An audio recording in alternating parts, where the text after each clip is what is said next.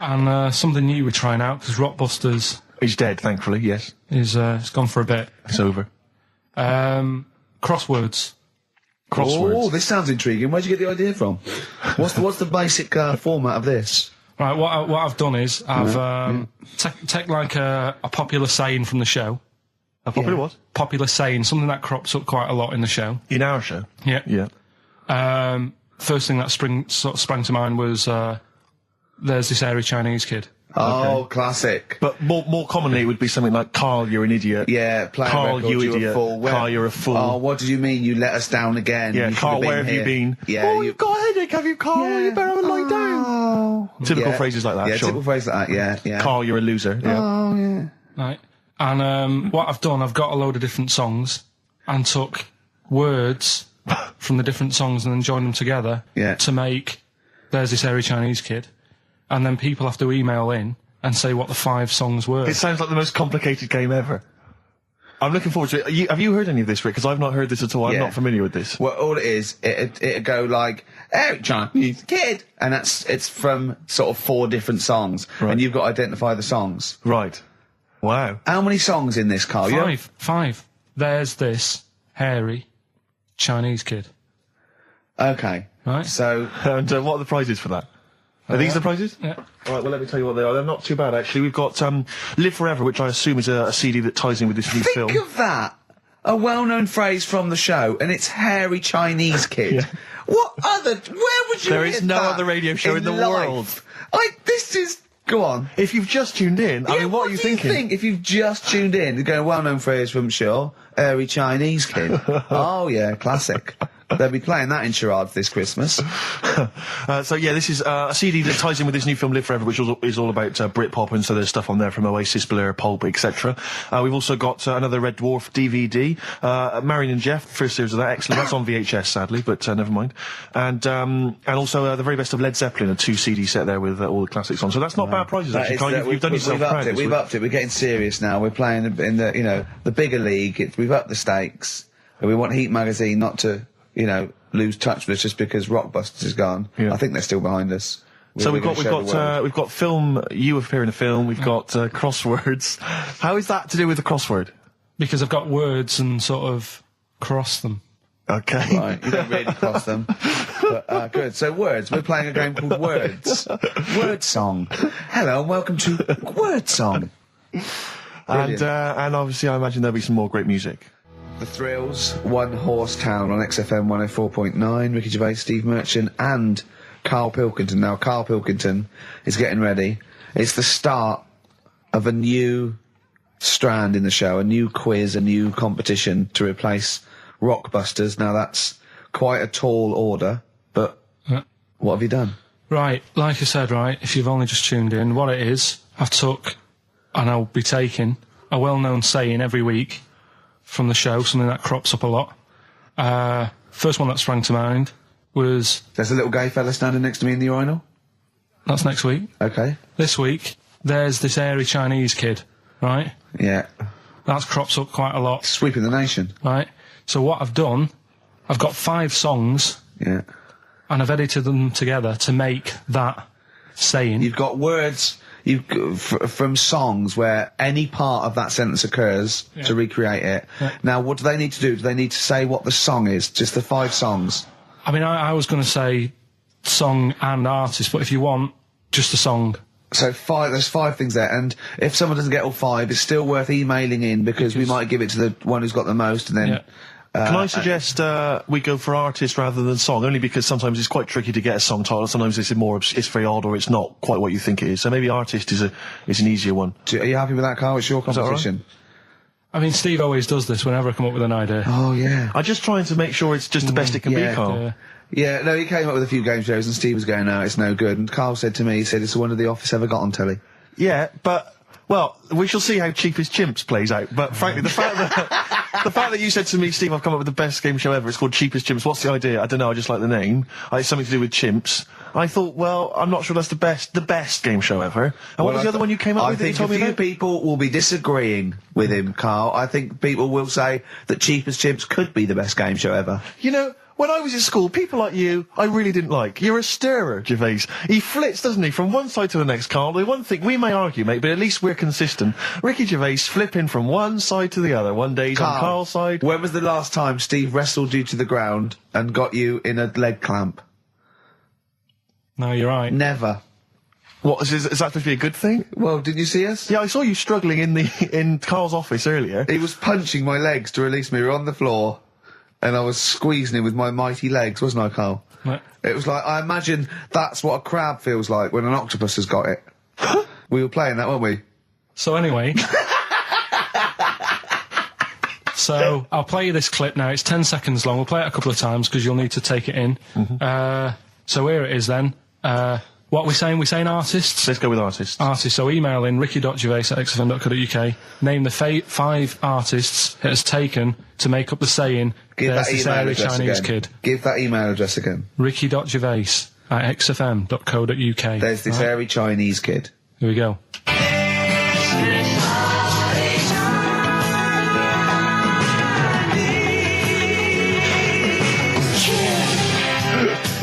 Play it again. Play it again. There we go.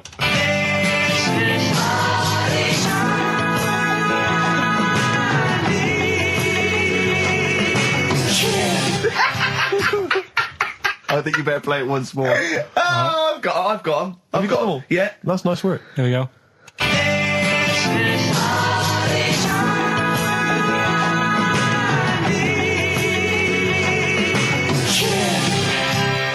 I can just remind you now that the prizes include a Red Dwarf DVD, Marion and Jeff, the first series of that on VHS, a Live Forever Britpop CD, and also the very best of Led Zeppelin. Let's play one of those actually while we're here. Brilliant rock and roll. One of the prizes on Carl's competition this week is the very best of Led Zeppelin. That's obviously rock and roll. We've also got a Live Forever Britpop CD, Marion and Jeff, and Red Dwarf. And should we play it again? So people There's have got this another airy chance? Chinese kid. Who are the artists? Here we go.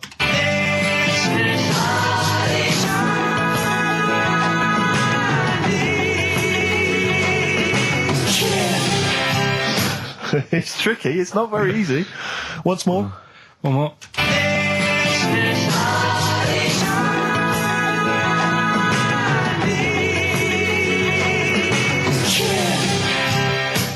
Well, there you go. Ricky.gervais@xfm.co.uk. Those prizes can be yours. Who is he and what is he to you? We have not had any successful answers on your quiz, Carl. We've had people who've got you get a when maximum you put of 4. A duck in a microwave. Yeah. Bill Withers. Nice. All right. Cheers. So I'm not talking about cheapest chimps. That's safe. That's going to run and run. Yeah, that is going to run and run. That's really got legs. I'm going to check the press Monday. I can only assume it's a triumph. Exactly, another Pilkington triumph. Yeah.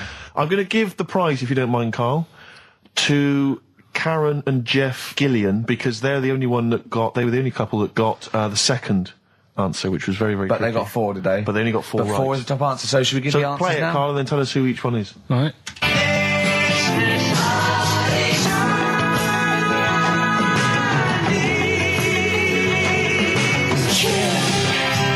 So there you go. I didn't know the second one. There's this airy Chinese kid.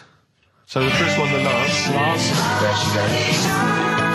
Right. That's George Harrison. No. That's Philip Bailey. And that's Deacon Blue. Right. So it was the Lars. Yeah. What's the second one? Strokes.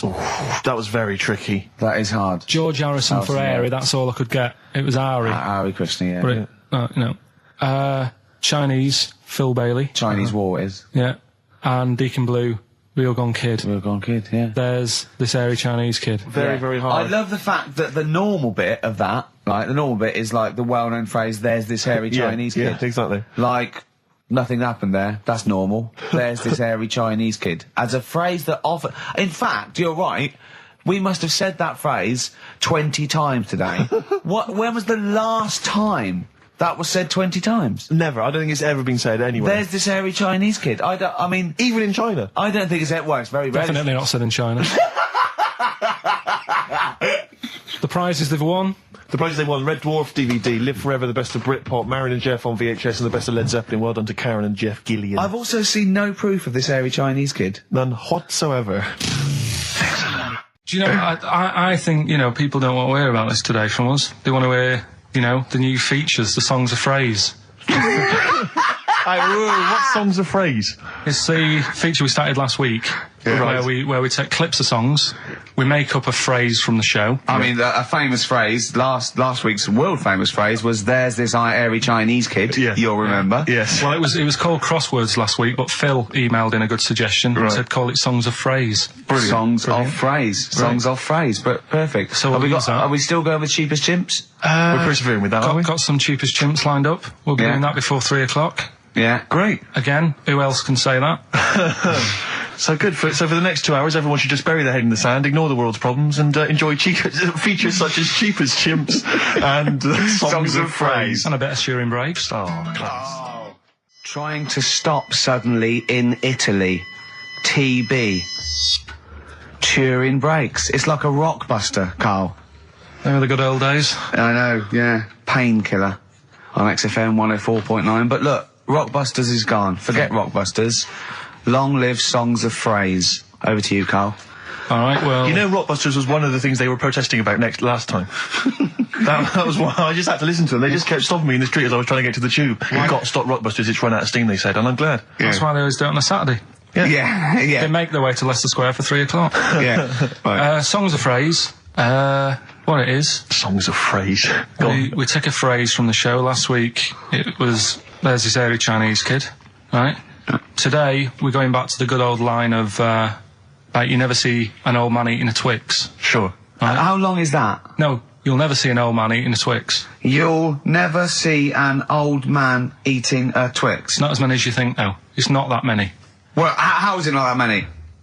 Right, well, first of all, anyway, don't worry about that. I think there's about 5, I think. Hang on a minute. Oh, God. Why do we leave him alone to do this, I don't understand. Do you know what I mean? It's like, I'll tell you what, we were flying there. 6 different songs. 6 different songs? That's a lot to get, Carl. But what happened is, I couldn't find a song with Twix, so we've changed the chocolate. Oh, this is rubbish. We're not doing it. We're not doing it. No, you've got to be punished. We're not doing this. Do it next no, week. you'll like it. No, shut up, Carl. No, just no. He's put a lot of effort in. So what? You're right. He's got to do it right. He's got to do it right. There's too many. We said too many. He's changed the thing. It's not a one-off phrase. It's ridiculous. No, it's absolutely pointless. Rick, if only his parents had spoken like that to him sometimes in the past, maybe we wouldn't be having this discussion now. You're not doing it. Come on. No. We're not doing it, Steve. What do you think? I'll tell you, we've got the prizes, but I'm not even going to bother giving. I'm not even going to bother. I think we'll just share them out amongst homeless. Absolutely. No. There's troubles in the world, and I'm not going to let you faff around doing nonsense like that. It's ridiculous. Well, let's do it for this week. Let's play a beautiful song. What do you think? I'd love to hear a great song. Yeah, the times they are changing. We've said that. Look at Mother Nature on the run. Look at Mother Nature on the run, Steve. Yeah. Play it. So we're not doing... No. It's your own fault. Now, Carl, the big question, as we know at the moment, is whether we're going to let you do songs of phrase or not. Rick, I should tell you now, there has been a flood of... Oh, no, there hasn't. Sorry, I was thinking there'd been a flood of emails, but it was people agreeing with you, Rick. I know Tony Blair has been trying to get through. Yeah, exactly. I'm just checking the emails now. There's absolutely nothing supporting you, Carl. No one gives a side either way about that's not fair. There were a couple of phone calls, weren't there? One was a guy saying you should... I think the other one was you, Carl, was it, phoning from the kitchen? Can we do it? Can we do it? Right. No. If you don't like it, we won't do it next week. But I made it. I don't know why you did that. I thought of lots of stuff that you could do. You chose one where you have to have 10 words and 6 songs to choose. You haven't got Twix. I don't know what you've substituted Twix for.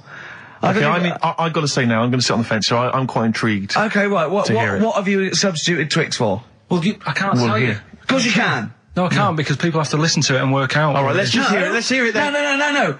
They know what they have to know what the word is. They have to tell what the song is or the artist. I prefer just to play it. No, you've got to tell them what it is because they might not even know what word they're looking for. Let's hear him out, Rick. Right. Please, democracy. That's what we're fighting for. Come on. Right, you turn them up. Right, okay, I'll put the headphones on. Go on then. Right. Okay, so hang on. The phrase originally was you never see an old man eating a Twix. Right, and we're trying to identify a number of songs which you've used to make up that phrase. And you email in xfm.co.uk/Ricky with as many as you can get, and whoever gets the most right can win. It's so complicated. This is so complicated. Right, here we go. I'm baffled by the email address. I couldn't figure that out. What's the email address again? xfm.co.uk/Ricky. Right. And there's some link on there, is there? Yeah, that you just press and it comes through. And that. Right, here we go then, right? And you'll never see an old man turn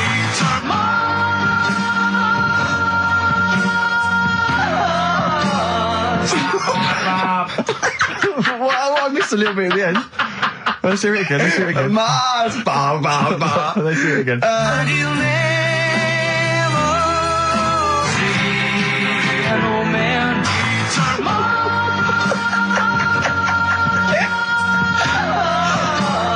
ba ba. Oh, Laura. Oh, God. Okay. Right, we'd say the prizes, Steve. Right, so how many songs were there? Do we know? I think there was 6. You think there was 6? And you'll never see an old man eat. It might be 5. 5 or 6. Yeah. Anyway, well, email in the answers and how many there were, and you might be in with a chance of winning on DVD the original series of Citizen Smith with Robert Lindsay. That was good. Paul Whitehouse's Happiness, the first series of that on DVD. We've also got a couple of CDs here. The Best of Britpop, Live Forever, Oasis, Blur, Radiohead, and all the rest of them on there. Right. Supergrass's current album as well. That's all right. I think it's a current album. Yeah, it is. And okay. Less convinced by this one. If I tell you that some of the artists include Delamitri and Deacon Blue, then I know you'll be rushing out later, Rick, to buy this. Scotland Rocks. A compilation of... Is Wet on there? Let's see. What about Biss? What happened to Biss? Let me see. I'm not gonna... I tell you, it doesn't... I mean, we've got Gun on there. Oh, yeah. We've got... baby, lately. Aztec Camera. Yeah. Big Country, obviously. Proclaimer's not on there. Wait a minute, where's Runrig? There they are. And obviously Rafferty, Baker Street. Brilliant. So that's definitely worth entering for, surely. So xfm.co.uk/Ricky. Play it one more time. Yeah. Just right. And you'll never see an old man turn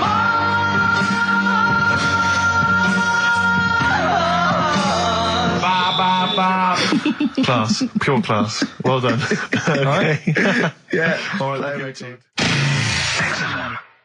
Oasis. Stop Crying Your Heart Out on XFM 104.9. I'm Ricky Gervais, with me Stephen Merchant and Karl Pilkington.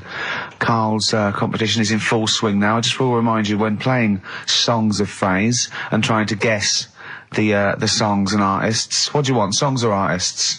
I think songs is better. Yeah. All right. But that's ambiguous, isn't it, what a song title is? Where Yeah, if I you think know it the should be artist, artists, definitely. maybe the artist cleans it up really. Yeah? Yeah. Should we do artists? Artists. Okay, you know if they know what it is, because that'll stop any ambiguity, won't it? And don't worry if you haven't got all of them, because the winner last week didn't have all of them, but it's the closest one. I understand when you're trying to guess what's in Karl's mind, you can only get so close. Yeah. Do you know what I mean? He wants us to bring in Darren Brown. Because he won't be able to read my mind. And Yeah. I think he's right. I think he might be. I think he's the one person that could outwit Darren Brown. Yeah. Now, moving on, Karl. As we have to. Should we just play it very quickly? Just play again. Just if Karl's you're in case you want to competition? join in. Go on then, one more time. Here it is, songs of phrase. And you'll never see an old man turn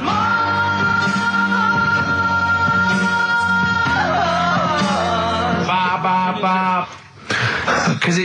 Because you have to get, it is very difficult. So, song or artist, we give points if you're close to any of those, and we'll choose a winner. So, do. And what the points mean? Crap prizes. XFM.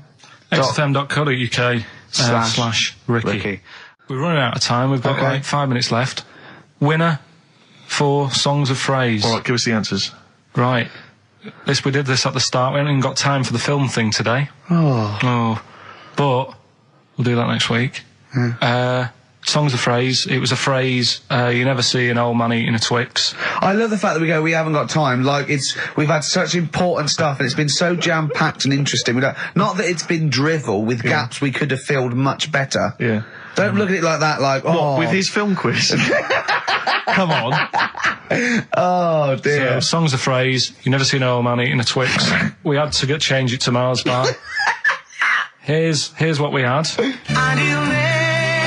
and the Pacemakers. Echo and the Bunnymen.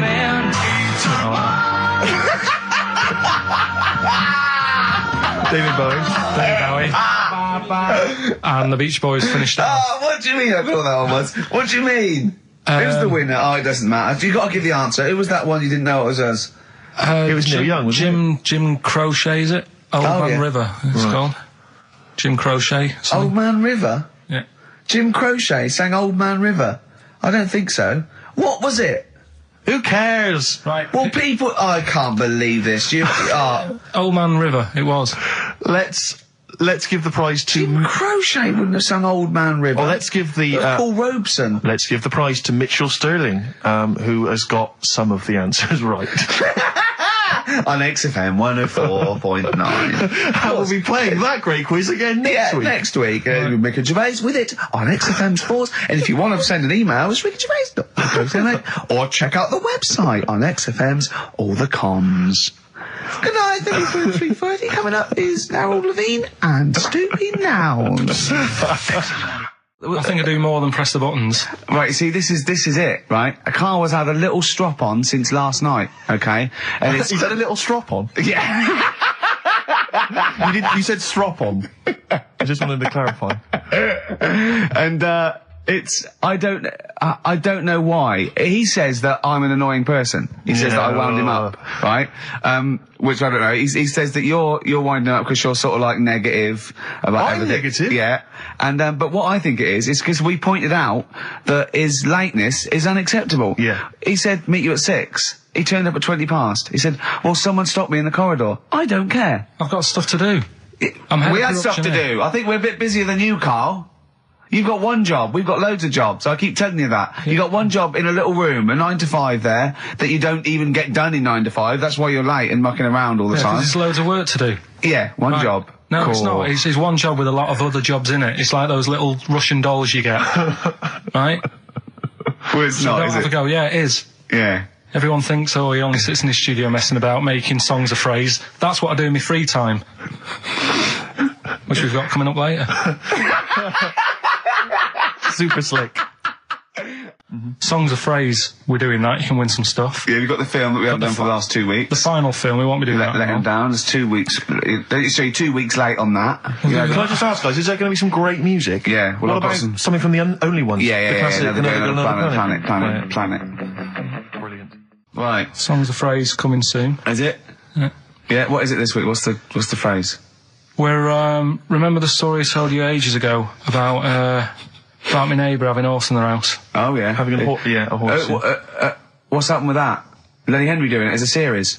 So, and people nicking your ideas left, right and centre? Well, that's the phrase we'll be using anyway. What? My neighbour had a horse in her house. How many words is that? 6. My neighbour had... So, there's no grammar either. My neighbour had horse in the house. My neighbour had horse in house. What is the phrase? My neighbour had a horse in her house. Are there any prepositions? Are there any prepositions in this sentence? Look, don't judge it beforehand. You see, I'm turning over a new leaf. I think this is a great idea. I think Carl's a genius, and I look forward to hearing this enormously. Yeah, okay. And I won't be sick on your leg, or squeeze your head, or make you jump when you're making a cup of tea. Just looking through the Guinness. That's still the funniest thing, isn't it? Squeaking at someone when they got a cup of tea. Right. It's a good game. Drink 8 pints. Go on. Songs of phrase. Songs of phrase, nicely done. Right, we'll get this going. How do you feel, Carl? Yeah, Again, all disappointment. Right. Disappointment probably to your family and friends. Well, I don't think they'll be that gutted, to be honest. Right, songs of phrase. Well, Carl, why don't we thank you for coming up with songs of phrase? Because it's a big tease. People love that. Yeah. It's one of the hot new We've got quizzes. one more thing for you to eat. No, I'm not doing any more of that. Seriously. Play a song? Right, songs of phrase next. Right. That was rubbish, that half hour. Rubbish. That's great. Roots. The Seed, XFM 104.9. I bet that is a record. Eating grapes whilst DJing. Possibly. I'm assuming if there's any listeners out there that have a record-breaking attempt they'd like to see Carl undertake in future weeks, they should email in. I think Jono's got that one. Right, what have we got then? That's that. Right. That's the silliness side now. Let's get on with the proper show. Right, songs a phrase. Yeah, let's redo that. On to the classy stuff. Yeah. Do you want to do the prizes first? Right, now then, where are they? Here they are. I haven't seen these, but I'm excited as ever. All right, we have a T-shirt there, arbitrary T-shirt that you have probably stolen off of someone. What does it say? Is it the Red Hot Chili Peppers? So if you found that, that's not too bad. It's a big T-shirt there.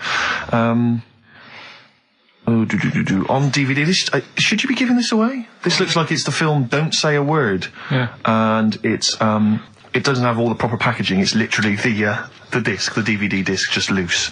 So enjoy that. The current album from Oasis. Heathen Chemistry, DVD, on DVD, The Life of Mammals, the complete series, the David Attenborough recent DVD, that. Walking with Cavemen, which I think is a DVD, so currently on TV, isn't it? And, well, there you go. Also the X-List, which is a good new compilation, double CD compilation from XFM with loads of stuff on there, including Nerd, Snoop Doggy Dogg, Athlete, all sorts. Go on then, Carl. So not bad, actually. Nice one. Well done. So, yeah, it's a phrase that's been said at some point, or said a lot on the show. We've had, like, Hairy Chinese Kid. We went back to my mum had wind for 5 minutes and that. Today we're looking at my neighbour had a horse in a house, right? Yep. If you remember, we were talking about that probably about a year and a half ago now. Yeah, of course, right. Of course we remember. They've been talking about it ever since, Carl, I imagine. Yeah. Well, it's famous. It's a world famous phrase. My neighbour had a horse in her house. Right. So this is this week's songs of phrase, and what I've done is I've got songs with those words in that make up that sentence. Yeah. You get to email in ricky.gervais@xfm.co.uk. There's 6 different songs, right? You email in with what? I don't know, there is 6. Me neighbour had horse in house. Is it really that sentence? My neighbour had a horse in her house. It does work, honestly, it works. Okay. Yeah, okay, don't bother explaining it, just play it. Right, yeah. so here's the, here it is. We're just going to do it. Head horse in a house. Right? What in God's name was that? Yeah, name the 6 songs. Head horse in a house. Huh?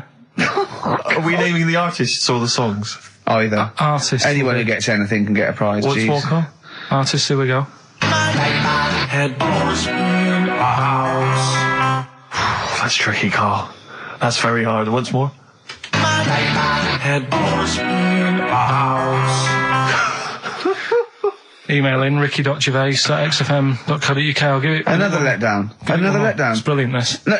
How can you just say that after I've just been stuffing grapes in my face and that? Well, you failed. You didn't get one burger in, right? Even when you tried to chop it up, there's 3, right? So that's it. Well, Steve, out of the goodness of his heart, went to McDonald's. Okay, I got some grapes. At 62. That's got nothing to do with this, though. This is my game show here. Bob Holness didn't say, yeah, Blockbusters is good, but I never see him eating grapes. So this is a different thing. Forget that. Right? Here's the clips again. Here's the clips. Head horse in a house. Oh, you know I said I was going to turn over a new leaf and not criticise your ideas? I think it's the end of this one, mate. Oh, he's done it again. It's atrocious. ricky.gervais@xfm.co.uk if you've got any idea. Whatever. So ungrateful. Right, songs of phrase. Just give it a couple more plays. Just email in. We'll pick a winner soon. ricky.gervais@xfm.co.uk. Well, this is rubbish this week. No one knows it because it's rubbish. Steve was right. Head horse in a house. There's 6 songs there, so if you know what they are, just That's the end of that, I think. That's the end of songs of phrase. email in. I think. We've got none there. No. That's the last week for that. That Okay, is well, rubbish. why don't you give us some monkey news? Is it monkey news time? Come on, monkey news. We'll play a song and we'll... No, do let's play a monkey song, news. let's play a song. Oh, it's a great track. Cheer up, Carl. Is it new? Is this Waiting for an Alibi with Thin Lizzy. what year was Doesn't have it to be out? new. It's brilliant. What year was it out? Oh, Einstein wasn't new when he came up with the greatest theory ever. Oh, hold on. Hey, hold on. You're not new. You're not new. You know, we should give the prizes away. Yeah, well, Carl. this has been dreadful. This thing. We started off well with him trying to put 4 burgers in his mouth, and then he come up with this tapped. I mean, this is the end of this because it's. I mean, it was shoddy to start with. No little duo couple. Well, this is not only. Well, I'm just saying, this is what I was saying in the pub yesterday when you try to be sick on my leg. I was saying, come up with new ideas if you don't like them, but you diss them on air. Well, it's just disappointing, isn't it? And Right. What's that? I was disappointed when I was choking before. We were disappointed as well. Yeah, you didn't try. You didn't try with the grapes. You were just like chewing on that. You meant to just throw them in and swallow them. Songs of phrase. It was 6 songs. It sounded like this. Boring. Head doors in a house. Right, what are they? Just give you 6 answers. songs there. We had Lionel Richie, My Destiny, for My. Tricky. Neighbour. Oh, that's XFM. Ooh. My Neighbour was Space. Neighbourhood. Had Harry Connick Jr. Had to Be You. Yeah. Right. Had a Neighbour had a horse. America. America, yeah. We had a horse. In was Lisa Stansfield with Pathetic. In All the Right Places. Oh, pathetic. Did anyone get that? And No one got that. Animals. So that was pointless. All right. Well, the most anyone got was 3, and so we're going to give it to Deborah, and that's possibly Deborah and Kate. They got at least 3 of those. So well done. Well done. Yeah, there's prizes on the way. That's the end of that. What have we got? What are you providing then today? Have you got a quiz for us? Yeah, we've got, what's her name if you want? We've got what? What's her name? What's her name? Is that a new one? Don't know. Yeah, what's her name? Yeah. What girl am I thinking of? Songs of phrase. We've got that coming up. All right. Yeah. Okay, so quiz time. I know everyone's been looking forward to this. Which quiz is it this week? We're going to play along because he's done Songs of Phrase where he cuts up bits and pieces from records. You have to guess the title or the artist, and makes a well-known phrase, i.e. a phrase that we said a lot. And the challenge is that me and Steve have got to try and work out what it is as well before we will tell you the phrase, but let me just see if I can guess. Play it. Tell me why, tell me why, tell me why. Play the game of swing. Right, I know what that is. I didn't hear it. Can you play it once more for me? I know what that is. Right, it's why don't they play the game of swing ball? Because that's what he said when he turned on and saw people in wheelchairs playing tennis. And his point was... Tell me why, tell me why, tell me why. Play the game of swing.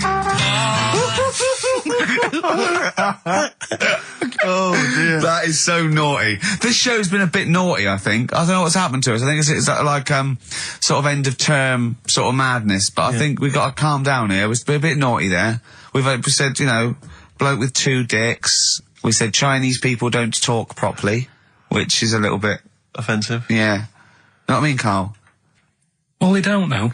Right, okay, let's leave it now. Okay, stop there, Carl.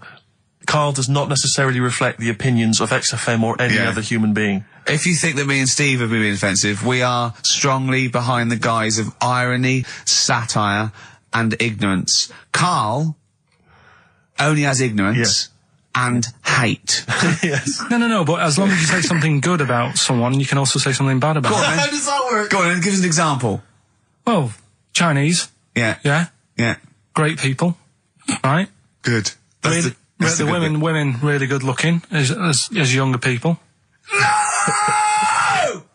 What are you doing? I'm just saying, as long as you know what I mean, there's good and bad and everything. For every What are the old ones like? Yeah, they don't age well. What do you mean? The fella in Karate Kid, the teacher, was only about 36. We started this. Oh. Fact.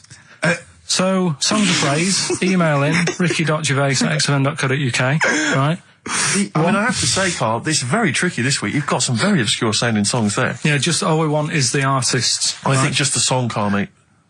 I think that's hard. I think that's hard. Yeah, the artists. Just the artists. Okay, so these are the prizes this week. Well, let's play it again so they can hear it. Try and work out all the different artists. Yeah, why don't they play the game of swing ball? Right. Tell me why, tell me why, tell me why. Play the game of swing. Right. That's tricky. It is tricky. That is tricky. That is good. But there's some great prizes, including, Carl, I can't help but notice, torn from the current, I think today's issue of the Daily Mirror. What, he's giving away a giveaway? It's a free CD from the Daily Mirror, which you can buy it, you spend 30p on the Mirror, you can get this anyway. But it's still in the piece of plastic that it came in. I love just that. ripped. Anyway, there are some other treats. Oh, you'll be loving getting that through the door. So there's the Jingly Jangly Sound of Summer, Good Vibes, a 2-CD set featuring music from Crowded House, R.E.M., Simon and Garfunkel and the Beach Boys. I'll tell you what, I've thought of another game. We can put Carl's into theory, right?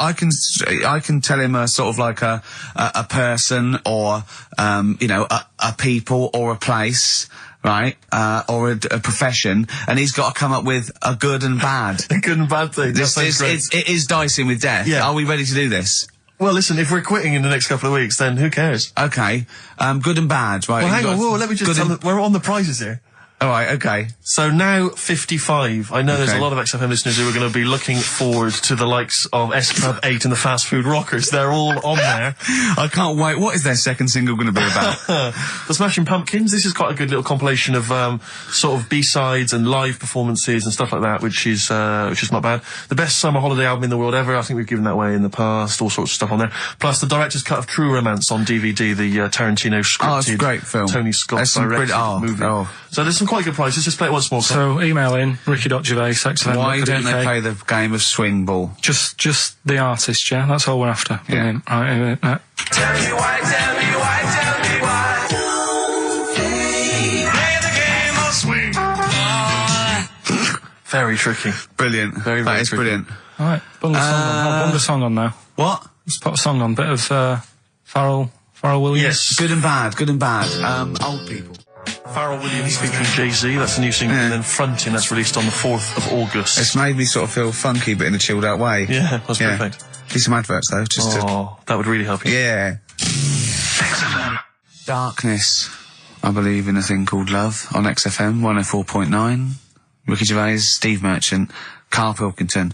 Karl set the ball rolling with songs of phrase. Why don't they play swing ball? Referring, of course, to people in wheelchairs who play tennis, because he was disappointed they weren't getting around the court quickly enough. So why didn't they play swing ball? Yeah. Brilliant.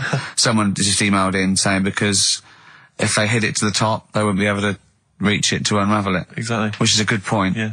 But I mean, nonetheless, good and bad in people in wheelchairs? Do you want to do that? Good and bad. Good and bad things about people in wheelchairs. Good and bad. Yeah. Suppose. Don't know really. They take up less room in cinemas.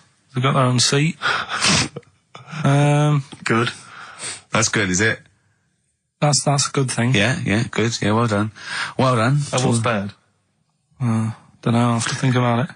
Okay. But well, let's leave that, eh? You started it.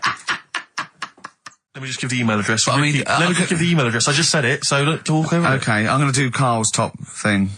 Ricky.gervais@xfm.co.uk. That's also the email address for your answers to this week's Songs of Phrase. Play it again, Carl, if you would. Go on. Tell me why, tell me why, tell me why.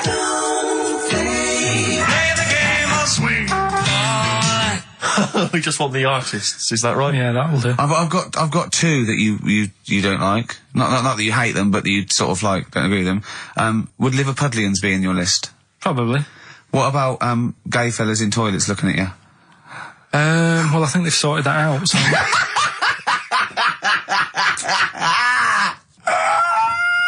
One of the prizes this week in Carl's goodie bag features this song. Play it, Carl. It's the Monkees. Pleasant Valley Sunday. God. So we giving the answers out for what's the name? Oh, later. Play a tune. I'm bored. Bit of Snoop Dogg. Oh, play it. Yeah. Snoop Doggy Dogg from 1993. And What's My Name? Long time ago. It was indeed. 10 years ago. XFM 104.9, Ricky Gervais, Steve Merchant, Karl Pilkington. Songs of Phrase. We've had very, very few entries. I really think people aren't interested. They really have just given up. I mean, seriously, Carl, That's the one thing you contributed to this show, Carl. And it's the weak link, I think. Missing link. In the chain. The missing link. Oh, do you reckon there is one, Carl? Do you reckon they'll ever find the missing link? Wandering around Manchester. Wait a minute, Carl. The stats then. Let's have the answers, if we can. Right, it was Well, let's specials. play it once more. All right. Tell me why, tell me why, tell me why. Special. Yeah. Jermaine Play Jackson. the game of swing. Right, it was Play the Game of Love. I think that was Wayne Fontana and the Mindbenders. Right, you think, but you're not sure. Louis Armstrong was the Don't Mean a Thing if it ain't got that swing. Mm-hmm. Yeah. And Queen, Don't Stop Me Now, We're Having a Good Time, and that. We're having a ball. We're having a ball. Yeah. Well, I mean, considering you yourself weren't entirely clear, I think it's only fair to give it to Paul Brown, who got some of the answers right. PB, you are getting those prizes. well, they are on their way They're to you winging their now. way to you. Silence is Easy, Star Sailor on XFM 104.9. Right, it's the quiz of the week. If you want to go out and do some shopping, this is probably a good time. And come back again for about 15:15. But don't forget, what I will say is, even though these clues, we're going to do songs of phrase, by the way, where Karl picks out a phrase that he might have said once, tries to find words from songs to put it together. You've got to guess as many as you can, song or artist, I can't remember. But even though you might look at it and go, that's mental, I don't know any of them, you might win if you get 2 right.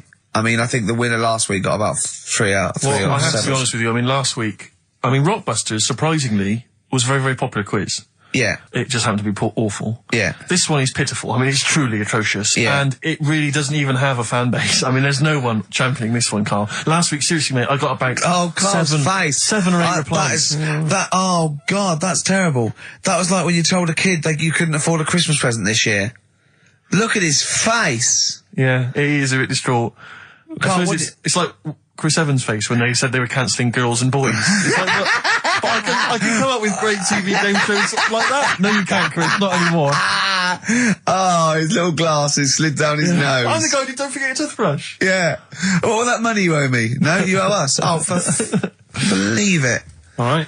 So, will I just play it to you and Whatever, you Karl. try and work out what the phrase is? Sorry, it's a phrase that might have once been uttered on this show. It was said last week. Oh, right. All right, okay, brilliant. All right. Here we go. I know you're just 16, but looking all of 21.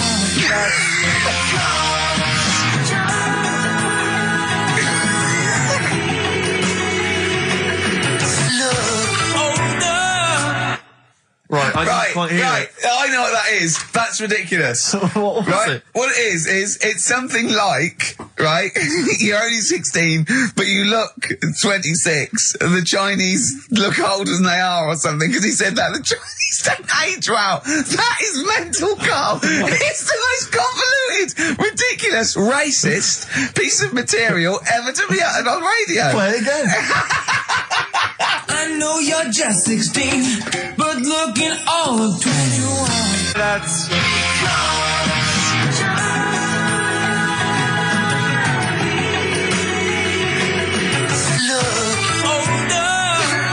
Okay, you're just 16 and looking all 21. That's because the Chinese look older.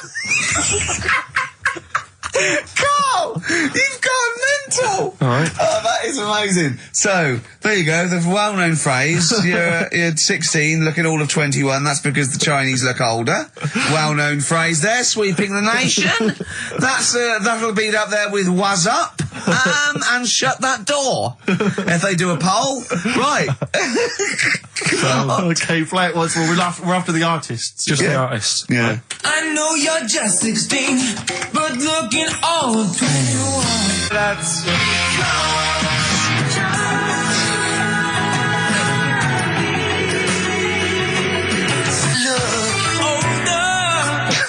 Unbelievable. All right, let me tell you what the prizes are. We've got, I assume this is the new album from Mower. Everyone's going crazy for Mower. I've not heard people stop talking about Mower. But there it is. We got the new album from the Webb Brothers, which might be quite good. The Polyphonic Spree album, the best dance album in the world ever, which is ideal perhaps if you're having a barbecue and you've got lots of 8-year-old children coming. The Polyphonic Spree, I look at them and I think, well, you know, you're a pretty good band, but if that album sounds like $1 million, you're going to make that 40 quid each. I know, it's extraordinary. I mean... They're the sort of indie equivalent of the So Solid crew. Yeah, you're not going to make any money. The manager's getting 20%. Exactly, yeah. And also on DVD, Red Dwarf Series 1. So, some absolutely barnstorming places. And if you can identify what artist to use in this well-known racist phrase, that's because the Chinese look older. Play it once more, Karl. One more time. I know you're just 16, but looking all of 21. That's...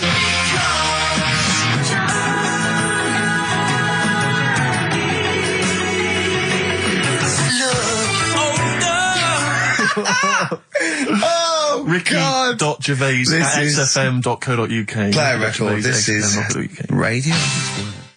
Panic, the Smiths on XFM 104.9. Well, we've done the first half hour, which is mainly genital related. Then we've kicked in with some racism.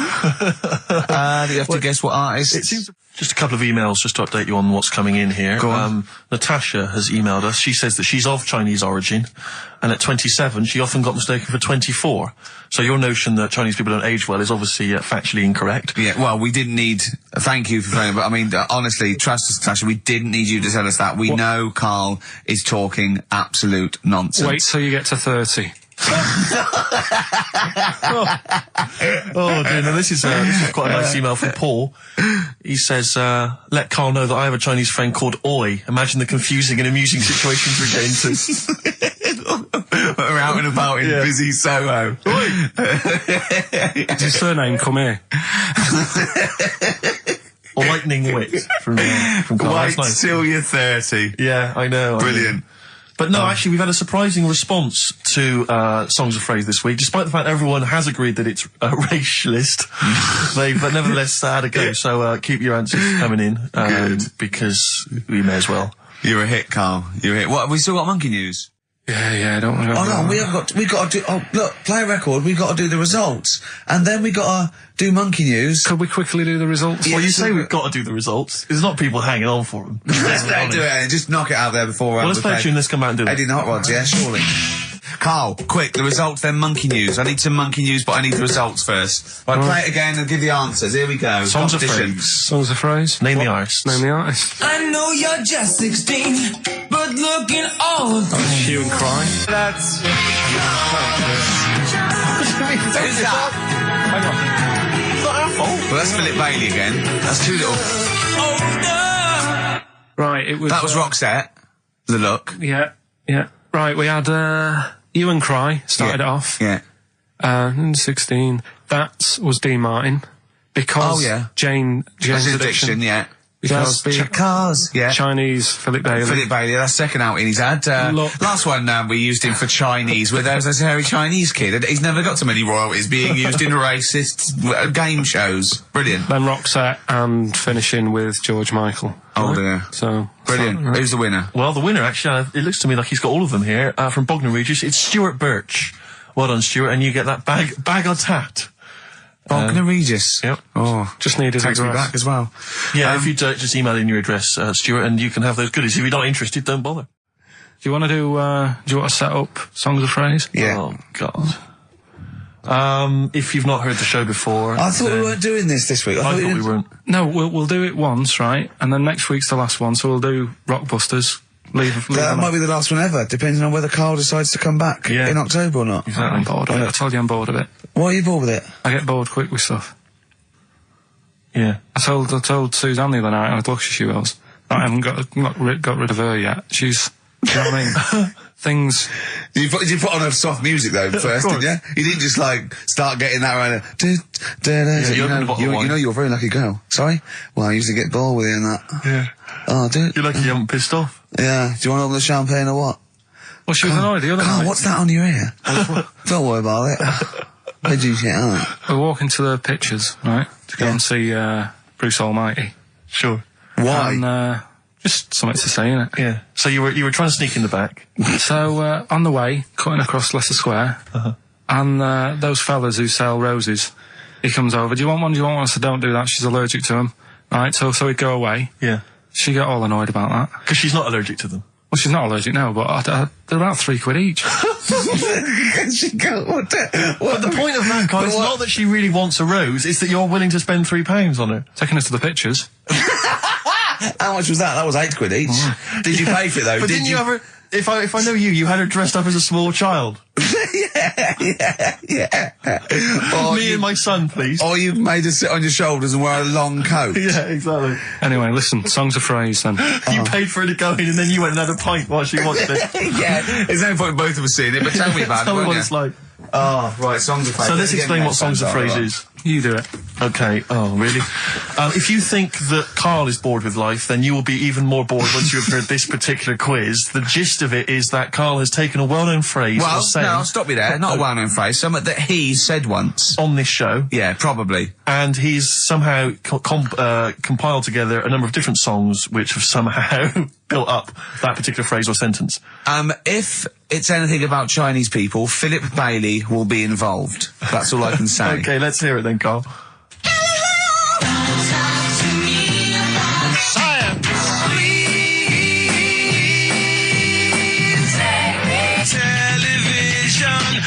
Right? Alright, I don't know what that is. I don't know what that was. This is appalling. I don't know This is what that appalling. is. Carl, I do not know what that is. What is the phrase? I just was saying last week about everyone's raving about Galileo. No, they're not. No, they're not. Raving about Galileo. No, they're not. No, That sounds they're like not. a sort of B-side from the Buggles. Everyone's raving about Beyonce and Robbie Williams. Yeah. They're not, people going, Pop what, Idol. what are you into? Galileo's good. Yeah. Forget it. No! Placebo, song for Carl there. That's Special Needs on XFM 104.9. I'm Ricky Gervais with me, Steve Merchant, Karl Pilkington. We were doing songs of phrase. Oh yeah, I forgot about that. Yeah. Oh god. So what is this phrase? What is the phrase, Carl? Last week we were talking about Galileo, Right. and I just was saying, years ago, I can't remember now, when was it? When was he doing his thing? End of the 16th century, I think. Right. And he was messing about, trying to find out about speed of light or something, is it? No, he did lots of stuff, Galileo. All I was saying is, Gravity, back then, yeah, surely yeah. everyone was saying, stop messing with that, make us a telly. You know what I mean? There was other things that people would have been happier with, Sure. back then. Like they Yeah. didn't So have. the phrase exactly is what? The well-known phrase is what? Galileo, oh, it goes like this, doesn't it?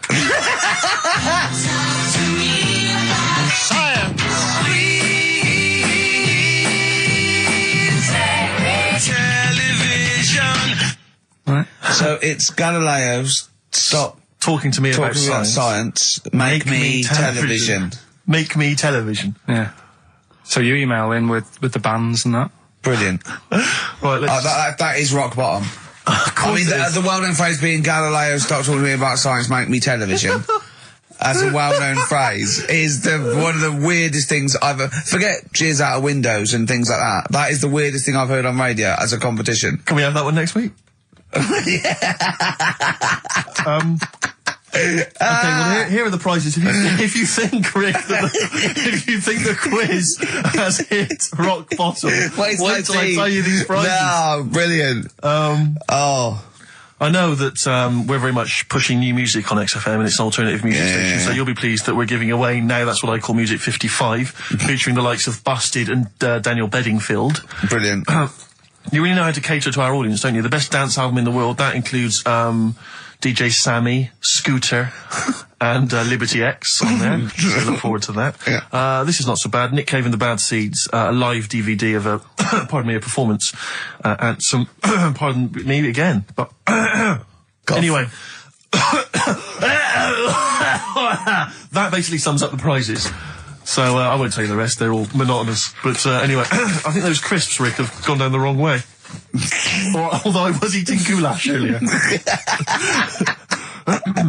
I'm fine. So anyway, yeah, that's some of the prizes. And you can win some tat. So, if you can identify these artists. The well-known phrase, Galileo, stop talking to me about science, make me television.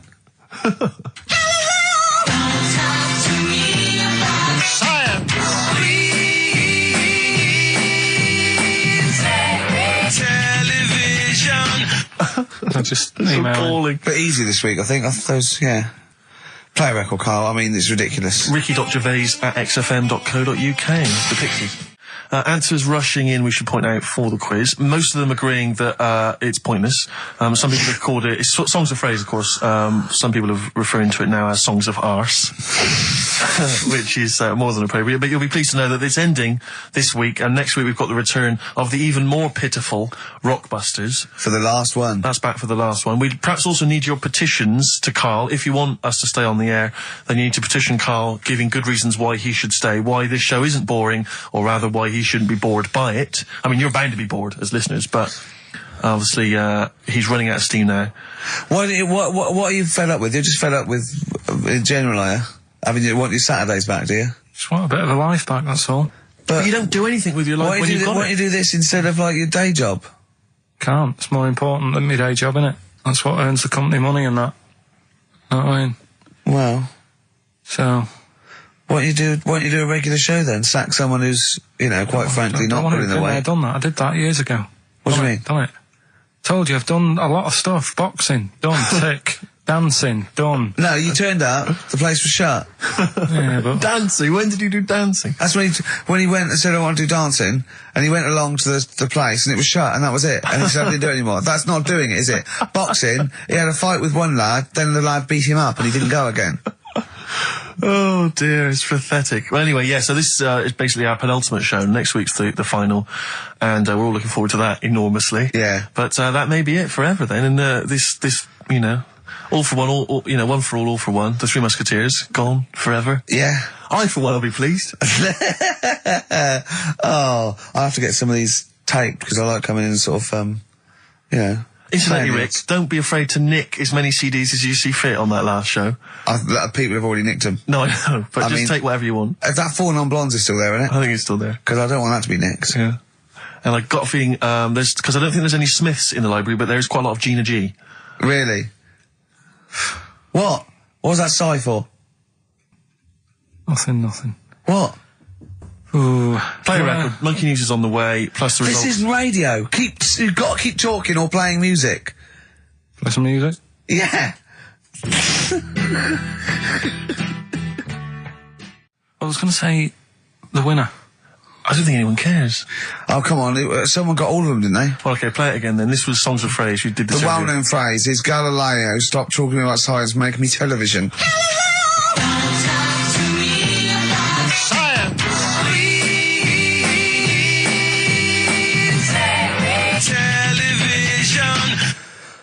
The most convoluted, banal quiz on any radio station ever. I mean, I'm including Moyles, Chris Evans, do you know what I mean? Simon Bates. That's worse than anything they ever did. Apparently, Channel 5 have bought the rights. Anyway, what were the answers, Carl? We had Queen in there, Altered Images, Thomas Dolby. Yeah. Beatles, Aretha Franklin, and Red Hot Chili Peppers. Well, extraordinarily, Tracy and John Burton from Colchester and Essex got all of those right. Why they would want the prizes, I've no idea, but good luck to them. They can enjoy those at some point. God bless. So it was last week when there was a little bit of confusion over the one for Holly Valance. Right? Of course. I don't think it was confusion. I think it was your error. Yeah. No, it wasn't. And it was Holy Valance, and you meant Pelmet. Then Becky, who called up that time and said, if you're getting mistaken with Pelmet, right, she sent me an email in a week saying, I've done a bit of research. Yeah. It was my fault. I've made an error. Yeah. It is a Valance. Okay. And I know about Valances. As I told you last week, at the very end, my auntie loves them. Yeah. Right? She makes them. She started off just like putting them on top of the sort of window around the curtain. And then she thought, I can do more with this. Yes. And she had a little coffee table that had magazines underneath. And she said, I'm sick of seeing them magazines when I'm sat down. She sounds like a Pilkington. So... I'm sick of seeing them magazines when I sit down. So she put a Valance around the table. She just got Valances around everything now. Yeah. Then, next step...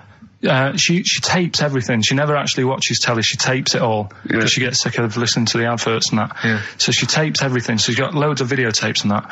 And the video used to get on her nerves. When she was watching a film, she'd see the clock changing. Oh. And it distracted her from the film. So she put a Valance around that. That's genius. Yeah. So that is or is it mental? Only Mrs. Einstein can tell. I don't know. She's even made a little Jack Russell look like a hovercraft. Yeah. It's great. So everything's got a Valance. If you go round and you stand still for too long, the chances are she'll put a Valance around your head. Yeah. This is this is Auntie who? Auntie Nora. And this is the one that farted for 5 minutes. Lest our listeners forget. Farted for 5 minutes. Called his mum, saying I'm farting. 2 minutes into the fart. She said about 2.5 minutes in. Yeah. She said I'm about 2.5 minutes into the fart. My mum said, how long's it been going on for? She said, well, it was about 2.5 minutes before I called you. Yeah. And then it went on for a further 2.5 minutes or something. And then it stopped. She couldn't time it because there was a Valance over the clock. Yeah, she used to annoy her when she was on the phone and you put her off seeing the time. She was guessing it was 5 minutes. This was one consistent fart. Yeah, I mean, it wasn't making a noise, it was just... Oh, it wasn't making a noise? Just gas. Right, endless gas. So, There you That's go. fantastic. Well, we started off with a new one, a little bit of Foo Fighters. We like new and old on this show, don't Indeed, we like to mix it up. I'd like to play the Smiths from their debut album, I Don't Owe You Anything. I Don't Owe You Anything. The lads from Carl's hometown there. Indeed. The Smiths. Brilliant, that one. Wow, I went to Manchester, didn't I, the other day? Went up to Manchester for a little corporate. It was alright. Yeah. He went, wait till you get out, you see Piccadilly, it's better than Euston. Right. It was. It was nicer. I went outside and there was a ridiculous queue, and sort of one cab. Right. Yeah. So Horse-drawn. yeah. And so I walked and it was okay. It was only down the road. It was a bit dark. It was wet and raining. Obviously, it's the north. I know. Yeah. The hotel was very nice, but no minibar. I've never seen that before. I've travelled all over the world seeing them in a hotel without a minibar. No, so I I've don't know never what's heard the going on then. I don't know what's going on there. And then I did this corporate gig in Old Trafford. Pitch was up. Don't know what they were doing, but very impressive. Big impressive. I think they're the richest football club, aren't they, Carl? Yeah. You did a gig at where? Old Trafford. It was in a function room. Oh, there, well, I thought it was the stadium. No, I'm not that big yet. Yeah. No. But I mean, I can't really comment on Manchester. I do know that Liverpool was voted most important music city via poll. True enough. Carl, you're making noises while I'm talking. Yeah, but you do this all the time trying to wind me up. And I'm not saying Manchester's the best place in the world, but what I'm saying is there's bits of it that I really miss. Yeah. Like last Sunday, right? When I'd met up with Ricky, we had spaghetti bolognese, which was alright. And then I said to him, I need some soil. Damn, I wish you'd invited me. It sounds amazing. So I need some soil. What do you think? You need some what? Soil? Soil, yeah. I need to repot a plant, right? Yeah. So, you need to repot a plant? Yeah. Fair enough. So, I'm like, where you can't see these shops in London. Do you know what I mean? There's nothing around. I took him straight to one in my street. Yeah, but near your street, and that's probably the only one in London.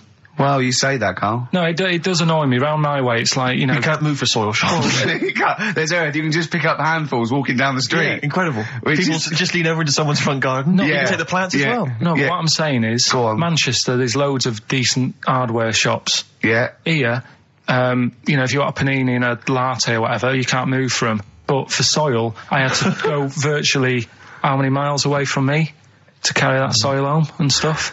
Yeah. It's not good. I mean, London's all right, but if cities were sort of It's neglecting the peat market, really. Well, there's there's barely any mulch available in central London. I'm sick and tired of not getting a good decent compost of a Sunday. Indeed. So I'm thinking of moving to the north, where there is loads of soil and gravel. Indeed. And animal shite. whatever. See, you're eating a biscuit. I can't believe it. Are you bored with this already? Do you know what? MTV called me last week. They called me again yesterday and said, when can they come down to do they're coming down next Saturday, by the way, to do a little screen test for you. They're going to sort of just film you with a little camcorder. You said this. They're going to film you. Are you alright? Do you want to, are you hungry? Do you want to go out and have a meal? I can't believe you're eating while I'm on air. No one can hear that. Do you know who I am? No one can hear that. Explain who I am. Well, that's Ricky Gervais, right? He's made his name on TV. Yeah. Okay, he's done any number of corporate gigs, and they pay silly money. So, I mean, this guy's earning, and really earning beyond his talent. All right? So I think I deserve a little bit more than a little mank eating a biscuit while I'm talking. Rick Gervais? Yeah. Have you won a BAFTA? Yeah, too. All right, so Yeah. just a little bit of respect. Yeah. Yeah. Carl, Well, what have you won? What have you won? I got a bronze certificate for doing a full week at school. That's great. It was only a bronze. What is that then? 3 out of 5 days. And I got me a little Crusaders badge, if you remember. What's the little Crusaders badge? The Crusaders badge for the religious club. So I was at the fella that you went and played You had to go ping pong ball, so Muslim, then wanted did to you? talk to you about God. yeah, Yeah. You got a Crusaders badge, did you? yeah, that's why I went. That's why I joined. That's why I joined. For the badge? I like the little badge. Did 4 weeks, then packed it in. Travis on XFM 104.9 on Ricky Gervais with me, Steve Merchant and Karl Pilkington. We're doing Educating Ricky. Right, final one. Come on, Karl. Right, what was it? It was why don't they just get a diary or some paper or something to write on? Yeah. Because snappy. I couldn't think of a heading for it. It's basically Go on. people who have tattoos. I've never understood it. Right, that they have something put on their arm. Right, sorry. have we started the education? Is this part of it? Are you educating me? This is something that will be useful in my life that I didn't know about. Yeah. Go on then. No, it's just like they've got a machine out, right, that does tattoos.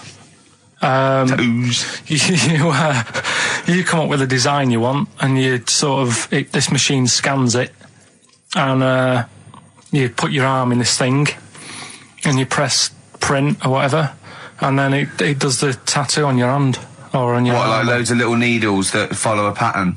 Yeah, the computer, basically, yeah. Is it a real tattoo? It's a proper tattoo one. The fella said... well, as long as it goes out, it pierces the skin with a I just wondered if it's one of those kind of, those kind of... No, it must be lots of little needles or a moving needle that can go Sorry, along but it. how is this cleaned, like, in between each person?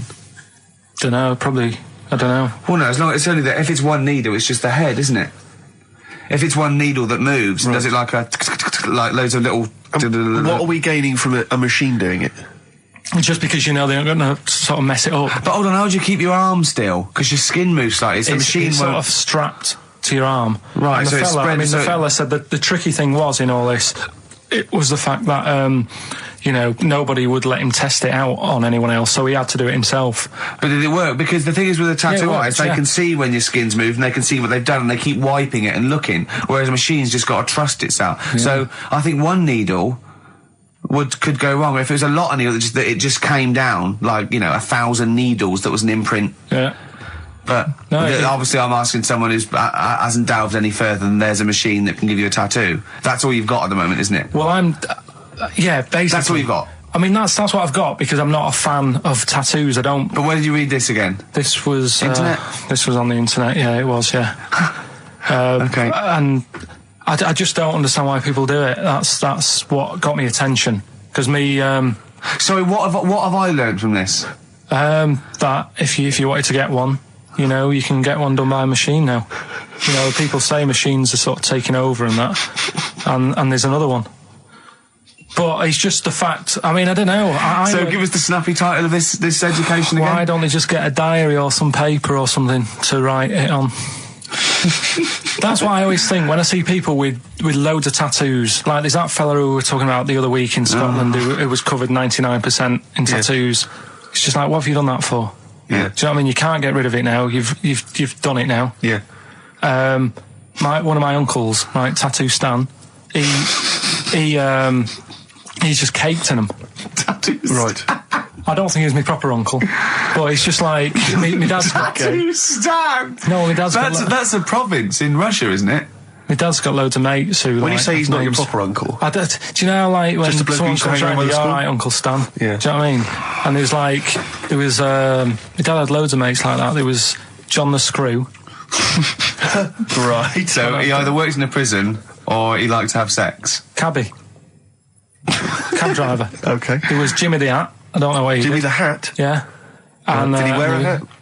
No. No. There was Fred the Veg. You sure he wasn't a relative? Sorry. Fred the Veg used to get us like big bags of potatoes and that. Fred Veg, okay. And there was Tattoo Stan. Right. And he was just caked in them. And I used to always look at him thinking, why have you done that? I must have only been like, 6 I or suppose 7. if you're born with a name like Tattoo Stan, exactly. You're destined, aren't you, were really? they like a 1950s gang? I'm worried about... I'm worried about... doing a bank job. What was his name? The Hat? What was his name? Jimmy the Hat. I'm worried about Jimmy the Hat. Yeah. Not having a hat. I don't understand it. Are you sure he didn't have a hat? Not when I met him. Did he ever wear a hat? I didn't see him that much. Do you think it was a joke, like, when your mate's sort of like, 8 foot and huge, you call him Little John or Tiny? Do you think... the fact that he never wore a hat. they went, hold on, I've noticed something about Jim. Go on. No hat. And I go, oh, true, let's call him Jim the Hat. Jimmy the Hat, yeah. But my Uncle Stan, he had like loads of them. He did them himself. Oh dear. And it was always that thing. God. What was it? Things like he had like the cross cut here, made in Britain. And if you're going to do them yourself, I'd say at least make sure you're sort of a good drawer. Yeah. And don't do it in the mirror so it comes out backwards. Well, that was the other thing. But like, I remember he did. Names are all right. He had like all his kids' names down his arm. Right. What are they called? Yeah. Oh, God, it's Tattoo Stan Jr. Yeah. And Paul shits the bed. I'm trying to. Oh, Wabbai Kate. Yeah. But he had, Frankie never amounts to anything. Oh, go on. so he had like, Johnny, I don't think he's mine. so he did all this. I don't even know why I'm telling you about tattoos. No, nor do I, Carl. Hey, to be honest. Don and Blitzen from the About a Boy soundtrack by Badly Drawn Boy. Christmas theme there. You spotted the Christmas theme. Yeah. Carl's not really in a festive mood, but I can't imagine Christmas is your time of year, is it, Carl? Well, I'm not sure any time of the year is, really. I liked it when I was about, I think when I was about 7 I enjoyed it. was that the one? Was that the year, the big year for You you? get loads of stuff, you don't have to worry about anyone else, but once you've like got a job. What did you get when were you doing your paper round? How old were you then? I was about 13, 14. Well, that was then you were a man, weren't I you? had to buy stuff. Oh. But you're still not You're having quite a good selfish, time. man, aren't you? I didn't realise this. No, it's just that And Christmas. that's coming from him, Carl. My dad always said... Oh, right, steady on. Dad said Christmas morning was for like, for me. So he used to stay in bed. So he never... That's brilliant. That's a great thing to say, isn't it? Yeah. Christmas morning's for you. Run wild. Do what you want. Just don't bother me. I'm going to Honolulu for 2 weeks. That's great. Dad, it's Christmas. Do I have to do anything? No. So my mum used to get up because she used to like to see my face light up, when I opened the presents. And then, to keep the fireworks. and then I'd have to go to my bedroom from about 6 o'clock onwards because like my mum and dad were into having big Christmas parties and I wasn't like old enough to go. Right. So they'd say, right, you've had your fun there, you go up to your bedroom, stay in there. Really? Yeah, I remember one year, right, I got a train set, that's what I wanted. Yeah. Right? It's brilliant. Playing with it all day. I thought, I don't mind about the party, I'm happy staying up here playing with this. Brother comes in, he's had a few, right, he's going, yeah, give us a go on your train. How old is he? He's a bit older than me, so he might have been like, let's see. Well, let him be 18. Yeah, probably about 18, 19, And how old something were you? like that. I had a train set, so, I don't know, about 14. something like that, right? So I'm playing on that, loving it and stuff, and then he comes in and goes, oh, give us a go. He turns the transformer up to like 14. He went really fast for about 5 seconds, broke it, and then he went back downstairs. Wow. So Christmas, I hadn't even got to Sounds like Christmas Day. the Conservative government with British Rail. Satire, that is. Rick, I just thought that there's satire. If there's any satirical shows listening on it doesn't work in any way because there's the analogy falls down apart from there being a train. Think it through though. British Rail was trains, and the government broke the trains in many. Well, they didn't break them, like not officially breaking them, but they. It does work. It's perfect. Oh, I'm very pleased with that. And I can't. And no one's asked him to be on Have I Got News For You? It's weird, isn't it? Because it's strange that when you've got a satirical mind that's as quick as that. Yeah. Right. And he's broke your little train set. So what did you do? I just like watched telly and had some sausages. I bet you were happy with that though, weren't you? It's a bit annoying though, isn't it, when your main present of the year has been broke. And did it ever get it fixed? No, that was it. Put away. I'm intrigued why your parents wouldn't let you come and join in the festive fun. Was it like really debauched down there? Was it like eggnog everywhere? Well, no, but I mean, that's fair enough. 6 is a little bit early, but I just think, if you're your kid, he had his fun, put him to bed at 8 maybe. And you think so on Christmas Day? I thought that was a day for family. Well, not if there's a party going on. Well, don't have the party on to Christmas Day. Well, that's another option. Yeah. Your parents are weird, aren't they? A strange breed. Well, I think that was the year, right? You're talking about buying presents and stuff. I think I did treat my mum to. I didn't buy my dad anything. I think that was like when I got a bit older, I used to get my dad something because he wasn't that bothered anyway. No. So, got me mum. There was a cheap shop, right? Of course. Thank God for that. Called Snips. Right? So I went in there and I thought, let's see what I can get her. And remember Victoria Plum? I don't think so. Well, it's like a fairy character. Right. Right? And my mum's into gnomes and stuff, right? So I thought, right. She must be pleased with you then. Victoria Plum. I was thinking, is that one of the neighbours? Is it like a brandy liqueur? Do you remember Victoria Plum? Victoria Plum, yeah, it's like a little fictional sort of character, right? Okay. So I saw it, I thought, yeah, she'll love that, right? So I did my paper round, saved up for 2 weeks, right? Aww. Got that sorted, went to Snips, bought the Victoria Plum. Next day, I'm in town with her, right? So I think, I know what I'll do. I said, come in here a minute, right? So we go in and we're looking around and I tested her, right? I went, look at that there, that's alright, innit? And she goes, oh, it's bloody awful. Oh, Carl. Oh, Carl, I Oh, God. So then Christmas Day comes, and I said, don't bother opening it. She said, no, why? I said, Oh, "Don't." no! Why did you still give it to her? So, well, it's too late, I'd already bought it. Oh, Carl. So she opened it, and I was like, and she said, oh, that's nice. I said, why are you saying that? I said, the other day, you said it's bloody awful. She said, oh, no, I thought you were pointing at something else. Oh, no. So that's why I don't get anyone anything anymore. Oh, God. Play record. Oh, God. Oh.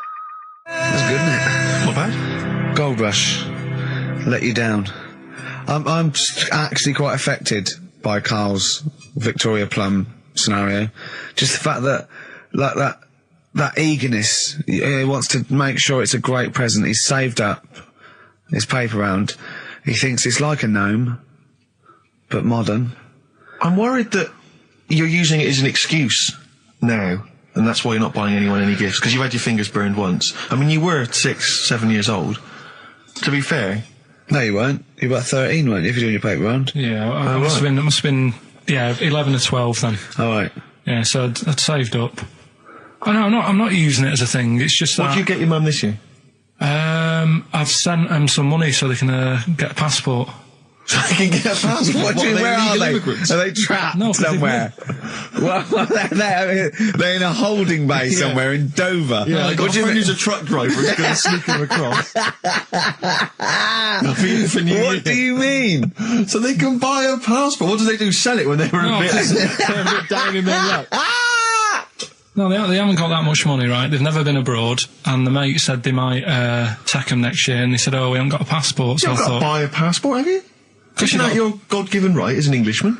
No, you've got to pay for them. They're 30 quid each, so you better add do, otherwise they're conning me. Right. They So said you it's sent them 30 You 60 don't quid? get born with a passport, of course You you sent them don't. 60 quid in an envelope, have you? Well, check.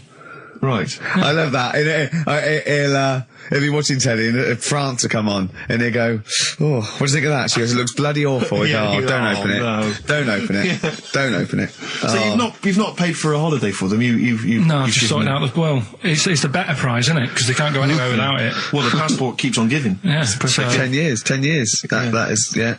so, but no, I never used to. I mean, I can't think of other things. I used to get me dad once I started getting him stuff. It used to be a dressing gown, and then. But as an extra surprise, I used to put like a cigar in the pocket, so he'd think that was it. Yeah. Then he'd put it on and put his hand in the pocket. Right. And then he what's just this? hit you because he thought you'd nicked it. Yeah. Oh, dear. So you bought him a jacket with a cigar? That's quite thoughtful. Did you sneak a cigar once one Yeah, Christmas? yeah. Well, it was that's when they used to have like the big do's, like I say. You know, they were known for it. Like the whole estate used to know that. You know, we were having a party. Yeah. So, So they'd all come round. so they all come round and You know. just have food and drink and that. And, I cannot imagine how unpleasant that must have been. Awful. And you locked in your bedroom with a broken train set. Yeah, crying. And looking at Victoria Plum, whatever that was. In the bin. Oh, in the bin, yeah. And hear a mum saying, and he got me this. Got me Isn't this piece shit? of rubbish. You could hear him just throwing it against the wall and laughing. And all the neighbours laughing. Yeah. And you'd come down and just be in pieces with loads of spit on it. Yeah. Just loads They'd of scratched gob out on the it. eyes. And all the Polaroids of them just like laughing at it and pointing. stamping on it. Yeah. all right. Well, that's brought it all flooding back. But no, I used to get up in the morning and then like they'd still sort of all be there asleep on the floor and on the sofa. Oh, that's awful. Oh. That's terrible. Christmas is surely the one day a year which is a family thing. It's for the kids. They're the ones No, but that are... that was Boxing Day. Well, I know. Oh, that's all right. It's not as It's over. Yeah. Back on the Christmas bike. is over. All right. Who's going to pay for this? What, me? Yes, Carl. You're doing 2 rounds today. Yeah, was your paper round supporting the entire family? Yeah. No, so I used to get up and like go downstairs and they'd be asleep, so I'd be mooching about trying to find like another present that's still working. I love the idea that these people from the estate had like squashed his presents. So I found a cigar that had been sort of lit up and then put out, so I thought, oh, I'll have a go at that. I went outside and had a go, and that's the last time I smoked. Right. I tried it, I thought, I don't like that. I love the fact that he does everything once. Yeah. In his life, it's a line of, I've done everything once. I don't need to do it again. Teenage Fan Club from the XFM Christmas album, and that's Christmas Eve. Their guitar sounds are just brilliant. They're just always so nice. All right, Carl, do you like that? Do you like Teenage Fan Club? Yeah, they're good. Carl, I feel like you've never kind of enjoyed the wonder of Christmas. I can't ever get the sense, maybe except when you were very, very young, you know, that kind of bright-eyed, you know, thinking of Santa, you know, kind of landing on the roof and coming down the chimney and drinking the sherry or whatever. So I like the idea of it, right? Sure. The sort of, you know, I used to get a couple of annuals every year, you know. Yeah, so did I, yeah. And I was allowed to open one on Christmas Eve. Oh, that's brilliant. So they could throw it on the fire. I think it is so have a quick skim through, do the word search right. Yeah. I think that's to light a cigar off the cooker. Oh. Well, anyway, listen, a good friend of ours, Ross Noble, the comedian, brilliant, he gave me this picture, Carl, which he's got from a magazine. He loves you. I think this... I just looked at it then. Obviously, it's not going to mean much to the listener. Oh, this is self-indulgent. It is currently available. I think it's in the current edition of Bizarre magazine, so you might want to buy that. It's not horrible, though, is it? There's a certain grotesqueness about it. Oh, it's a deformed person, isn't it? Well, to a degree, but I think what it's going to do for Carl is give him, I think for you and I, Rick, we're going to see his face. Brighten up, like opening a wonderful Christmas gift. Oh, you know what? I think I've seen this. Is this the one with the kid with the big head? I'll be honest with you, Carl, it is. Have you seen it already? Yeah. Let me just show it to you again so you can kind of upload it again. I haven't seen it. It's like... yeah. We shouldn't be laughing at that. No, but that is like the kid who I went to school with. That is the same. That can't be the same. So do you recognise him? Seriously, that is the same thing he had. I mean, I have to say, it does look like it's been computer generated. It's so odd. Yeah. But look at the child's face. I know. Look at his reaction. Don't take another photo of me. I'm not sure this is right. It's not right. But I was hoping that would give you, Carl, just a little glimpse of. We've had a request as well on the best bits. So someone wants to hear you talking about your mates with the big heads. I can't believe it, because every time we go there, we get some sort of complaint about something. About what? Just leave it. Well, that for some reason that always goes from the story with my dad going to Blackpool for taking those kids there. And what kids? And, leave it. No, what? No, I don't know. There's people who don't know what you're talking about. I'll tell you when we put a song on. No, well, I know what it is, but you can't just say that. Is it when? Is it when your dad put a kid in the wheelie bin because he was getting out of hand? Yeah. So we're going to be. We can't go through it again. It's too controversial. We're going to. What's the name? No, well, the thing is, right. You were just saying about what are you about Christmas. That's the funny thing, right? Because in our house, there's no one who's religious, right? No. My dad got annoyed when I went to church that day. He was like, what are you doing that for? Of course. I went to see a gig in Liverpool. Remember the band The Christians? Yeah. He thought I'd join some club. Yeah. I said, I've been to see The Christians. He was saying to me, man, what's he doing going out with them? Yeah. And then the other thing is, because I'm not christened or anything, my mum used to say to me, don't tell anyone that, because there's witches and stuff. I want to go back and see his upbringing. I just want to go back and see him at 7. One day in the life of Carl, age 7. Just to have 3 ghosts visiting tonight. And take him back through time. But we could go with him. We could be some of the ghosts. Yeah, the ghosts of Christmas past. Remember this? That's incredible. Because there's witches. Don't tell what. Just tell you more. So she wasn't Christian, but she thought maybe someone could take your soul because you weren't christened. It's like, there's cults and that, isn't they? And if they find out you're not christened, then... Right. I don't think they care. I don't think a lot of cults care. Well, what can they do if you're not Christian? I don't know. I just said all right, because then through that time there must have been a time when. But hold on, now they know. Yeah, but I'm older now, so I'm all right. She used to worry about me playing out on the street. Oh, she was worried about when you were naive and stupid and easily led. Well, yeah. No. Good point. No, you're right now. Yeah. So yeah, good. Yeah. I just have to show you something, Rick, before we move on. I know we've got another Educating Ricky, but someone just sent this in. Yeah. They've been looking on eBay for Victoria Plum. You're joking? Come here and see the photograph. Oh, God, that's fantastic. Show that. That's it. Oh, God, he got that for his mum. It's the worst piece of tat I've ever seen. Carl! Carl. Imagine how... Oh, gutted. Oh, imagine how... Look, think of him now, right? There it is.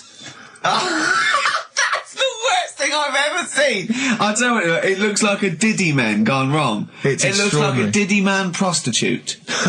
That is... Is that the one, Carl? Well, it was a different colour. It had a yellow at mine. No, but look, How do they get? Tell them they Okay, go into eBay. So you need to log on to ebay.co.uk. I'm sure you've used it before. It's the online marketplace, ebay.co.uk. And if you type in Victoria Plum, I'm assuming that you can track this down. That's amazing. It's the worst piece of rubbish I've just ever think seen. how cute he was as a kid, though, doing that. Just think of him, just going... just seeing that and thinking, she likes gnomes! It's the worst thing I've ever seen! I mean, to be fair, I don't know what her prize collection of gnomes looks like, but I can't imagine they're much better than that. I mean, gnomes are a fairly grotesque thing.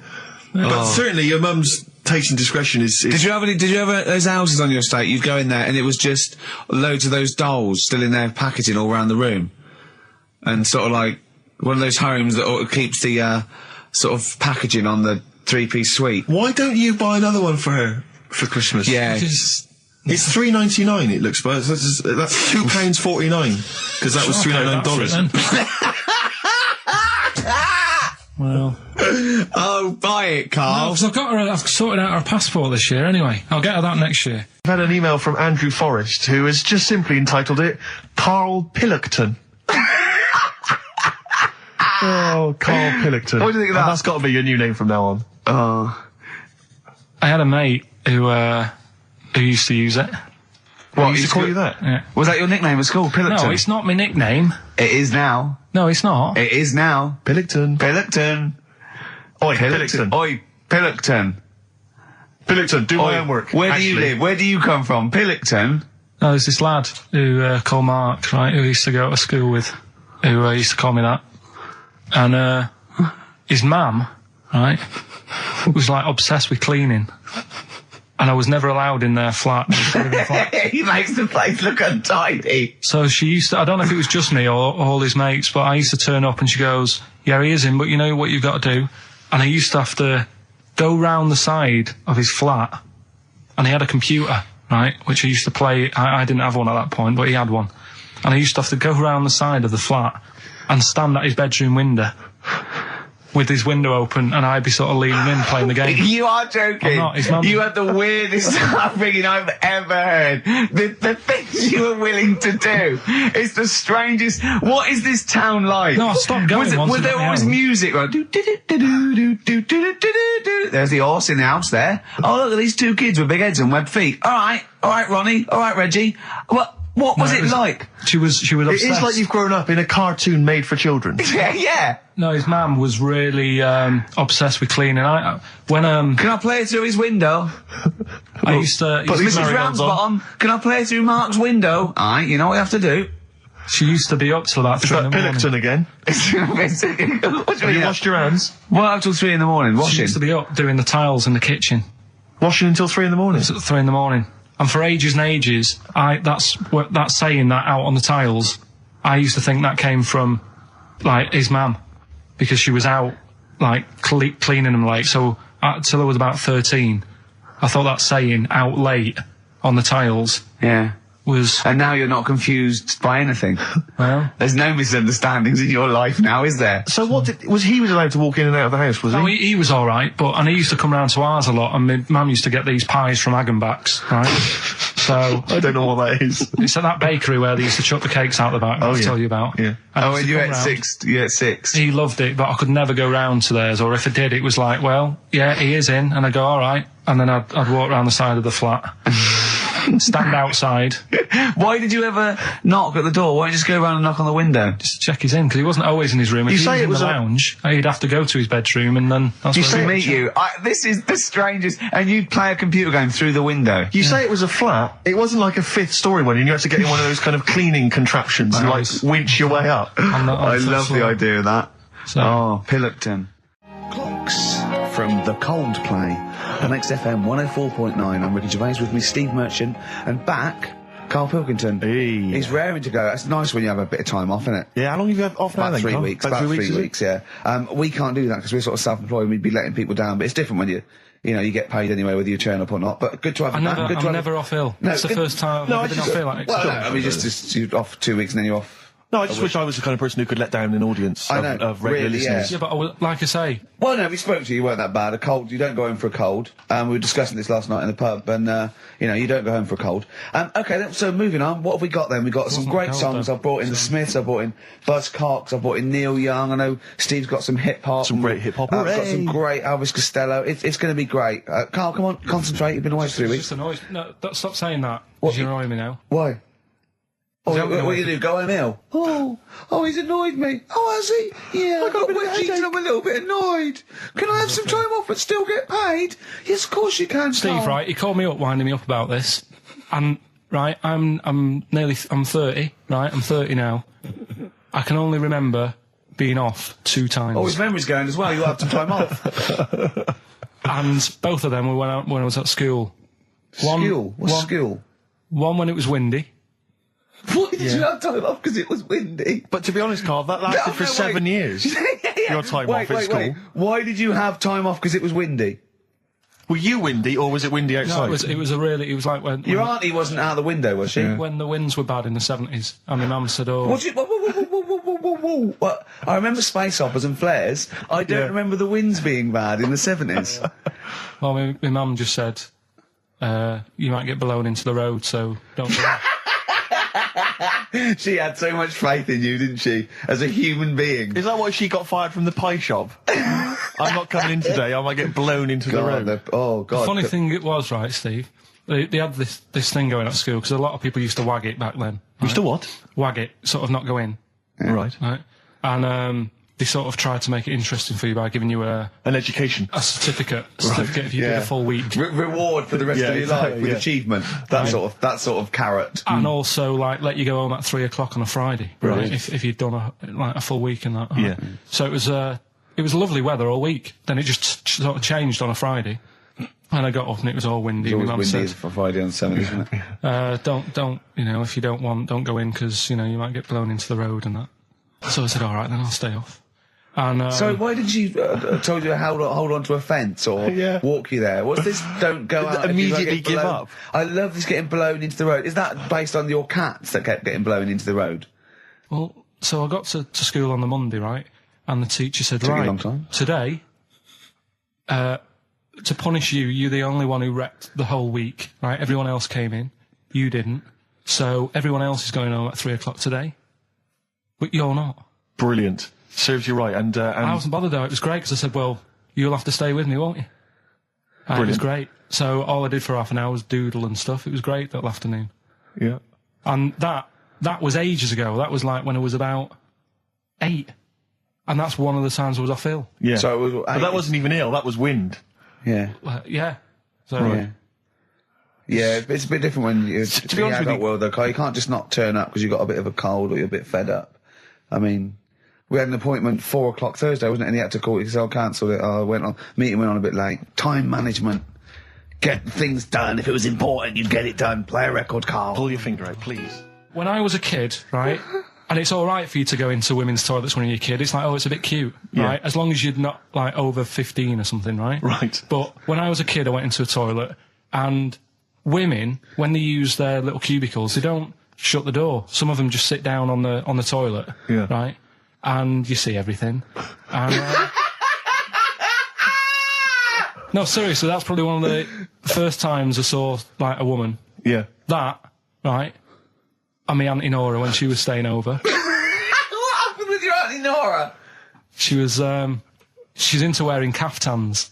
Into wearing what? You know, caftans. Oh, yeah. What caftans? Big, bellowy sort of dresses. Right. And, I used to sit on the floor at home in front of the telly. Sure. She was on the chair behind. Yeah. She did a bit of a sort of a Sharon Stone scene. Oh, God. Yeah. Did you see it? There was no underwear. No. What age were you? What was it like? What age were It you? was like a ripped tennis ball. What? Right, we're off air. Either that or put us in for the Sonys. I've told you before about buying presents. Did those gloves have your name sewn in them? And a piece of string that ran over the back of your duffel coat? You know, I've never been into getting presents and that. I had the problem at that Christmas one, that time with the Victoria Plum. Yeah, we'd hate that. We'd hate to bring that back. We've done that. Because you talked about the book, because it's kind of to do with your dad, isn't it? He's a very bad gift buyer. Was that the problem? Well, yeah, my dad just wouldn't bother. It was my mum who sort of made an effort, and she sort of worked out half of what I wanted, then she left it to me dad to get it off someone, see if he could get one cheap or whatever. I love the fact that usually people talk about, like, drinking heavily or violent abuse, right? Yeah. But here's what he's been left with and scarred with from parents is bad gift buying. Yeah, and that's the Victoria Plum incident. In the greater scheme of things in the world, that's not a bad thing to have, is it?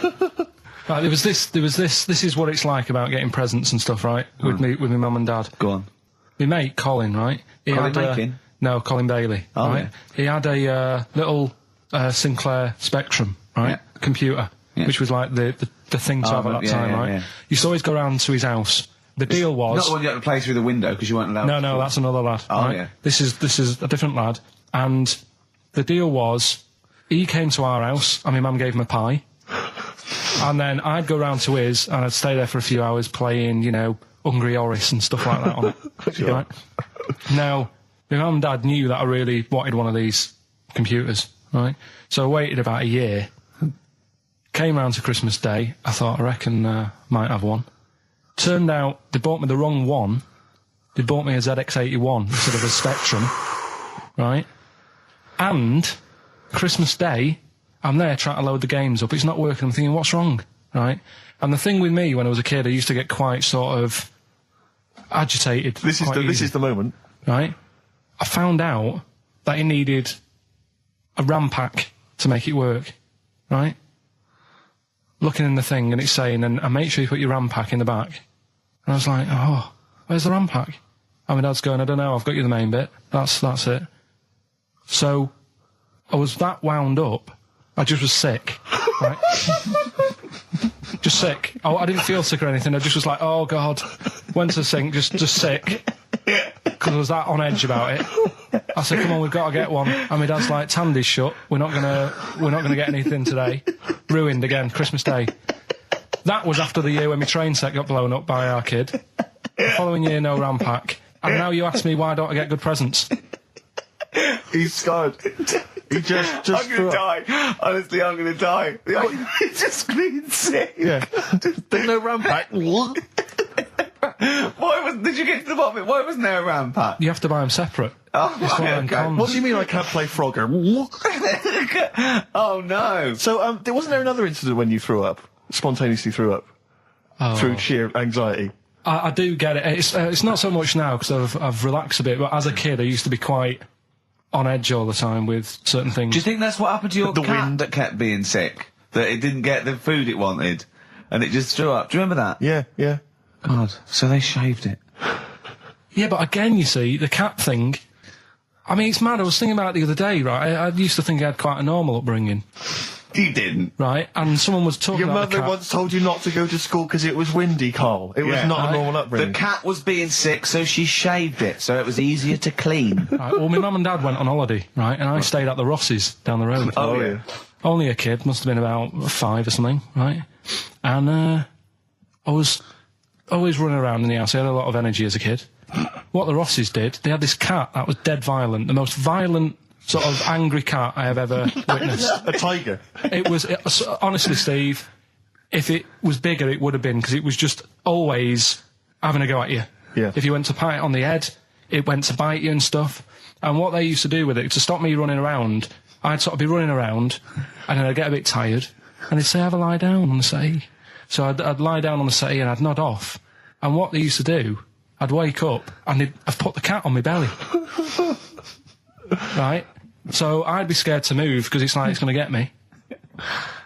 But it would keep you there. It kept me there, and it used to sort of slaver on me, and they'd sort of, you know, go out or whatever, and I'd be lying there.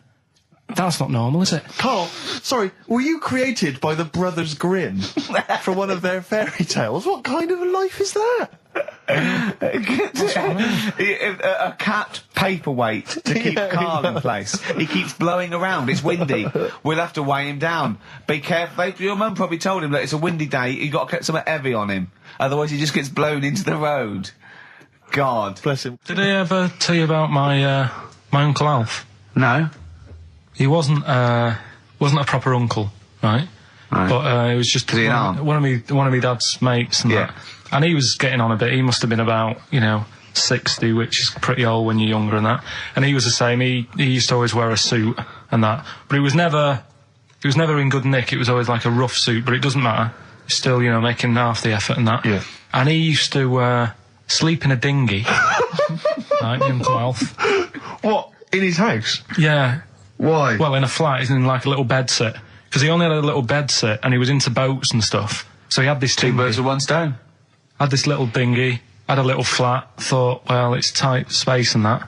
He had a dinghy as a bed, and he had 2 tellies, right? He had 2 tellies, one that the sound worked on, the other one only the vision worked. So if you wanted to watch a programme... You had to turn both on. Put them both on like BBC One, turned one up and watched the other one. Wow. That's extraordinary. From his dinghy? Sat in his dinghy. That is brilliant. It was an inflatable dinghy, it wasn't like a wooden... Yeah, an inflatable one, big inflatable one. Did you ever go around and visit him? Yeah, now and again. Was it weird seeing a 60-year-old bloke in a suit, in a dinghy inside, watching 2 tellies? It's weird at the time, I thought. But which of the TVs stopped working properly first? I mean, did he... let's say the sound went on one of them. Yeah. Did he carry on watching the other one, hoping... that the other one was fine? No, he went and got a new telly, and then the vision went on that, and he went, oh no. He went, hold on then. Wait a minute. I've got another telly in the wardrobe that I haven't used it. It must have been like that. Yeah.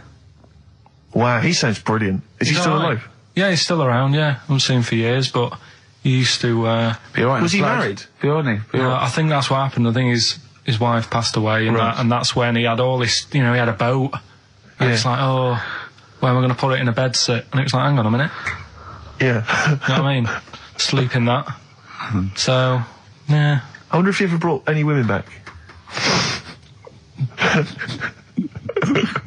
Just the idea of bringing them back, getting down to it. Shall we move into the bedroom? Ahoy! Oh, that is fantastic. What were we talking about before? I was going to tell you, the most complaints ever, the Last Temptation of Christ. I haven't seen it. What is it? It's Scorsese, isn't it? It's Martin Scorsese, and I've bought the film actually recently because I was intrigued to see it, but I've not actually watched it. But from what I understand, the reason that it was so outrageous is because it has a whole sequence which shows what it would be like if Jesus had lived his life and not martyred himself on the cross, but lived his life as a human being, part of which is him having sex. And so I think that was chiefly what the outrage was, that it was showing this godly man to be, as human as he was supposedly, because he's supposed to be human as well. So that's the reason. That was the reason that there was complaints there. I don't know. I haven't seen the film. I can't say. You see him, do you? You see him having sex, I think, yes. Although it is an actor, Carl. Yeah, it's not actually Jesus Christ. It's not the real Robert Powell. No. It's an actor playing Robert Powell. Exactly. Is that, you see, sex on films and all that, right? When I was growing up, I'd be watching... No, just saying an example of this, really, right? When I was growing up as a kid and I'd be, watching films with my dad, right? He'd really be enjoying a film, right? And then a sex scene would happen. Right. And he'd go... On film? Or just behind you? In the film, a sex scene would happen. Your brother up to his old tricks again. And he'd get up and go make a cup of tea. Right? Right. Typhoon? That he'd stolen from some sort of telephone box? And, even recently, he thinks it ruins a film. Do you know what I mean? Because there's no need for it to happen, is there, really? Yes. Why? Sometimes it's warranted. If the film itself is some films it isn't though. Some films it isn't. Of course, some films it's arbitrary. I think the films that him and his dad watched together on Channel 5, probably not. Is it only on Channel 5 in your house? But let's put it, if you're watching, I don't know, a late night Friday night, from 1983. Yeah, Illegal Briefs. A beautiful lawyer has to defend a man who may be a killer. She falls in love with him, but does she know the real man? Oh dear. You know what I mean, though. Lest you forget, of course, that I... Love Heat. With the bloke that is now in... Go on. Of course, that I, according to the Internet Movie Database, I once appeared in one of those films, in the film Killer Image, a Canadian film, I believe, from 1989. According to that computer... it's all wrong, isn't it? It's all wrong. It's all wrong. Of course it is, yeah. Apparently, I was in that, and I played the role of Kirk.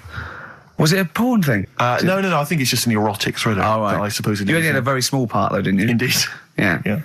But no, do you know what I mean? Sometimes you don't need to go that far. Say, like in this Jesus program, right? Film. What was it called? The Last Temptation of You Christ. just like talking. You know what? What's his name? Is it Ralph in The Simpsons? Yes. I drawed a kitty cat. It's like talking to that. Yeah. No, but right, this temptation thing, right? Do you know, often we don't get that many complaints on this show. We don't get very many complaints. And I think that's either because there's no listeners, or B, it's because most people agree with Carl, and that terrifies me. Or they let him off because it's like, you know, you can plead insanity, you can go mental and kill a few people, where they go, oh, he's a bit bad. No, but was it because, like, they're saying that he was having it away, or is it because you saw it? What got the complaints? The complaint was the very suggestion. That Christ it was a blasphemous thing, not the fact that you saw an actor's knob. So what about if they just cut it down a bit and you like saw the little stable door closing? It wasn't the baby Jesus having sex. It was the grown man. The stable door shutting. No, but do you know what the they do? nativity scene? Oh, that is brilliant. then The wise men saying, I can't believe we brought myrrh, we should have brought condoms. It's like that, yeah. There's 2 for 1 offering, Boots. Yeah, I don't know what we were thinking. With frankincense. It's just that it's always awkward. Should we apologise now to the Christian church as well? So Sorry, the little Chinese fellas, little Welsh fellas, and the little Christian fellas. We haven't said anything wrong. No. It's like, you see, when I was growing up... Stable door. I love the idea that in Carl's world, he was born in a stable, just thought, well, I love this place. Yeah. I'm just going to stay here the rest of my days. This is good here. Oh, brilliant. But when I was watching telly with my mum and dad, I mean, it still happens now, right? My dad will sort of go, oh, ruined. Good film ruined, right? Yeah. If some sex scene happens. But why doesn't he But just what are we ignore talking it? about sex scene? Are we talking about a kissing, or are we talking about penetration and looking at the camera? Going, just- are you enjoying this, Pilkingtons? What are we talking about? What is sort of extreme levels are we talking about? Right, last time I was down there, right? Yeah. What was it? Meet Joe Black. Meet Joe Black. Meet Joe Black is a terrible film. Yeah. Right? There was good film, and then you know it's going to happen because like the music comes in. Brad Pitt's keeping quiet. A woman's eyeing him up. Sure. So my mum, I love that. my mum's worked it out already, and she's going.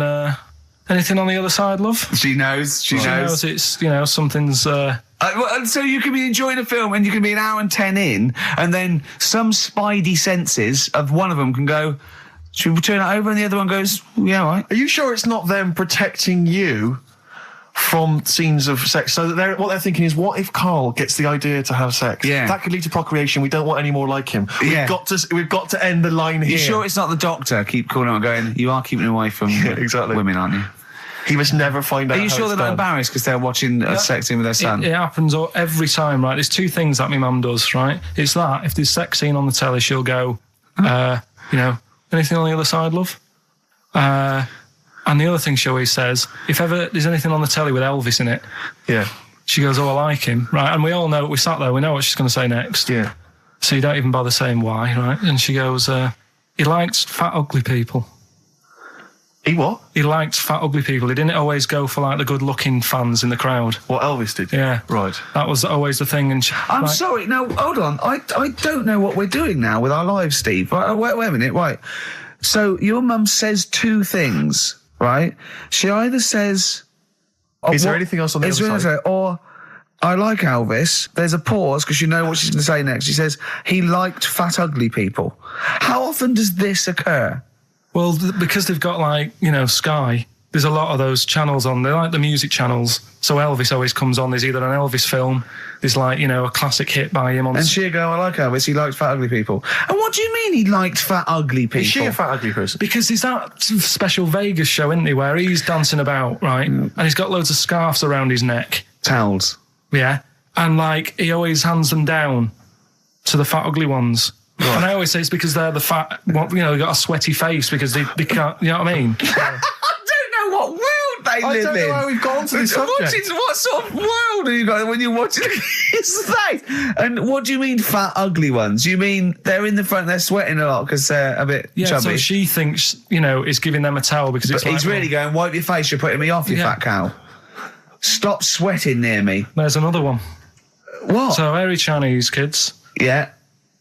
Jesus. We haven't slagged off hairy Chinese kids. We slagged off Chinese. We didn't slag anyone off. We just said they really haven't got a town as such, and they wear shoes. What do we say? Yeah, little wooden shoes. And what the? I just don't know how we got onto Elvis and big fat ugly women. I don't know I don't know how we sidestepped from the Last Temptation of Christ. Did you see that Fat Girls and Feeders program? program? Go there a minute. What's Tom Petty first. Oh, brilliant. It's a great song. Breakdown. How many Tom other Petty. radio shows have talked about Last Temptation of Christ, Chinatown, fat ugly women? More than 60 minutes. Exactly. Incredible. Sony Award winning. I've always wanted a little owl on my desk. I'd be doing work and there'd be a little owl there and I go, can you give me that pencil? And it just sort of goes over and gets me a pencil, goes, cheers, and it just watches me and it thinks I'm brilliant. Do you know what I mean? Not really, no. No? No, I've never had urge to have any kind of animal sat on my desk. No, Carl? You'd like a little owl, wouldn't you, that helped you? No, I had a little magpie, didn't I? We've talked about that. Oh, he came down and started pecking your grifter, didn't he? Yeah. What was his name?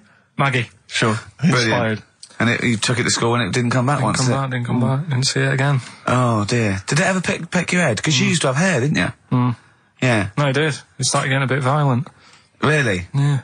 But was it becoming sort of age when adolescence, probably sexual frustration sort, because I think magpies go for shiny objects, don't they? And you were probably sort of, probably losing it a little bit then in the front, and so when the sun was out... There's a bit of a sheen on the front. They saw a glare and thought, I'll have that. Yeah. What is that? That's brilliant. Yeah. Or as it was sort of pecking away, it mistook it for a tree. Yeah, because of the noise. Because of the noise. Yeah, the hollow sound. Go on. Women wearing trousers and that, right? On the estate that I grew up in, right? There was a woman about 4 houses down, right? Rough. She's the one She was, or the estate? She was, right? Yeah. She's the one whose kid took a horse into her house. Yes. Right. Now, we won't go over that again. No. If you're a new listener, I think we've covered. I think they get That's the all you idea need to know. Right? Yeah. Now, she used to wear leggings. Yeah. No, they're a bad idea. They are a terrible idea. I agree with you there, Carl. If you're a lady of What the colour? normo persuasion... Were they pink? No, they were sort of black, but with all bits on them. Oh, right. You know what I mean? What, toast and Just horse bits. droppings? Yeah, go on, yeah. And she used to, she's quite a big woman. Sure. Pauline Quirk, I think Yeah, we described her as. Looked like a light bulb when It she was is those bending kind of over in women that are leggings. attracted to leggings. Yeah, I know, yeah. They are drawn to them like a moth. To a flame. Yeah. She used to wear them, and that's what I remember when I read this piece. She used to work on one of those sex line things. Right. She used to do that. But what was she, an engineer? the weird thing with her was, she had big eyelids. Right. Go on. That were too big, and this is what I was thinking. What right? do you mean she had big eyelids? How big do eyelids have to be for you to go, they're big eyelids? What was she shoplifting with them? Would she come out of Dixon's with, like, radio stored in them? What do you mean she had big eyelids? It was another one of them popular things around our way. Do you know? Like, What do you mean popular things? think They people go, oh, I'll tell you what, they're all the rage. Can I get some big eyelids, please? No. It was just like one of them things that people suffered with. Just big eyelids. They could hardly open their eyes. What do you mean? What do you mean? That's one of them popular things around where I grew up. People had big eyelids, they could hardly open their eyes. What does that mean? What sort of freak town were you born in? You had webbed feet people with big heads. You got women with big eyelids. What does big eyelids mean? Are you confusing her with the horse? Yeah. Did she have hooves? Look, what? Just too much skin. It was like the neck of a chicken. But on the eyes. What's your point? Anyway, so there's this big eyelidded woman with the And leggings. that's what I'm saying to you, though. That's when I read that story with people with trousers. Yeah. I went from that. Yeah. To into a that. woman who used to have big eyelids. I still know the point. But then, and also the other bloke who had the eyelid problem was a mate of mine. Right. His dad had it, and same problem, massive eyelids. I don't know what that means. I don't know what that means. I used to say to my mum, I'm going round to Dave's house. Yeah. And Or to say, Drew, as you call it. that's all right, but make sure his dad doesn't take you out in the car, because he could hardly see. He had to have his head. He gets to tilt his head back to keep his eyes Make open. sure! Did he have a couple of matches with him at all times? What a load of gobbledygook. I know. This began as educating Ricky. I know, So it's what, like he was people thinking- with eyelids. But it's like you're supposed to make that leap as well. Yeah. If I mentioned the trousers, Ricky will probably be thinking about people with big eyelids and women wearing leggings. Play a record, Carl. Got nonsense. Adverts. No. All right. I had so much the mash farmers. last night. I had so much sausage mash at the second helpings that I had to sit on the edge of a seat so my stomach could hang down. I love spuds. Spuds and bread. I could not do without spuds and bread. I feel like maybe I could make my own bread. Spuds, I wouldn't know where to start with a spud. Yeah. And it's like, they're amazing. You can boil them, you can broil them. Yeah. I don't know what broiling is, Nor do but I. I suspect it's tasty. I don't think it's as good as... I mean, obviously the chipped potato is... For the working everyone's classes, favourite. the chip. It was always on. The chip fat fryer was always on in my household. The ceiling, the death trap fire, polystyrene ceiling was yellow. Exactly. Come Wednesday in our house. Yeah. And, always had chips. Because all I remember hearing, if I think back to my childhood, all I remember was, gotta stop and get some potatoes, or phone your dad, tell him to get some potatoes. Well, that was your job, wasn't it? Yeah, the potatoes. Yeah. It was like, I mean, it does concern me because What did you have to do? Did you have to fill a diary out for your well, it's teacher? do you know when you're at school? I don't know if you do the same thing, but you get like a little red book, right? And every night, I think it was a way of the teachers sort of keeping an eye on you. So if you went out robbing, if you wrote it in your diary, they'd go, what you're playing at. Sure. Right? So you'd have to write down what you did every night. Yeah. But I didn't get up to that much at that point. Sure. I used to just go on my errands. Yeah. And it was my job to like... I haven't heard errand since the 70s. It's nice to hear that. Just go on. I went to U-Phase, right, the little local supermarket. Yeah. And I got... What's it called? Euthanasia? What? I did... U-Phase. New phase. U-Phase. U-Phase. Yeah. H-U-G-H. U-Phase. Oh, Hugh Oh, Phase it's is his the name. name, right. Yeah. Yeah. And I Euphase, just had to get like a bag of potatoes. Of course you did, yeah. And a essential. loaf. Staple. So I used to put that in my diary every day, and it got to a point when like even the teachers were like, just make something up. Yeah. Stop putting the same thing in. Sure, start joyriding or something. Live. I love the fact that he was fascinated by the strangest village in Britain, but the stories he's told us about where he comes from, there's him going around with two fellas with big heads, webbed feet, a little pigeon-chested bloke, him on his grifter with Maggie pecking at him, his dad in the telephone box nicking groceries, and a horse in the house next door. I mean, how strange was his upbringing? And him hanging from his satchel. Unbelievable. There's another woman who I remembered. Actually, I'll tell you later. Go on, Right. what? No, I'll tell you later about another woman who I remembered. What's give us a teaser. It's just a woman who rode around on a three-wheeled bike with her husband in a basket. Right, I'll tell you that. Right, and the final You don't get clue. teasers like that on any other radio That's a hell of a funeral service. Right, listen. Right, tell us about this woman. Well, it was just because you were saying about the, our living. We are broadcasting now, aren't we? This is actually going out. This is live. This isn't us sort of like... Yeah, but you were just talking about how I lived in an odd village. Yeah. With kids with big heads and all that, right? And what I wanted to do... What is that again? There's two kids with big heads. Yeah, they just had sort of big heads and webbed hands and that. They went to my school.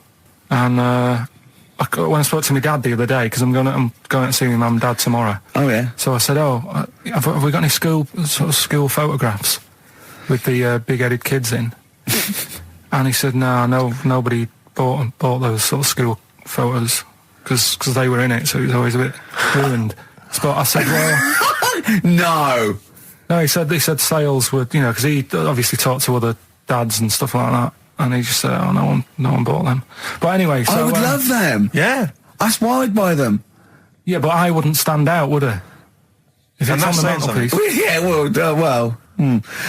But anyway, so I was talking about, When you say they had big heads, what do you mean? Do they look like someone from Doctor Who?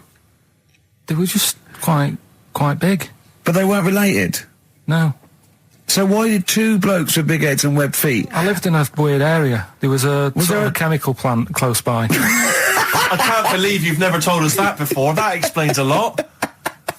Not just the freaks in your neighbourhood, but... No, there was loads of weird stuff going on. There was this, like I said, there was this woman who used to live in one of the council flats, right? And she had a three-wheeled sort of big, what do you call it? Three-wheeled son. He was the weirdest bloke we ever knew. What do you call it? Like a big tricycle, but for an adult rather than one for a kid. It was a big one. It wasn't a motorbike though. It was a no. It was a push bike thing. Right. Yeah. And she used to just sort of ride down the road with a fella sat in the basket on the back with his legs dangling over. And they'd be going to the pub and what have you. Was it a different fella each time or the same one? No, Yeah. Little sort of bald-headed fella. Sure, it wasn't collection for like organs and things. Bring out your ill. And then people just throw Grandad just in the back and go, right, we get £4 for Grandad. But she's got a lovely pair of testicles on him. They're very low, but they bring out your dead or nearly dead. She used to pick on her husband quite a lot. They'd be in the pub and what have you, and they'd be sat by themselves, but she'd always be sort of, you know, having a go at him, moaning at him, sort of pushing him about and that. So my dad and his mate, right, they went round to their house, knocked on the door, she answered, and he said he was a copper, right? He said, you know, Detective Pilkington, can I come in and have a word? So I'm just going to make a note of impersonating a police officer. Yeah, but for the good, he went in and sort of said, now, I've heard, it's a superhero. yeah. I've heard, you know, you picking on your husband a lot. Yeah. We'll be keeping an eye on you. Do it again, and there'll be trouble. And she backed off after that. She was all right. And how was the husband? Was he still in the basket though? Was he allowed to ever sort of like ride up front with her? Or was he just always in the basket? She'd sort of stop picking on him in public places and stuff. That's good. Just did it behind you can't get done, can you, just for doing that? I think impersonating a police officer. Well, you probably did. There was no gain. I think you can't impersonate a police officer full stop, but I think they'd probably be lenient on him that he was, you know. But let's face it, he's not going to be caught because why would anyone know about it? It's not like his son's going to say it on a radio station, is it? And stitch him right up. Is this something you did generally? Kind of a little bit of light vigilante work? Just whatever, him and his mate, just, you know, if they saw something going on, they go, what can we do? Sure. What little scam can we do, or whatever. Oh, that's fantastic. Foo Fighters, Best of You on XFM 104.9. I'm Ricky Gervais, with me, Steve Merchant and Karl Pilkington. All right. Carl's had a bad week. I'm going to say it straight away. He tries to rule out stress in his life, but he's had a bit too much stress this week, haven't you? One, a phone call from his mum, stressed him a little bit. Right. Something he said in a magazine about his auntie. Came back to haunt him. Auntie Nora? Auntie Nora, yeah. Don't name her. Oh, she knows who she is. No. Okay, we won't name her. Right, we just say it's the one who farted for 5 minutes, and as he saw a skirt when he was young, and I found it like a split tennis ball. So it could be any of me aunties. That coming up, and also a bloke in Times Online, Chris Campling, did a review of the show, right, and basically said that Karl Pilkington is a creation of Gervais and Merchant. Well, if only that were the case. He said. He started off saying he liked the show. Yeah. He was excited. Said it was a good show. A lot of the jokes. I'm already questioning his critical faculties. Yeah, exactly. And basically said that we didn't contribute much, or seemingly didn't seem to contribute much, and we couldn't sort of like ad lib or anything. We just laughed at, particularly me, laughed at Karl Pilkington, who was coming up with some, you know, quite funny stuff. Yeah. Right? But then he does a twist on it. He goes, but the thing is, we're the puppet masters. He's a created person. We've created the persona Karl Pilkington for our own amusement. Right. He bases this on simply that we talked about... What was it we talked about? The Chinese not aging well, and he heard him talk about that on my DVD. But clearly I say, Karl, remember when you were talking about that? It's a news or member in the week, and so he thinks it's all scripted now. Imagine if this show was scripted. I'd be ashamed. Yeah. If this show was scripted, I would send back the BAFTAs for the actual shows we've written, and I would say... I'm having a go at Chris Campling. He's nice about our other work. He likes The Office, and he likes my stand-up and everything, and he likes the show, but he's saying... Because we're not spontaneous, we scripted this and invented Karl. So he's like, you know, we've invented another Gareth. If we had created Karl, I would not have squandered a character that good on this poxy radio station. Absolutely. Also, does he know that we spend about 3 months on half an hour script? So how long does 2 hours of drivel? But the main thing is, as if this could be scripted, it's dreadful. It's shocking. Or maybe this is scripted. Hang on, you've lost me there. Let me just check the script. Maybe Chris Campling does not exist. Maybe I've made him up. I don't know what to believe. See, the name doesn't wash with me. What was his name? Chris Campling. Sounds odd. That's something that I made up, isn't it? Campling's almost like a joke. It's almost like a gay name, isn't it? Oh, he's a Campling. So I think this is scripted. Yeah. I think I've probably made this whole link up, and Karl is a creation. Campling, that's not a real name. I made that up. I should have come up with something better. Yeah. Sorry. Down to the River by Bruce Springsteen on XFM 104.9. So, yeah, that little fella in the Times thought Karl was just a puppet. We created him. He's an actor. What's his actor's name? Brent Hogwell. We got him from a Spotlight. Brent Hogwell. This stupid, dopey Mancunian accent, he just puts that on every week. Yeah, exactly, yeah. Yeah, he speaks rather like Hugh Grant. Yeah. And we just got this whole world around him. We set a whole... What do you think about that? He had his head shaved, especially. Exactly, yeah. So, yeah, would he think that, maybe if he's looked online and seen me head, and he's noticed how round it is and that, does he think it's sort of been, morphed into that shape just for the show, just for 2 hours on a Saturday? Yeah. You spend 5 hours in prosthetic makeup like John Hurt in The Elephant Man. Everything about him was made up. Yeah. We created him, because I remember coming up with Auntie Nora. Oh, yeah. You said, Rick, we need another character. I said, what about giving him an Auntie Nora? Doesn't sound convincing, I said. Yeah, and you said, what is it about? I said, well, I don't know, she farted for 5 minutes and she's got a fanny like a split tennis ball. No one's going to believe that. Yeah. Oh, that brings us neatly... Well, let's put that to bed now. So, Chris Campling, honestly, we do not script this shambles of a show, and Karl Pilkington really is like this. If you want, you can meet him. I'd love to send Karl for a drink with Chris Campling. Can we do that? And then he'll eat his words. Chris, if you're listening, honestly, this isn't a stitch-up. As I say, I'm not having to go at you. It's a very well-written article. It's very, very fair. You're just complimenting on his grammar. Yeah. It's a very well-written article. No, I'm saying we're not having to go. Beautifully. It's not like he snagged us off. I would just love him to meet Karl Pilkington. People in the street come to me and say, is Karl like that? And I so want them to meet him. Yeah. Or maybe he can send in, if he's online, he can send in 5 subjects for Karl to talk about that we couldn't possibly know about, just so he knows that we just really do throw things at Karl and that drivel comes out. Imagine if it was scripted. But anyway, so Chris Campling, or anyone who knows Chris online, get him to email us and with 5 subjects that Karl can talk about. That's a good idea, isn't it, Karl? It is like I'm the Elephant Man the way I'm being treated now. Just sort of like... I scripted that. I wrote that joke last night. Are you sure? Or was it yours? I don't know. Karl enters and says, I'm like the Elephant Man. Hang on, let me just check the credits on the script. I'll tell you what though, Steve, that I found out about the Elephant Man when I was talking to Ricky. What? The only bit that was normal on him. Oh yeah, no, it was in the film. You know that bit in the film? I was watching it one day, it was on, and I said, look, your favourite film's on. And it came to the bit where he was being exhibited, and he was naked behind the screen to all the doctors. Go on, what did you say? And there's a bit where he goes, and strangely, the only thing that is normal are his genitals. They're untouched by this disease. They are totally normal. Right, what did you say? It's a bit annoying, isn't it? It's like the only bit that you'd want as an elephant. The only bit you'd want that was like an elephant. Yeah, no, I can see that. He said, and he got the head. So other stressful things. But so anyway, what's the Auntie Nora thing? Sorry, Auntie X. Auntie X. What did she? Why is she upset? Well, he mentioned her in Zoo. He did this thing for Zoo magazine, and he mentioned about when he looked up her dress. She had by accident. Remember? You were going around looking up your elderly relatives' dresses in case they weren't wearing... For people who've not heard Karl talk about this in the past, just explain quickly again what we're talking about. Right. He didn't want to talk about it at all. When I was a kid, right, Auntie Nora used to come round. My auntie used to come round. As if there's any ambiguity now. Yeah. My auntie used to come round and stay, right? And I'm sat on the floor watching the telly, right? She sat on the sofa with a caftan on. I turned round, right, and it was there. It was looking at me, right. And we've mentioned this, and Ricky sort of said, "What did it look like?" And a split tennis ball came to mind. That's what we talked about, right? So anyway, Zoo magazine, when they did the interview, and she's the one that used to put a valance on everything, isn't it? Well, not everything, obviously.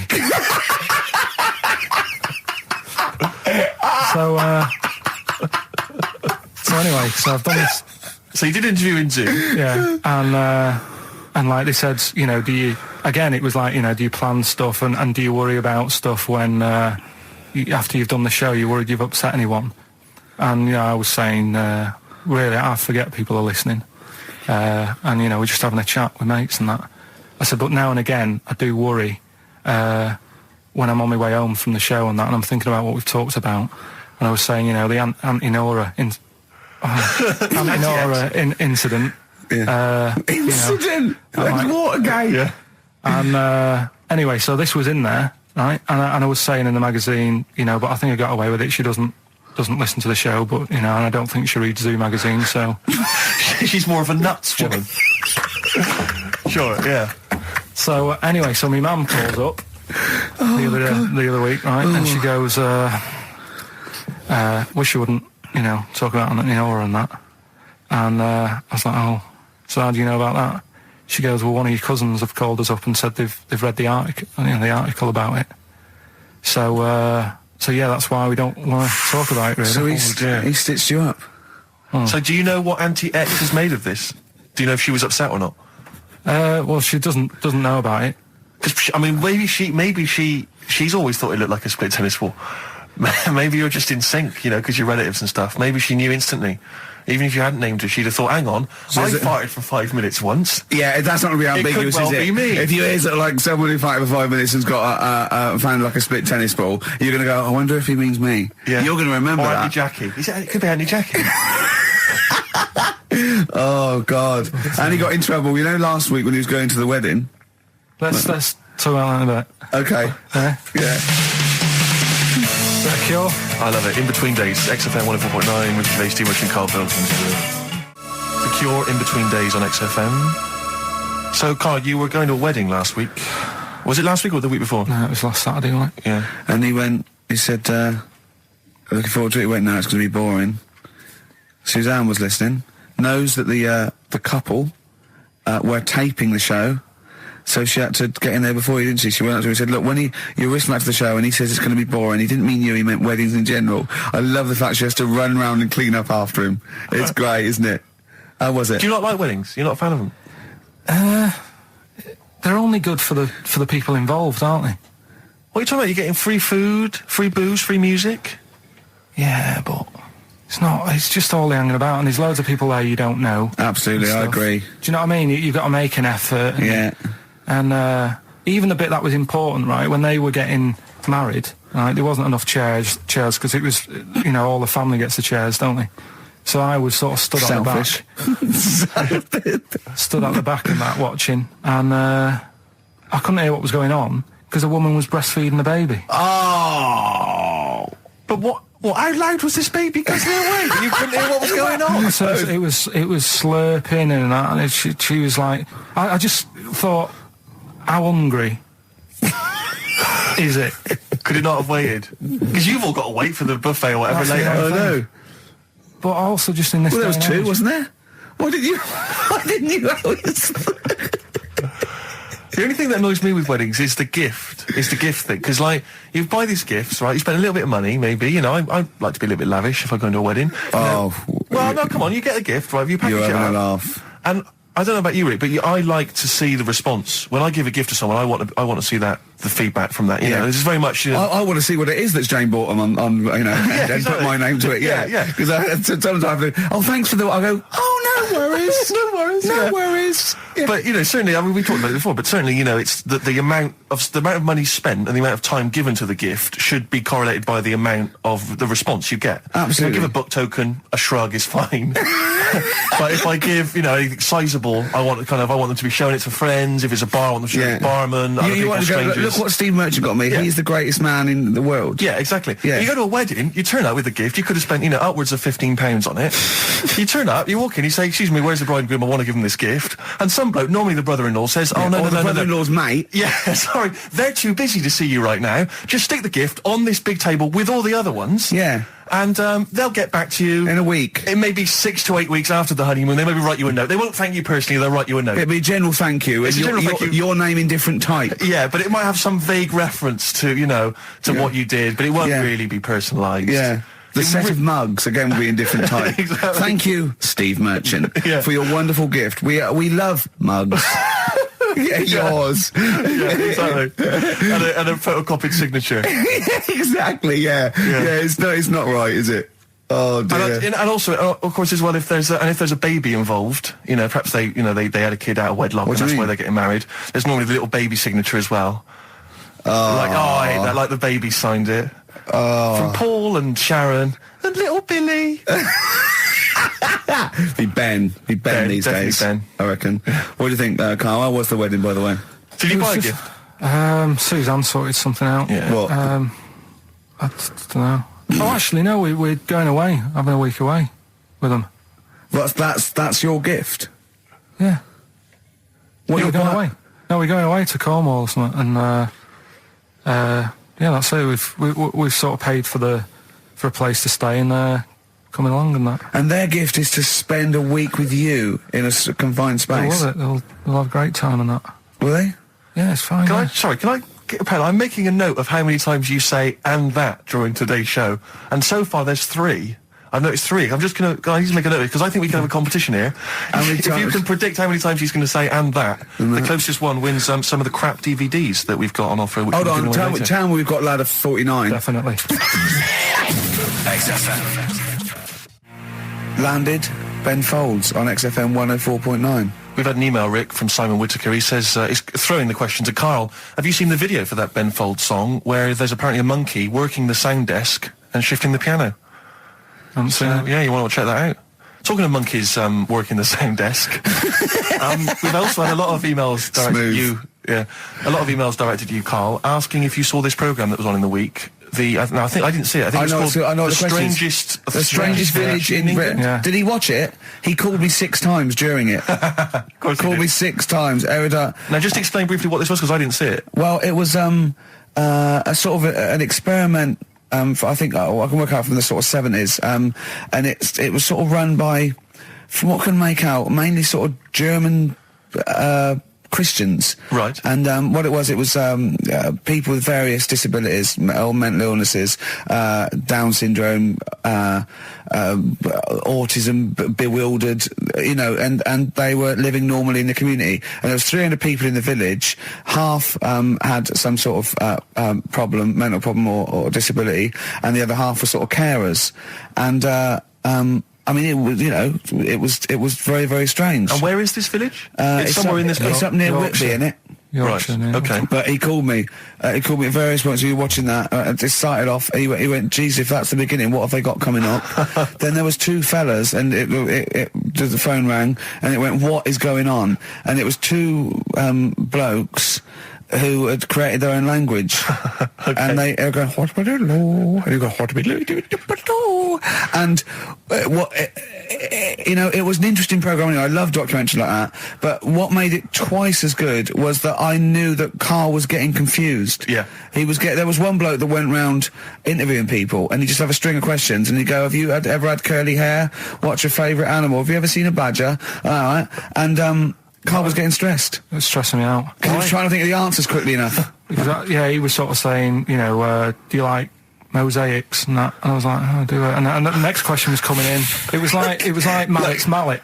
Do you know that sort of that word association thing? It was stressing me out. But he said he wanted to go there. He actually said, "Oh, could I go for a holiday there?" And I went, "Well, I doubt that. I don't know. Maybe you could go on a visit." That would be great, wouldn't it? For Carl to walk in there. But the thing about it would be like Carl would be the ruler. He'd be the king. It would be that in the kingdom of the blind, the one-eyed man is king. I mean, he would just dominate. I don't know. There were some of them were quite clever. Really? Yeah, I don't think he'd. I think he'd probably be average. Yeah. I don't think he'd. Okay, he'd just blend in. No, I don't think he'd shine. Because a lot of them were quite good at some things, weren't they? He didn't like the angry bloke who punched him. There was this really sort of sweet Down syndrome woman called Nan, and she hadn't hung her coat up, and this angry bloke was going, "If you don't hang your coat up, I will." And he punched her, didn't he? Yeah. And poor Nan got it in the neck from everyone. There was another woman bullying her, wasn't he? Yeah. But he liked the little the little Down syndrome fellow with the woolly hat who was helping that woman. If I went there, he's the one who had sort of humped down and said, "Come on, let's go for a pint or something." Sure. But incidentally, do you like mosaics? We didn't establish that. He's still thinking about it. What was his name? That one, the woolly hat that you liked, that you wanted to hang around with. What was his name? I can't remember. He was good. I liked him. He was nice, wasn't he? Yeah. He's the one that fell over, then proposed marriage to that woman, didn't he? Yeah. I remember, I was on I don't know if this is alright to talk about. I mean, it happened, so, not worrying about it. It's alright to talk about. Everything's alright to talk about. But I was on the train, right, coming from Manchester back to London, right? Yeah. And got on it. It was like a Friday night. and it was heaving, you know, like the last train is and all that. And absolutely chocker. Right? Yeah. So I'm walking through the carriages, thinking, oh, is he in his seats anyway? Anyway, everyone's like, it's heaving, right? It's people stood up in the doorways, you can't get in the toilet and all that. There's not going to be any chair knocking about. You know, so walking through, and anyway, I see this one empty chair sort of in front of me, right? I think, oh, why ain't anyone sat there, right? I'll just rush to that, get to that, I'll get myself a seat, plonk myself down, right? And sort of turn round, you know, see who I'm facing, you know, see who you're sort of having a chat with. Little fella there, right? Little, Down syndrome kid. Right. Sat there, and he goes, all right. And I thought, oh, right, not bad, but do you know what I mean? They're always talking, aren't they? You ask a lot of questions, right? So I was like, oh, here we go, 2.5 hours, and I couldn't get up because the thing is, that's obvious. Sure. Right. So that's like mean. I'd never want to be mean. Do you know what I mean? No. At the end of the day. So anyway, so I think I know. I'll go to sleep. Clever. Right. So I shut my eyes, and he leaves me alone and that. So then my phone goes, and I think, right, what do? Do I ignore it, or do I open my eyes and see what it is? Anyway, I open my eyes. It's Ricky calling about something, about nothing probably. Actually thinking about it, wasn't even worth answering. Right. So anyway, but I'm awake then, aren't I? So he's like, hello, and I'm like, all right, mate. And he says, you're muscly. You're right. Oh, God! And I said, yeah. And he goes, you know, why? So I said, no, just am. It's, again, stressing me out, because I was thinking, why am I muscly? I don't go to the gym. And, you know, I'm not muscly, I'm in good shape and that. Well. So then he wants an arm wrestle. On a crammed train from Manchester, so I've got another hour and a half of this. When you talk back, he'd soon have got up and left. If you'd have started asking him questions, he'd have got up and left with the drivel you come out with. So anyway, do you know when you're under pressure, you're thinking, well, he's said that I'm muscly, right? So do I do it or not? What? And there's people watching, you know, not joining in, not sort of having a laugh and that with me, just like watching but pretending they're not. Oh, and I'm God. at one of those table seats, and he kept saying, come on, I want to arm wrestle. So, and he was getting loud, and I thought, oh, I best just have an arm wrestle. What do you mean? What do you mean? I best just have an arm wrestle. Well, what do you mean? Get it over and done with. I had to. If he's going to keep asking, I had another hour and a half on the train. Oh, God. So anyway. Oh, my God. I'm thinking who won. Well, I'm thinking, were people putting bets on? How was it working? It was stopped, and just as well, really. What do you mean it was stopped? So violent was it getting? No. He was winning. I was struggling a bit, right? Yeah. And he was really like, you know, taking my arm down. And then he sort of let go and started laughing. And I thought, thank God he let go, because I would have made, you know what I mean? If I lost that, everyone's in the train looking, and all the rest of it. It's suddenly serious to him. He's got to win this. Anyway, Pilkington. But then he just, then we were chatting about favourite food and that. He likes sausages. And I said, you know, he said, do you like sausages? I said, yeah, they're all right. I like a bit of Chinese and that as well. And he was saying, oh, I can't have Chinese. Not allowed Chinese. Why? Don't know. He just said, it's not allowed to have it. But yeah, I had a good long chat about stuff and that. But so you enjoyed it in the end? In the end, it was all right. Yeah, it's just. What do you expect? Okay. No, but it's that thing, isn't it? It's whenever you're faced with something different, it's always awkward, isn't it? And that's the thing. You talking about him now, are you? And I think I did all right, because everyone else was ignoring him, but I probably made his day pretty good. Yeah. We were a nice bloke. I like the idea that newlywed couple are probably thinking that's going to be a similar journey down to Cornwall. Rick, I know you like to occasionally share your musical tastes with the audience, and, you know, just talk about what you're raving about at the moment. But I can't get enough of this Bright Eyes album. I'm wide awake. It's morning. It's brilliant. Beautiful. It's beautiful. There's so many great tunes on there. It's one of those albums where it actually holds together as an album. You want to listen to it from the beginning to the end. It's dynamite stuff. I'd say go out and buy it. I recommend it to anyone. Talking of going out and buying stuff, Rick, remember... well, you wouldn't know about that. Well, no, this is why I had to put out that appeal for free stuff. And, you know, we did mention that at the beginning of the first show. Yeah. Because, you know, we don't tend to get sent a lot of the usual kind of treats that a lot of radio stations and radio DJs get sent. Certainly we never get sent music, Rick.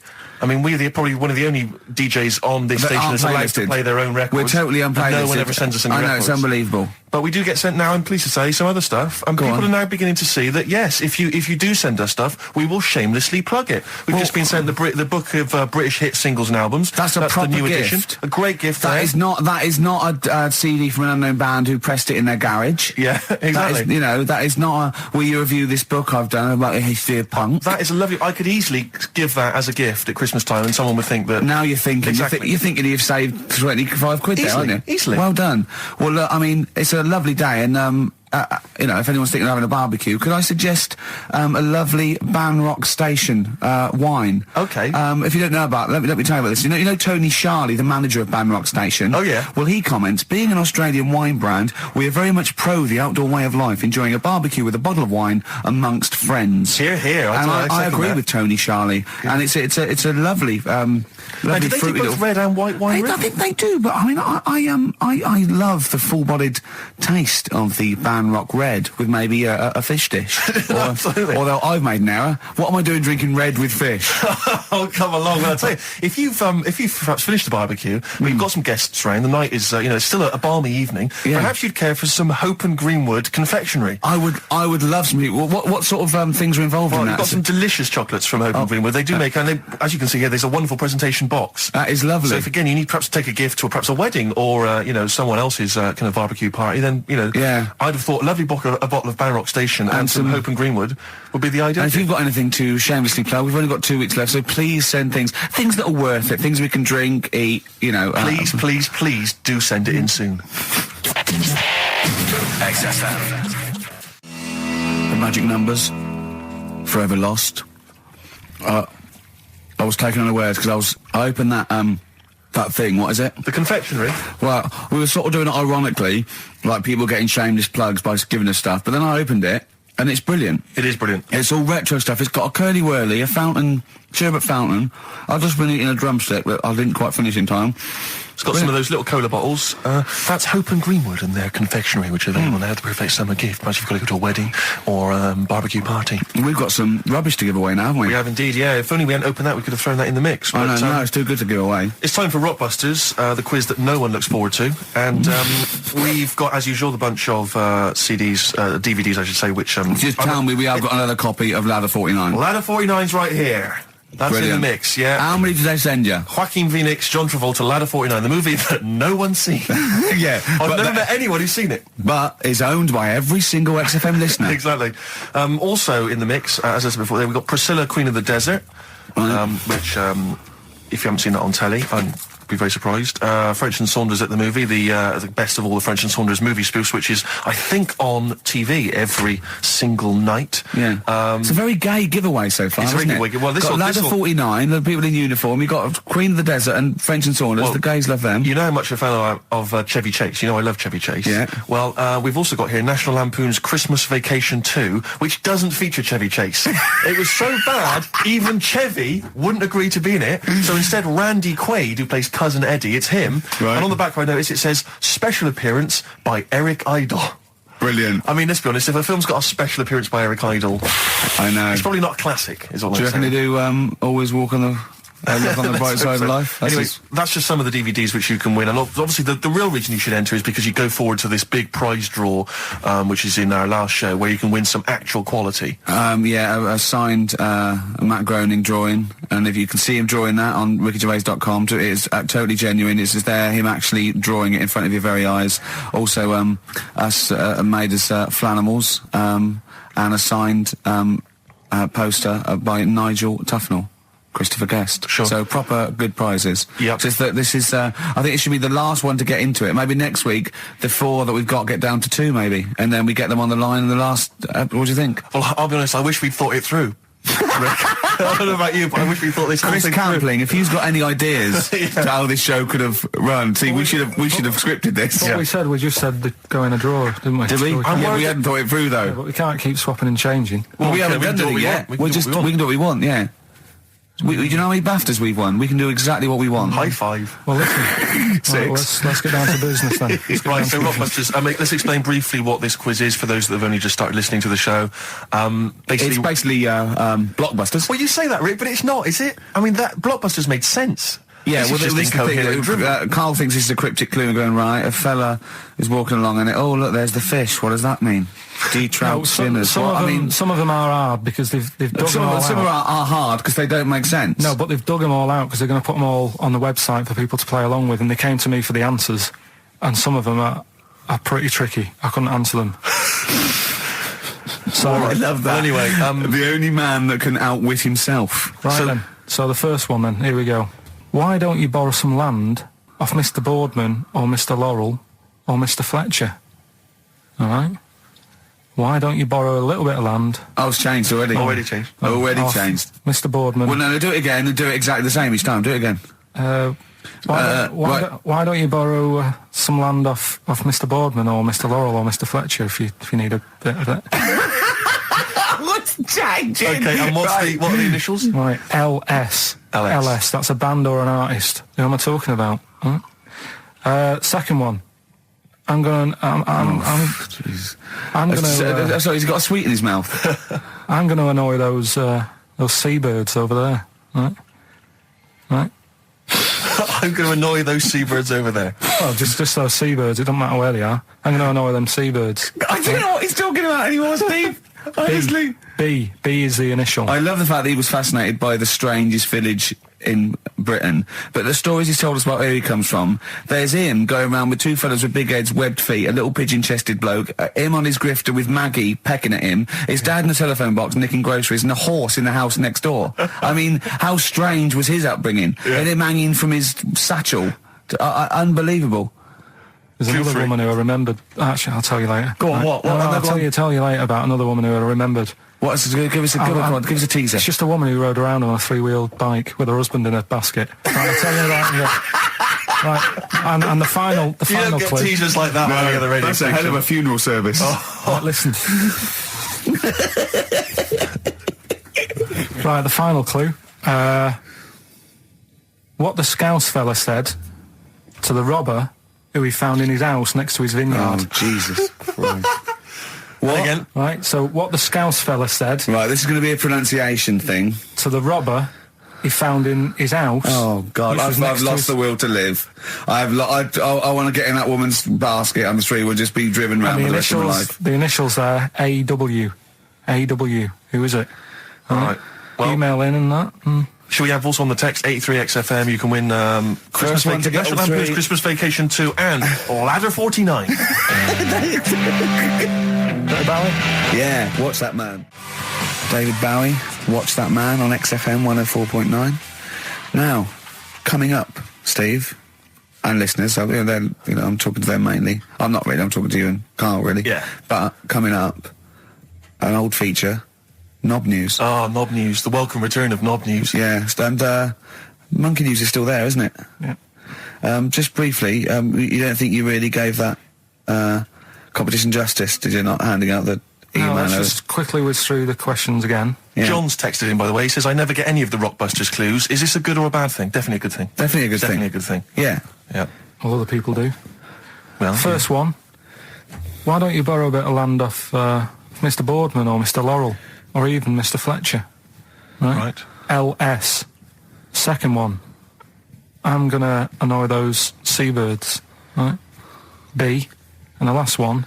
What the Scouse fella said to the robber he found in his house next to his vineyard. AW. If you know what they are, email in or text in. Tell us about the woman. What's the text? Quick. Well, 83936 on the text. ricky.gervais@xfm.co.uk on the email and that. Right, and that. Mark that one down. Just make a note of that. And that. Right, tell us about this woman. Well, it was just because you were saying about the, our living. We are broadcasting now, aren't we? This is actually going out. This is live. This isn't us sort of like... Yeah, but you were just talking about how I lived in an odd village. Yeah. With kids with big heads and all that, right? And what I wanted to do... What is that again? There's two kids with big heads. Yeah, they just had sort of big heads and webbed hands and that. They went to my school. And when I spoke to my dad the other day, because I'm going to see my mum and dad tomorrow. Oh, yeah. So I said, have we got any school photographs with the big-headed kids in? And he said, no, nobody bought those sort of school photos because they were in it, so it was always a bit ruined. So I said, well... No, he said sales were, because he obviously talked to other dads and stuff like that, and he just said, oh, no one bought them. But anyway, so... I would love them. Yeah. That's why I'd buy them. Yeah, but I wouldn't stand out, would I? If it's on the mantelpiece. Yeah, well... But anyway, so I was talking about, When you say they had big heads, what do you mean? Do they look like someone from Doctor Who? They were just quite big. But they weren't related? No. So why did two blokes with big heads and webbed feet? I lived in a weird area. There was a chemical plant close by. I can't believe you've never told us that before. That explains a lot.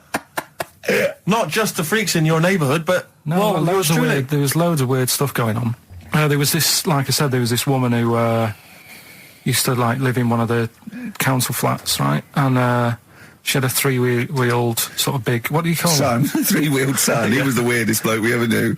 What do you call it? Like a big tricycle, but for an adult rather than one for a kid. It was a big one. It wasn't a motorbike though. It was a no. It was a push bike thing. Right. Yeah. And she used to sort of ride down the road with a fella sat in the basket on the back, with his legs dangling over. And they'd be going to the pub and what have you. Was it a different fella each time or the same one? No, same little sort of bald-headed fella. So it was in collection for organs and things. Bring out your ill.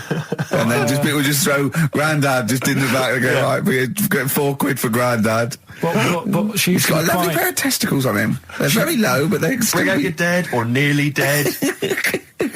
She used to pick on her husband quite a lot.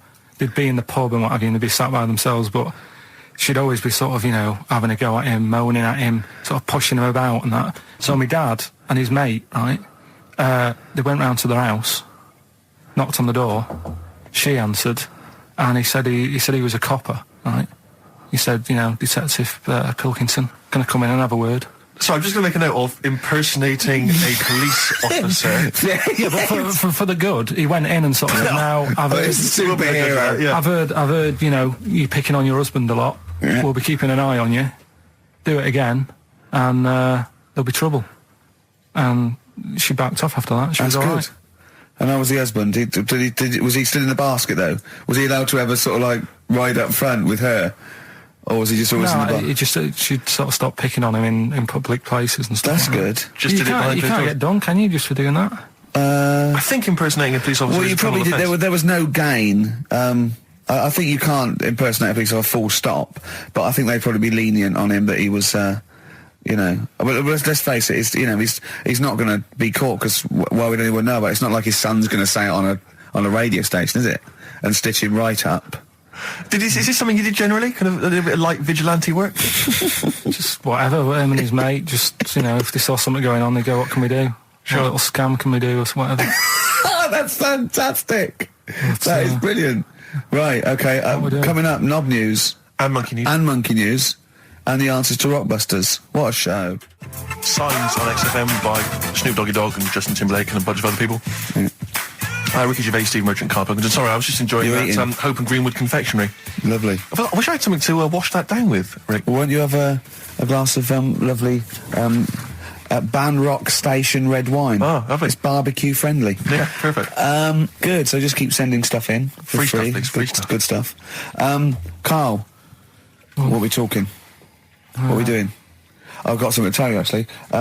We teased Steve about not ever spending any money. I'm careful with money, I'm not. Yeah. Guess what? He's treating it like, he's nurturing this, right? He keeps running off, right? In the edit, he's having a suit made, and he wants to be just right, because I reckon he's forking out quite a lot. He's having a suit made. Think of that, him. Let me tell you this, though. I don't want you thinking I'm getting all flash with my cash. It's very hard to buy off the peg when you're 6'7". So, it was a necessity. Carl, I don't want you thinking that this is the beginning of some new phase. Well, is everything you buy sort of made to measure? Or? No, I'm afraid if only I could afford it, mate. But no, I'm off the peg generally. But in this instance, properly done and that? Just yeah. It's the full thing, the full works. got to keep going back for fittings. They got that little bit of chalk, you know, the pins. That's where I had mine made. You know how good I look all the time. Did you have to have that thing done where they say what side do you wear your member? What side you dress? They don't say what side you wear your member. That would hardly be a euphemism, would it? So they say what side you dress, sir. It means what side your little John Thomas leans, doesn't it, on rest, usually to the left, isn't it? Your little left testicles. If I say to you now, what side do you wear it on? Do you know? It would be left. It would be the left. That's what I mean. If standing there, right, with nothing restricting it or holding it in or holding it up, right, it sort of leans. Your one ball is sort of like slightly back and lower, isn't it? And your little John Thomas rests there, so it's left. And the reason they ask it is so they don't put the tape measure up on the left and squash your willy or touch your willy. So it's nothing to do with like, well, you'll need a bit more room of sort of more material on that side, or. Well, no, I don't think they compensate. It's just when they put when they stick that up into your groin, they don't want to come in contact with your little. The thing is, I don't know what side I wear stuff on. I just sort of pull my pants up and wherever it wants to go that day. But maybe it's not big enough to sort of make any, real decision. But like now, I'm sat here right with my jeans on. I don't know where I am. Well, that's clear from hearing you talk. No, but what I mean is, if a fella said to me, "What side are you? What side's your member on?" Member. What is this the use of the word member suddenly? I'd go. Well, it's not. It's usually not appropriate. And also, I imagine in the old days they had big baggy pants. They used to sort of like hang down. And now, like with those stretchy boxers and briefs, it's sort of held up in a nice neat little parcel, isn't it? So it's probably not appropriate. It doesn't come in contact with your little snake. So, Did you ever? What, have you ever heard that? Are you telling me a tailor has asked you that and you went, "What do you mean, mate?" No, I've never. I've not really had one made to measure. I had one made when I was a kid, but since then I've sort of bought a suit off the hook. But when you were saying about buying a suit, I know that question sort of crops up, and I don't know what the answer is. It just annoys me the way I don't know. There's no surprises anymore. Do you know what I mean? People know. What do you mean? He's going to go, right, I'm going to measure you now. Which side shall I measure? Go, well, pot luck, go on, have a look. Right, there you go. Oh, you got it. You touch me now. What do you mean there's no surprises anymore? What are you talking about? Everything you say is a surprise. Everything you say, every opinion you have is a surprise to me. What I mean is, why aren't people just happy just to go, well, depends, doesn't it? I'll just pull the pants up wherever it wants to go. I'm happy. What do you mean? Why is this such a big issue? But Carl, when they ask you this question, they're not making a note of it somewhere. It's not statistical research to find out what the kind of common leaning is. It's a question so he doesn't touch it when he's using his tape measure. Just be careful. But he is being careful by asking the question. But what's wrong with him touching it anyway? If he's, it's only like a slight. Fair enough. But if he just sort of, knocks it a little bit, you can just go. Do that again? To me, it's the same as the prostate thing. It's just happening all over again. But the doctor doesn't go, oh, what side's your arse on, sir? Trying to avoid the arse. He wants to go, he knows where your arse is and he's aiming for it and he wants to get it up there. He's aiming for it for a good cause. This little fella's going, well, I've got to measure his leg. I don't want to touch the knob. I'll just ask him, sir, do you mind telling me where your cock is so I can avoid it? It's a big difference. But like I'm saying to you, I'd have to have a look first to let him know. I don't know where it is now. I don't know. It could be the left, could be the right. Are you telling me you don't know where your knob is without now? looking? Well, what do you mean without looking? How could... Well, you're saying it as if like... Should we have a guess? Well, have a look and tell us where it is. What are you wearing? What sort of pants are you wearing? I've got my jeans on. But you got pants on underneath them? Yeah. What are they? Briefs or boxer shorts? Boxer shorts. Boxer shorts. Well, it's probably free, but the jeans are probably restricting it. I think it's probably either in the middle, dressed in, or just slightly to the left. Have a look. We'll tell the listeners after the break where's Carl's knob. It's a good competition. Oh, brilliant! We've got to send this to the Sony Awards people. XFM. Run, Snow Patrol on XFM. Well, big question. Where was Carl's knob? That's what people have been hanging on for. Yeah. Where was it? Well, I can't believe people have been texting in. Hey, what, guessing where it is? People saying, is it in the middle? Is it in the left? It cost them 10p. Less than 10p to find out. Just wait. I'm going to give out the answer. You don't win anything. Right? Like, strike it lucky. Right? Bottom or middle? Right. It was to the left. Oh! Yeah. I went with the right. That's annoying. See, I thought it would be to the left. If not, maybe if it was all scrunched up, sitting down on your lap, right, it might just pop up to the middle. Just pop out. Like, you know. Well, next week we'll be finding out where yours is. Where's Ricky's bollocks? Right then, which leads us nicely into Knob news. Oh, it's the welcome return of Knob news. Right, okay, it's very much like the news at 10, this, isn't it? I do a bong, or in this case a schlong, and he gives me the headlines, the knob news of the day. The big, where have you collected all this knob news? Was there a lot of knob news this week? It was mental this week. The amount of stuff. The way it works, you give us the bong, Yeah. I'll give you the headline. Okay. Steve decides which stories we're going to talk about. And now on XFM, knob news. Schlong. Man grows knob on his arm. Schlong. Man gets doctors to make him a second knob. Schlong. Turkish prisoners made hole in cell wall to produce third inmate. Schlong. Doctors accidentally remove man's testicles. So, well, can I straight away go for the accidental removal of the testicles? Well, it's happened before, hasn't it? We've talked about that before. Well, how did what did he go in for a what are they called? Tonsillectomy. And he went in the wrong way. What are you talking about? How can they accidentally remove his testicles? It says, he didn't look at his folder, and the doctor said to the fella, "Oh, we've removed your testicles and we wanted to take out your prostate gland." So that's what happened. There's the story. This is what I mean. That's why I don't like going to the doctors. Yes. It happens, doesn't it? Because all these sort of it's when they say things like, "Oh, it's just we do loads of these operations." That's when they're not concentrating. Brilliant. Do you know what I mean? When they say it's procedure, that's like having a boring job that you do every day when you're not going to be concentrating. I prefer them to go, "This is a tricky one, this." I know what you mean. I sort of do know what you mean. You watch TV programmes about, like, you know, removing someone's second head or whatever, and there's like the best surgeons from all over the world. It's televised. They can't make a mistake. They can't go, "We took his legs off by mistake." Whereas the fella who's having a prostate's like, "Oh, do you want to do it? I'm sick of doing that." Yeah. And they're probably doing a crossword whilst writing it. Of course they are. I've seen that actually in operating theatres. They're doing a crossword. That's what I mean. Yeah. I was just examining some of the other knob news, Rick, a little bit more closely. Man gets doctors to make him a second penis. I'm sure we're all interested to know what happened there. Yeah. A German who persuaded doctors to give him a second penis has lost his wife after he showed her the result.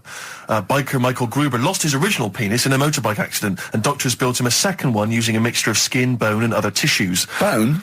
Apparently, the penis worked so well that he was even able to father a child with his wife Bianca. But Gruber was still not happy and asked doctors to repeat the operation and build him a better organ, to which they agreed. From his hospital bed, he said, "I've got 2 penises, but no wife. I'm hoping when I get rid of one of the penises, I'll get her back." What do you mean? Sorry, he had 2 put on. What side does he wear? So he's had both. So he's had 3 then. Yeah. This is probably the thing that happened with Hitler when he had 1 ball, but he had 3 at one point, didn't he? So he just got one in the Albert Hall, gave his mum one, and got the other one. Man grows penis on his arm. I mean, why people are constantly losing their penises around the world? I've no idea. But why? I didn't realise it was a bit. What do you mean why on the arm? It's just a graft, isn't it? Yeah, but put it on like your buttock or your side. You can't wear a short sleeve shirt. Why did they've done that before? I don't understand it. Why not just graph it onto the side of your leg or something where it's high up, close to where it should be? I don't know. To get it used to the environment. Like when you would release a duck into the wild. I've never understood that. If there's a doctor, again, you know, we had a doctor last time, there's someone who can let us know why they put it on the arm. So they can keep an eye on it, presumably. He's not going to work with this knob on his arm. He's probably in a hospital bed and under examination. Right. So what do you think? They pop the knob on the arm, say, "Come back in 3 weeks." What do you do, by the way? "I'm a mechanic. Keep the long sleeve shirt," because the blokes go, "Why have you got a knob on your arm, mate?" What are you talking about? He doesn't go back to normal as a teacher. "Sir, what is it? What is it, Simpkins? You got a knob on your arm. No, don't worry about that. Do your maths." What do you think this bloke's walking around with a big knob coming out of his arm. Why on the arm? So they can keep an eye on it. So it's not But if he's in bed, just get him to not put any undies on or whatever and just have a little sly look at how it's going. Even in hospital, if you're in a shared, like, little hospital room, people going, oh, I've had heart problems, what's your problem? He's there with his arm out. He's got his knob out. Yeah, but I don't think it counts as indecent exposure when they're grafting a knob on your arm, sticking that up the bed. Imagine if he's driving, he's just got it out the window. People driving by. Yeah. In fact, at the end Is that bloke giving me the finger? At the end of the man grows penis on his arm story, it says, a Moscow surgeon said the man will be able to have sex in a few months. He said, women will never suspect. But what kind of a doctor talks like that? Yeah. I'll tell you, it's his cock now, seriously. The birds will never know. He'll be able to go berserk. Yeah. They'll never realise we grew it on his arm. That is unbelievable. Will he have a little scar on his arm, do you think? Yeah, I don't get it. Like I say, 83936 if there's a doctor out there. Or indeed if you've ever grown... Or a tailor. Making you a shirt. What side do you wear your cock on, sir? It's on my left arm. What's this? Bit of Stones? Yeah, beautiful. Lay it on me. Wild Horses by the Rolling Stones on XFM 104.9. Well, I think the listening public would have enjoyed knob news there. Oh. So, I mean, there was a lot of knob news this week. I was surprised. You know, I would have thought it would be hard sometimes to get knob news together, but... I would have thought it would have been part of a bigger news programme, but, I mean, I don't think we'd dedicate a whole sort of, like John Craven's news round. Yeah. A whole 5 minutes to knob-related news. Yeah. There was other news, was there, in the week at all? Carl, it wasn't just all knob-related, you didn't just research. No, they're the ones that sort of stand out. There was Christ on a crisp. Right, what's that? That's obviously a crisp that someone vaguely thinks looks a bit like Robert Powell. Yeah. Yeah, what a load of twaddle, yeah. There was a bloke who can blow up balloons using his ears. What do you mean? Look at him. Well, it's all connected, isn't it? That's, you're just redirecting it, aren't you? Pointless, though, isn't it? It is pointless. No, I'm sort of downplaying it like it's no big deal, but it is pretty impressive. It's not. When was the last time you blew up a balloon? Oh, I don't know. That's what I mean. It's not needed. It's not impressive. That's what I mean. That's why. But you could say that about any form of sort of like bizarre entertainment. I don't think you have to hang yourself from hooks, but a lot of people go and see Jim Rose Circus. I mean, I wouldn't. I don't see the... But would you go and see that? What, a man blowing up balloons did? No. If it was a mate of mine, I'd go, do that thing you can do. To a group of new friends, I'd go, all right, then I'd get on with it. You know, to me, it's below an average card trick, doing something like that. Apparently, though, he does make balloon animals with his penis, so... which is pretty good, isn't it? Burn him up with his ears. So it's always a snake. So it's like a snake. I go, yeah, well done. Back to the news. Right, now listen then. What about another feature we'd like doing? What? Song with a story. Okay, he's been working on this, hasn't he? Yeah, hasn't he? He's like a producer, isn't he? Yeah. But with a completely round head. Just I was saying that, you were saying I don't like music, but I'm saying I do if I can hear what they're singing about. And there's a reason to sort of listen to it. Have you turned into 50s dad? What is this? No, but it's like, it's nice to have a song where you go, I can't turn it off because I need to know how it ends. You know what I mean? It's like a mini... Right. It's like a mini film. He can't sit through a film unless it's got a grotesque in it. He can watch The Elephant Man because he's getting a glimpse of this... He's waiting to see the bloke's face. That's all he's waiting for, right? And so 3 minutes is about as much as you can maintain his... well, last week we did Babushka. Yeah. That woman dressing up, sort of tricking her husband, and it sort of backfires and that. Don't know how it ended properly. I don't know if they split up or whatever. But this week... There's no follow-up. Kate Bush isn't now penning the sequel. Right, go on then. So what's this week?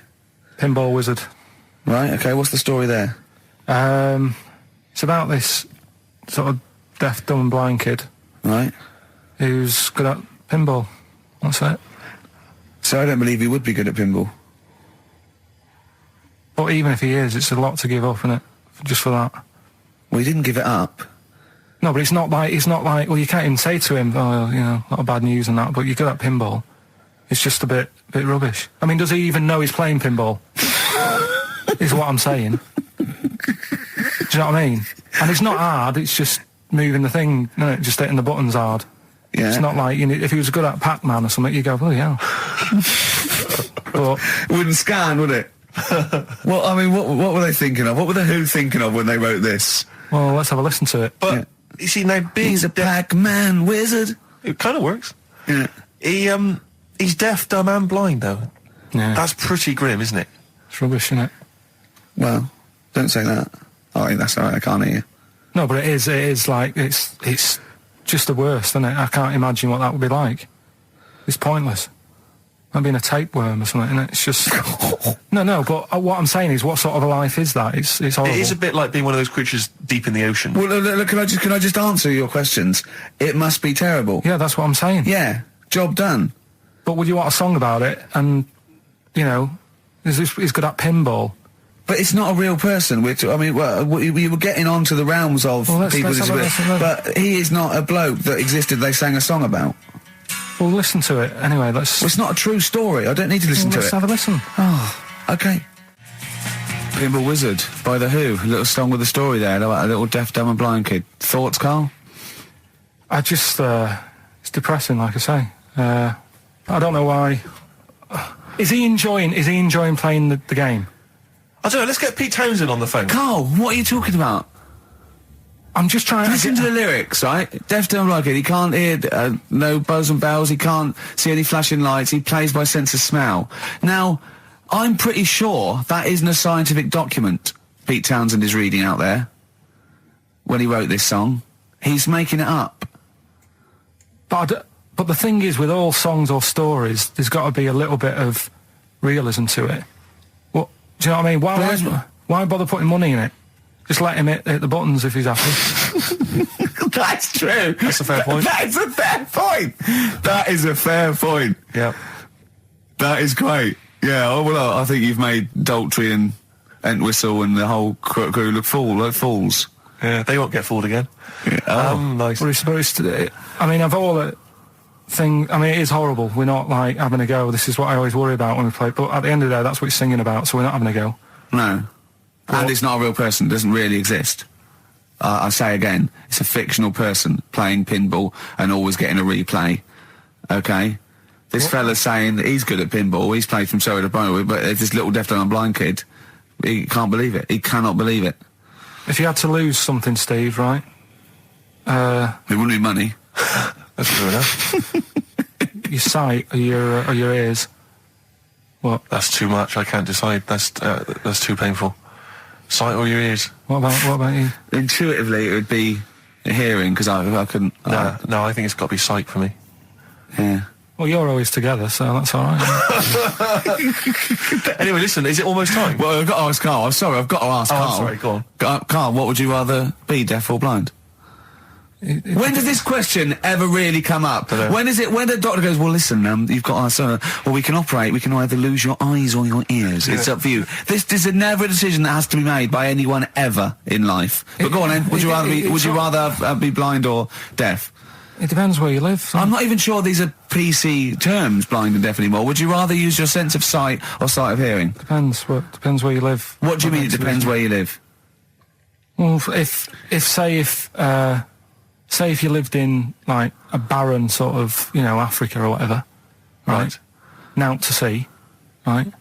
Sure. So, you could lose your sight. Sure, but if you lived in a woman's locker room... Well, if you lived in... Quite noisy. Yeah, it's quite noisy. Stop banging that door. Yeah, I'll have my sight, lose my hearing. But if you live in, like, New York, loads to see, but a little bit noisy. Sure. So... Perfect. That is a brilliant answer. Unbelievable, once again. Can we have monkey news? Oh, this show's like one long monkey news, isn't it? When you tune in to hear Karl Pilkington. I don't know. I'll tell you what, why don't we play a little short track? Right, what was your short track? What? What is it, Steve? It's Green Day. Green Day. A bit of Green Day. We'll cram in the monkey news. We'll play the ads. Justin's here. That'll be that. Right? Go on. That's what we'll do. Green Day on XFM 104.9. Ricky Gervais, Steve Merchant, Karl Pilkington. We need the answers quickly, Karl. Rockbusters. We're running out of time. We've got Rockbusters and monkey news to come in this fun-packed show. Give us the clues. Give us the answers. Right. The first one was, why don't you borrow a little bit of land off Mr. Boardman or Mr. Laurel or Mr. Fletcher? Go on then. Right. Sure. What am I getting at there? The initials Stan. were LS. Right. Lease lease a Stan's field, right? Because you're borrowing it, that's leasing it. It's Stan Boardman, Stan Laurel, and it's a field and that, innit? Second one, I'm gonna annoy those seabirds. That was B. What you doing when you're annoying a bird? You're bugging it. What's a seabird? A gull. Buggles, right? Bug gulls. I don't know where to start, mate. Right, don't worry about it. I don't know where to start. If we had more time, don't worry. I'd throw him out of a window. Right. What the Scouse fella said to the robber he found in his house next to his vineyard. Go on, that then. was A.W. Yeah. That was A, me Winehouse. Right? What? A, me Winehouse. What? A, me Winehouse. What do you mean Winehouse? It's a vineyard. It's a cottage in a vineyard, so that's like a winehouse. Say it again. What's the clue again? Amy Winehouse. Well, yeah, but what do you mean? Amy. Why is he saying? Why is it a robber? Because the robber's getting in, and he's sort of saying, "Hey." But what's the robber got to do with it? Why is it just a normal bloke? I don't say. Why is he saying Amy Winehouse? Why is he saying that? He's saying to him, "Hey, get out." Well, no, you didn't say no. Sorry, her name isn't A, get out me Winehouse. Her name is her name isn't A, get out me Winehouse. Gavin Thompson got them all right. He's in Edinburgh, so he's winning ladder 49, and that's safe. That's on the way. And he's going into the prize draw to win those. I mean, this better be a good monkey news, Carl. That's all I can say, because that was drivel. Amy Winehouse. Play the jingle.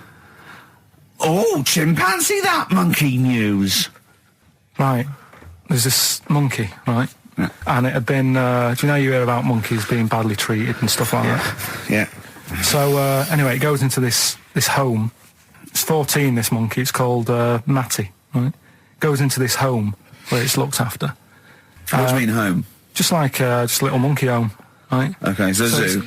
Yeah, kind of, yeah, but they haven't got any other monkeys there, right? What have they got there? They've got just other animals and that, but not that many monkeys. But anyway, because he's there on his own, again, you know... When you say monkey, do you mean a chimpanzee, by the way? Because you usually do. Yeah. I can't believe that journalist thought this was scripted. Amazing. So anyway, yeah, so he gets sort of pally with the people working there and that, and it's smoking fags, it's having a drink at night and all this, right? What do you mean it's having a drink at night? How? It's all here, Steve. I mean, we haven't really got time, but... Well, don't say it's all here like it's proof. You've got another stupid story that someone has put onto the internet. Someone sitting at home in their bedroom has put onto the internet. So he's having a fag, he's drinking a lovely glass of Bang Rock Station. Yeah, the wine that's perfect for a barbecue. Yeah. Anyway, it's loving life, it's forgetting about his past and everything, right? When this other monkey comes along. Oh no. Trouble's brewing. Go on. Right? That comes in, something said... Right, forget it then. Forget it. XFM. It's the best of.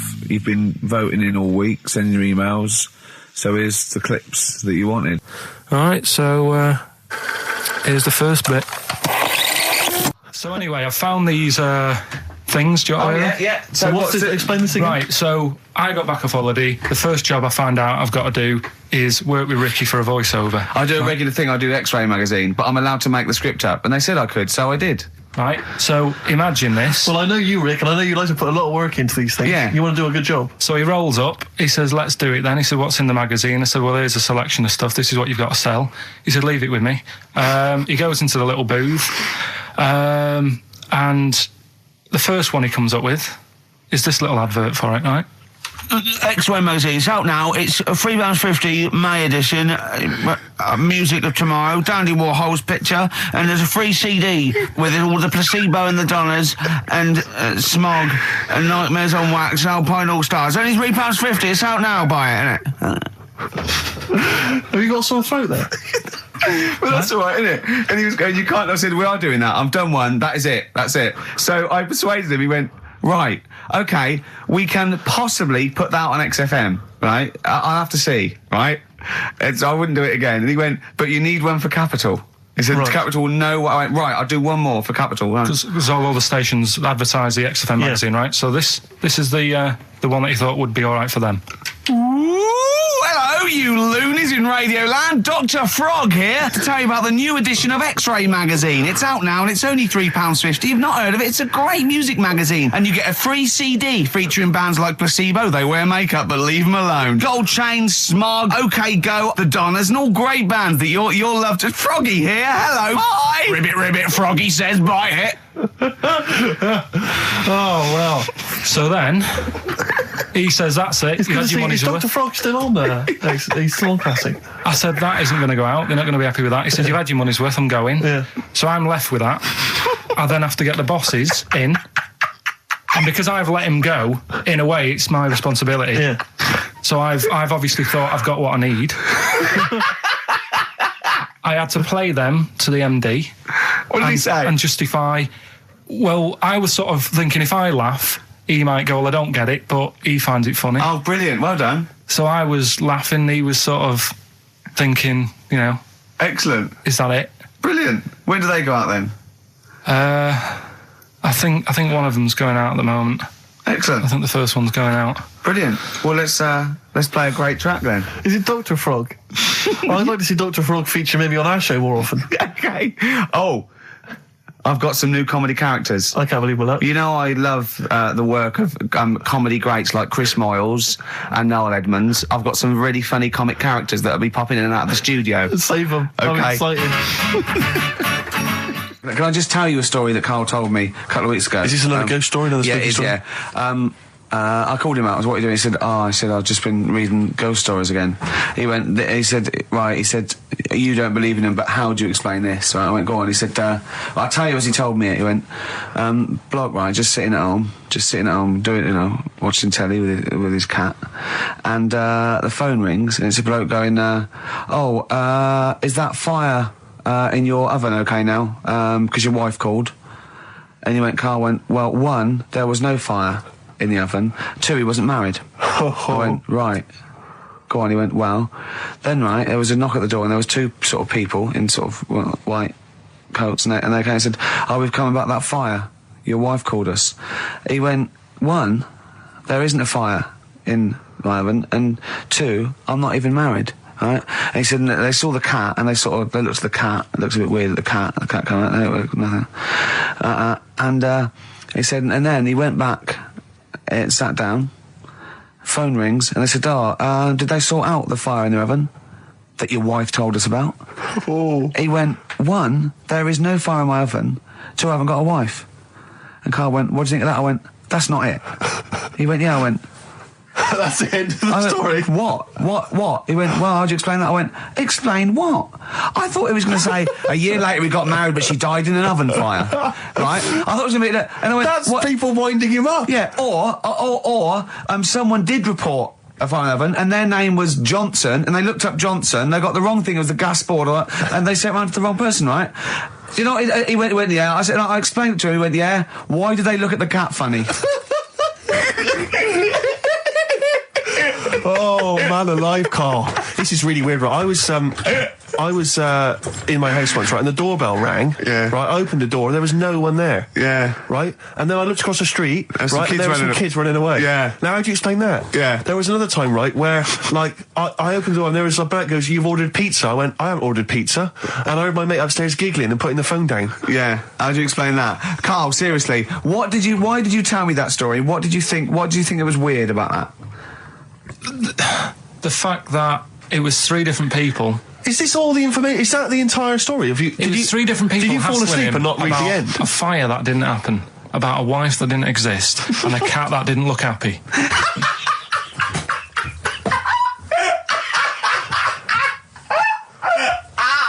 Oh, I'm gonna have a heart attack, Carl. What? I mean, why did they look at the cat funny? Because cats don't like spirits, do they? What? And the other blokes were ghosts? Yeah. Yeah, that's it. So these are kind of beetle about type ghosts. These are ghosts who walk the earth as the undead, just winding people up slightly. That's lovely. That is lovely. Seriously, and a cat that did not look happy. But seriously, why would ghosts wander around just like winding people up? Oh, maybe something did happen there years ago. Some fire. Some woman might have died in a house of a fire or something. Yeah. And it's sort of all happened again. But yeah, it's certainly a mystery. if you don't It's a mystery. I mean, I can't. What's this book you were reading? You were reading a book, which is interesting enough. it was the for tea and Times. Oh, Carl. Yeah. Well, I don't know what to say. Yeah. Right, okay, Educating Ricky, part 2. Right. I'm committed to this treatment. Yeah. Is one. I've got to go for that one. Yeah. Yeah. or the other one is the police are causing a bit of a stir. He still says it like it's the best thing he's ever come up with, which in a way is. It could be. Right, go on in. I'm committed to this treatment. Right. Do you know the saying... Is it just sayings now? Are they all sayings? This No, they're not. Okay. No, the other one isn't. Frog in your throat? The saying, there's a frog in your throat? Yeah. I assume it's when you croak a little bit. You sound like a frog. No. Right. Might seem a bit weird, this one, right? But years ago... Oh, yeah. Sorry, well, what is that clue? Committed to this treatment? It's about frogs Kermitted.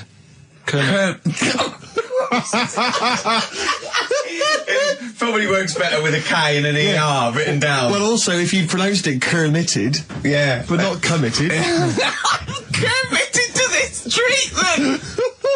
Right, go on then. That's genius. So, yeah. Well, what? You go to the doctors and you go with throat hurting a bit. Right. And what they did ages ago. Ages ago? What year was this approximately? We are going back quite a bit with this one. Oh, okay, go on. And the doctor would say... did history. Imagine years ago. Go on. And the doctor would say, right, keep your mouth open and you just look at your tonsils. And the jaw would ache a bit because they weren't as quick back then because they didn't have the technology and stuff, and they'd have to like stare at it and study it and stuff. And like they get an achy jaw, right? Keeping their mouth open. Yeah, like you get, when you eat a Mars bar or whatever. So they'd sat there and they used to always close their mouth, and it used to annoy the doctor. Right? Oh. So what they did, they used to get a toad, right, and put it in the mouth. Rubbish. Okay, keep talking. Keep talking. And that way they couldn't close the mouth because either they'd squash it, right, or apparently you're not allowed to lick a toad's back. So the doctor would have them for breaking the law? No, but it's poisonous, right? A toad's back. You should never lick a toad's back. Or put it in your mouth, really. Oh, just stop for a second. Wait. What? Can I just ask one question? Go on, yeah, ask one question. I've got a few, but go on. Sure. My initial thought is, it sounds like a brilliant bit of sort of medical knowledge there. It's a great idea. Yeah. My only thought is, how does the doctor see past the toad? Yeah. Your tonsils? What's he actually looking at with the mouth open? Surely the toad is in the way. Hopping around in the way? It didn't say. Sorry, and my first question is, was this on the internet? Yeah. Yeah, okay. Carl, that is bollocks. That is... I mean... Well, alright then. Let's turn this round. Where does the saying, you got a frog in your throat come from? Probably because you sound a bit croaky. Probably that. Probably because you sound a little bit like a frog when you've got a sore throat. Carl, did you not question it just for a moment when you read it? Just for a second, didn't you think, that seems an odd approach? Firstly, why a frog of all the different species? Because it's poisonous. A toad. So it's a toad as well? Yeah, well, it worked. I'm committed. Worked. No, my point is it's frog in the throat. I was going to change it to, have you heard the news Toad Day? But I went with the frog. Oh God! Right, so that's rubbish. So that's rubbish. Next, can I have? Let's play a tune. Let's come up with a God. Can I just say? No, just play it. Just play it. Yeah. Yo, Carl. 104.9 XFM. Hello, I'm Carl. Ricky Gervais and Steve aren't here, so we're playing through some of the best bits. I say the best bits. It's the bits I came across first. I mean, I'm not wasting my time. I'm a busy man. You know what I mean? So here's another bit. But I was in cinema. This was not long ago, and I went to see that. I think I was off to see that film, Crouching Tiger, Hidden Dragon, or whatever it's called. You know, well, they could be on the phone for that because there's subtitles. So it's not going to ruin it, is it? Yeah, it wasn't her. I was sat next to another woman. She was crunching, a big fat woman. No, but he's got a good point there. Loads of people could be on the phone in there, and it wouldn't sort of niggle you. Fine. Well, at least we've cleared that. Imagine if that was true. Well, it's like when you go on the tube and read a paper. There's loads of noise, but you can still concentrate, can't you? He's got you. Do you know what That's I mean? such a great point, isn't it? Right, yeah, because it's so easy to lose yourself in that magic realism world, you know, with all the sound effects and music and surging, exciting noise, and there's a woman clattering on going, yeah, well, I'll probably meet you later, Stange. Should we get some Diamond White in and around by the park? Yeah. Switch off. I do it. Yeah, but we know what you're like, Carl. Yeah, you can switch off, Carl. It's like you can turn your ears off. That's the skill you have. It's not the ears, it's the behind the ears. Yeah. It's the process that between the ears and the brain that you can switch off. So you can still hear all these things like a cat. But I was in the room, there was this woman sat next to me, she was a big fan one, she was crunching on some popcorn. Again, that's a crime. Why they're selling popcorn in cinemas? I don't understand why She the needs to noisiest... eat regularly, she's why fat. why the noisiest food in a cinema? Yeah. I don't understand why that's come about. Yeah. It really makes me angry. Yeah. She's exactly right. Smoothies. We want smoothies without straws. Exactly. The trailer for that film AI, Artificial Intelligence, came on. Do you remember that? And the tagline was, David is 11 years old. He weighs 60 pounds. He's 4'6" tall. He has brown hair. His love is real, but he is not. Oh, yeah. And she just went, how old was he again? To her boyfriend. Right? Just ruined everything. War film trailer comes on for some Pearl Harbor or something. She goes, yeah, I don't fancy that. Just announcing this, don't fancy that. Too many war films. So then the trailer, then the opening credit comes on for Crouching Tiger. Before that, you know that thing that comes up that says it's signed by the BBFC and it has the kind of certificate and everything, and that certificate to say what age you have to be to see it. That came up, and it said Crouching Tiger, Hidden Dragon in brackets subtitles. She went, it's not subtitled, is it? I thought this was the most famous foreign film for years. It won Oscars. It was a huge film. Everyone knew it was foreign. She goes, it went, and so the credits begin. It says Crouching Tiger, Hidden Dragon. She went, stupid name for a film. What? She just She wanted paid it. to see it. She was with her boyfriend. So then it starts, right? And obviously it's in Japanese or Mandarin or something. She's like, yeah, and they're all talking in Japanese. Japanese or Mandarin. Whatever it is. So they're speaking in this, Japanese language, Oriental language. And she's going, don't they sound stupid? Don't they sound stupid? She was going, and then the subtitles come up, and it's quite a weird kind of strange language they're talking. And she was going, can't make the subtitles out either. It's both gobbledygook.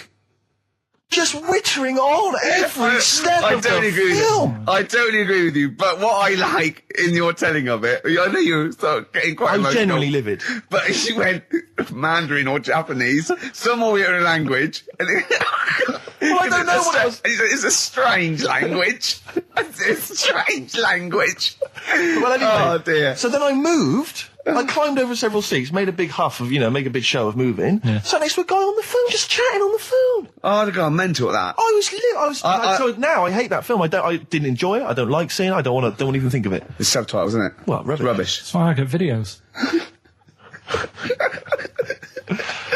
Yeah, I should have thought that through, Carl. You're absolutely right. Lamb chop. Yeah, let's play Lamb Chop. This is brilliant. This is from this CD that came out recently with Uncut magazine. Occasionally they put out some quite interesting free CDs, and this was one that had various covers of Rolling Stones songs.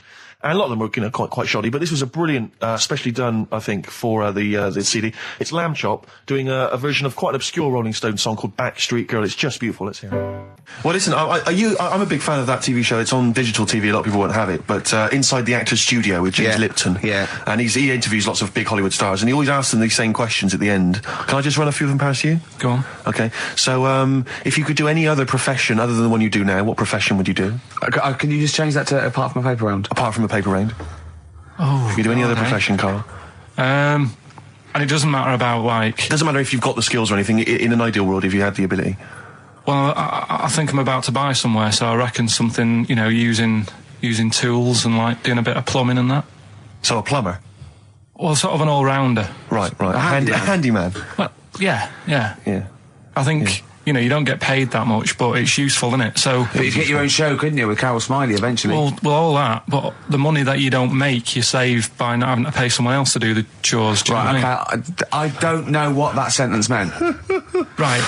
No. A plumber, how much is the average plumber on? The money you don't make, you save on not getting someone else to do it. No, just think of that. No, look, break that sentence down. Are there any... Sorry, Rick, but people who live in glass houses. Yeah. Anyway, let's just go back to Lipton quickly. We've got a couple to get through here. So, your favourite noise or sound? Favourite sound or noise? Oh. Is it me? No. It's not me. Hang on a minute. It's not me. Are you sure it's not me, Carl? I like Elvis. Noise. Elvis. In the ghetto. The sound of Elvis. Elvis in the ghetto. Brilliant. Okay. Yeah. And your least favourite noise or sound? I don't think it should really be records and music. Noises, things that you hear at home or whatever. Maybe like a sound of a... The least favourite noise? Least favourite? The sound of... Probably like... sound of ghosts? Fire engines and that. Right. That's annoying. Except if your house was on fire, presumably. I think it's a bit unnecessary. You think they're just doing it to wind people up? I live on a busy street and it's happening all the time, and it is just sort of have a blast of it and people will hear it. You don't have to keep it going. Yeah, sure. So that is, okay. pretty annoying. And if heaven exists, Carl, when you get to the pearly gates, what would you like God to say to you as he welcomes you into heaven? What would you like God to say to you? Who asks these? What show's this? It's a programme where celebrities are interviewed by a guy, an American interviewer, and he always asks these questions at the very end. What would I say to God? What would you say to God if you believed in heaven, and if heaven exists, when you eventually go up to heaven and you're welcomed in through the gates in by your God, parka and your stussy t-shirt and your... What do you want God to say to you as he welcomes you in? Say, you alright? Don't know, just be friendly.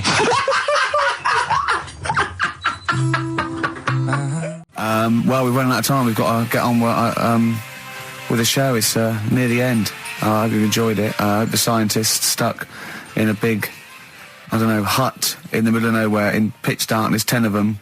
I imagine they've been fascinated, Rick, by the finger up the arse discussion. We had Chinese don't age well, gingers, all that. The big fat kid. Well, actually, they're probably secure in the knowledge that if they want to kill some time and it's dark, there's nothing better than stick your finger up someone else's arse. Exactly. So enjoy that. But they've been hanging on for Rockbusters clues, I imagine. There's the answer. So give us the clue again quickly. All right, so the first one was the fella let his wife know how he got the bruise on his legs. Go on. Right, that was Courtney Love. Yeah, Courtney Love. So that's Courtney Love. So that's the first one, CL. So that one's fine. The second one, that Potter lad. What am I doing? Letting that one go? Just let it go, just let it go. Am I just letting that go? Annoyingly, we haven't got time to take issue with it, Rick. Okay. That Potter lad, he's got a lot of bottle, hasn't he, doing all that stuff with the wizards and that. Go on. That's Brave Harry, the Bravery, current sort of XFM band, the Bravery, Brave Harry, that works as well. No, it doesn't. And the last one... No, it doesn't. No, it doesn't work. The Buddhists... It doesn't work. Won't be able to get in their temple without Doesn't these. work. Brave Harry. Doesn't work. Brave Harry. The Brave Harry. Buddhists won't be able to get in their temple without these. TM. That's the monk keys, right? So who got all them? The monk keys. Who got all them? Right? Which band are called the monk keys? The monkeys. Oh, the monkeys. Yeah, the monkeys. What are they again? Is the tip included? Yeah, go on that one. Right. In Turkey. Nice. It's not actually. That's where I went, and there was them little fellas after Suzanne in the kitchen. What? What do you mean? We stayed we went to Turkey. You went to Turkey and there were some little fellas. Well, they had quite a few sort of midgets working in the kitchen. Why? Is it a theme? No, was it a theme holiday? I don't know. Might get them cheaper or something. Was it? So they were working cheaper. They were working in the kitchen, and one of them fancied Suzanne and kept sort of eyeing her up, and she was winding me up saying, "Oh, not eyeing up and down, just eyeing her up." Yeah. Anyway, no. So what was she doing in the kitchen? No, it's like a pick what you want to eat type buffet, but you have people clearing the tables and that ready for you to come along. Are they low tables? And he was just keeping an eye on her. What did he say though? Was he Turkish, so I don't know what he was saying. But he was a little fella, yeah. Did he? What do you mean a little fella? What do you mean little fella? Sort of dwarf-like. What do you mean dwarf-like? He had magic powers, or he was 4 foot? No, what do you mean, Carl? A little bloke, just like a normal bloke, but small. If you stood him in the desert, you wouldn't know. But he'd be hot and thirsty. Right, Carl. You should watch out for the monkeys. Yeah, underground. There's underground monkeys. Look, you can't just say there was a little midget fella who was eyeing up my girlfriend and then leave it. What do you mean? What was happening? This is a story to us. This is much more interesting to us than, and she was deaf, right, and she hit her head. That's much more interesting. I don't understand how it manifested itself. Did he come over and say something? No, do you know when it's like girls know, don't they? When someone fancies them. What do you mean there was lots of them as well? Do they? That's worth knowing. Listen, right, come on, right. So you went to this holiday, yeah? Yeah. And you went into the dining room or something? Yeah, downstairs. And you looked over. You thought, this is odd, there's no one serving. Yeah, and they go, wait a minute. Hold on, you looked down and there was a little waiter. There was loads of them running around busy. Why though? Why did they get summer? What do you mean? Because it was summer. They had more of them. They come out in summer. What do you mean they had more? What do you mean? Because it's busy, isn't it? No, but they hibernate in the winter. Why were they all midgets? I don't know. Maybe it doesn't heat stunt your growth or something. No. Well, they just happened to. Maybe it was a thing that they did for tourists or something. I don't know.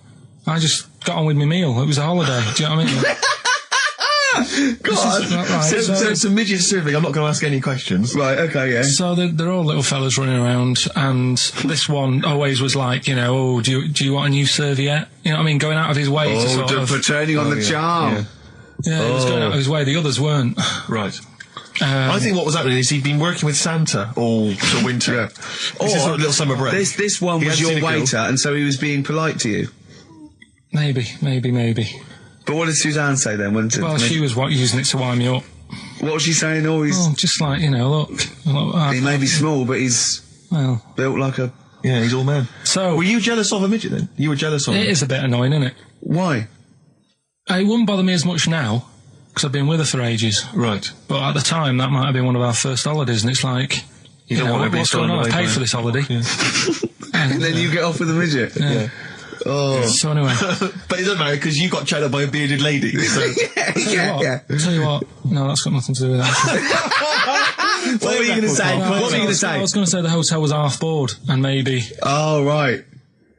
I thought you were going to say it's just one of her shortcomings. So listen, right? Play a record. Oh, that was great. That was very, very funny indeed. What a wonderful clip that was. I enjoyed it. Do you remember that? Yeah. Wow. It was a few weeks ago, wasn't it, really? I mean, I think it was last week. we'd have to have very, very bad memories not to remember that hilarious clip. I'd like to hear that again maybe in a couple of weeks' time when I'm away. Yes, absolutely. It's embarrassing, isn't it? And we, but the good thing is, on telly, I feel a bit guilty about putting out shoddy rubbish because I'm getting paid an awful lot. Yes. But here, I don't give a They can bleep that. They will do.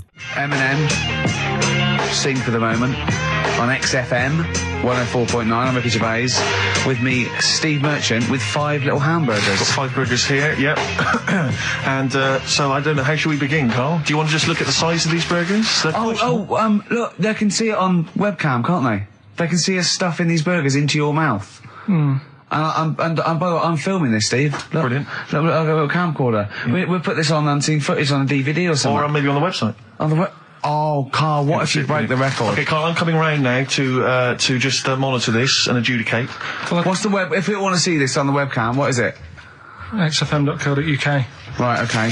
Hold on. Can I, Steve, I'm not being that? funny. I'm not being funny, right? But I think I have got like a bit of a wheat thing. You've got a bit of a what? A wheat allergy thing. Don't give me that. No, seriously, my head's... I've been eating a lot of shredded wheat recently.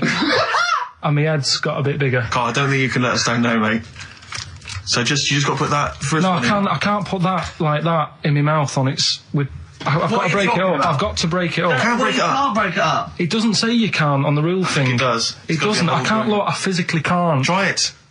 I can't look. I'd have to be Jay Goody to get it.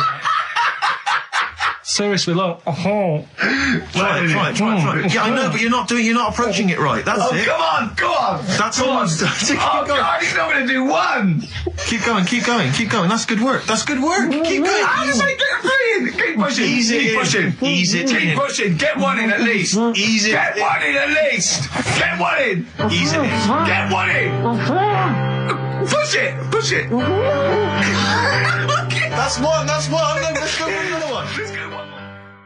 I reckon you've got to rip it up a bit. Okay, do that then. See how many you can get in. You've got to get in 2. No, just one. No. Well, it's don't pack it in. What do you do? Pack your cheeks first. Honestly, Steve, my head is swelling a bit because I have got a wheat thing, a wheat allergy. That'd be good. There'd be more room. Right. Okay. Look, Carl is now just sticking it in his cheek. Yeah. Don't eat any. You can't swallow any. It's like a hamster. You've got to work it like a hamster. Yeah. Stick it in. Come on. He looks like Marlon Brando in The Godfather. Come on. Don't lose any yet. Right. Pack it in, then use your fingers to pack it in. Come on. Wedge it in. Like you're grouting the bath. I can't do this either.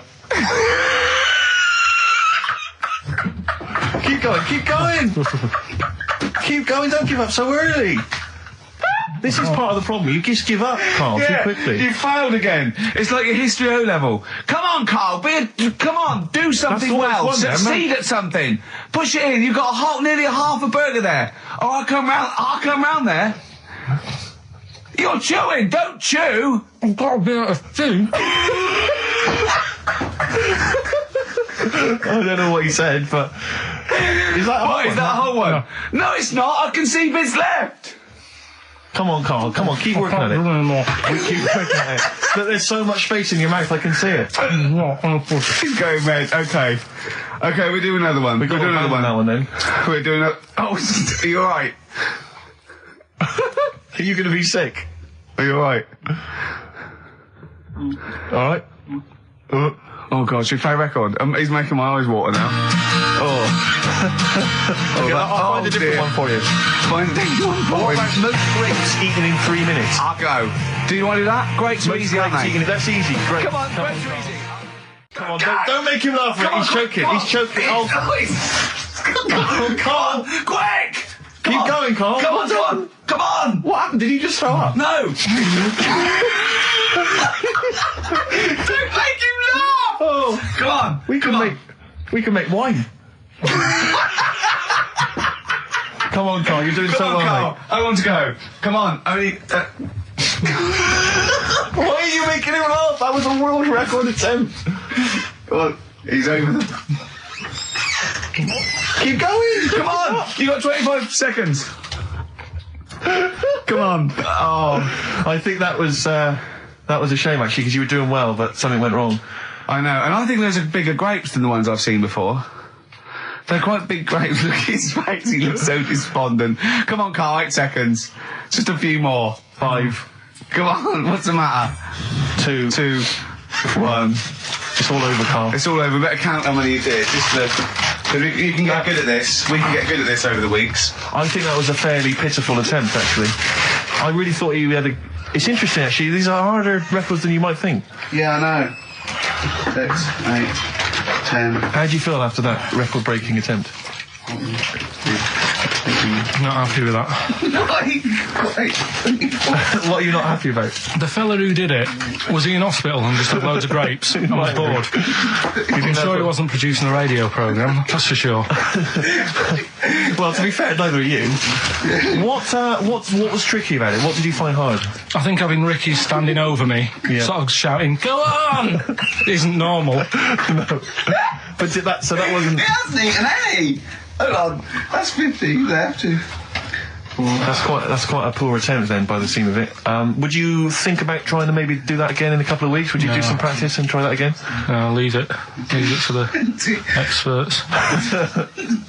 And I noticed a tricky point. Maybe sort of when you had about 50 seconds to go, you seemed to be spewing things into the bin. What was that?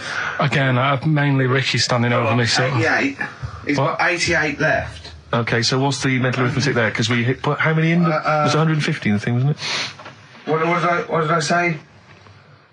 What did I say I had left? Well, I'm not doing it again. 88. So you had 88 left. So 62. God, you're only at 62. What's the matter with you, Carl? There's people starting you at 62. That is rubbish. That's disappointment. Let's leave that. So you failed on 2 world record attempts there. 62, and the record's that is rubbish. What were you doing? Oh, yeah, but like I said, I've got a small throat. I can't drink a drink quick. Ever since the Mr. Freeze Pops when I was 6, that I nearly choked on, I nearly died on, I can't go back. It'd be like asking, I don't know, someone who got run over to play Frogger or something. What's Frogger? Is this something that happened to a friend of yours, or is this... No, I read about it. You read about it, okay. There's this little lad, right? Okay. First of all, it's years ago, right? When they didn't have decent doctors in, like, every town and that. Yeah. And, this little kid is dead ill, right? Yeah. And the local doctor... Well, there's a phone call involved, so I don't really get the impression that it's like medieval times. Yeah. Yeah. But I didn't say that, I just said it's years ago. So this kid's ill, right? Yeah. And he's lying in the bed, and he's all going funny colour and that. Yeah. And his mum says, I'm going to get the local doctor round. The local doctor comes round, and he says, I don't know what's up with him. He said, leave it with me. Leave it with me?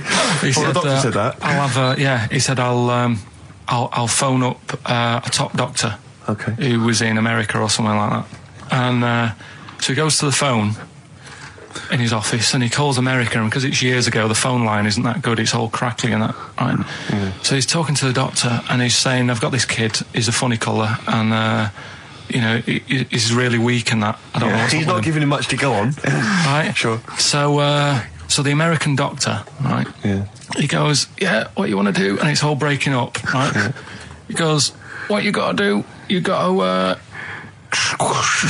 it's all breaking up. You've got to give him some, parrot's blood, right?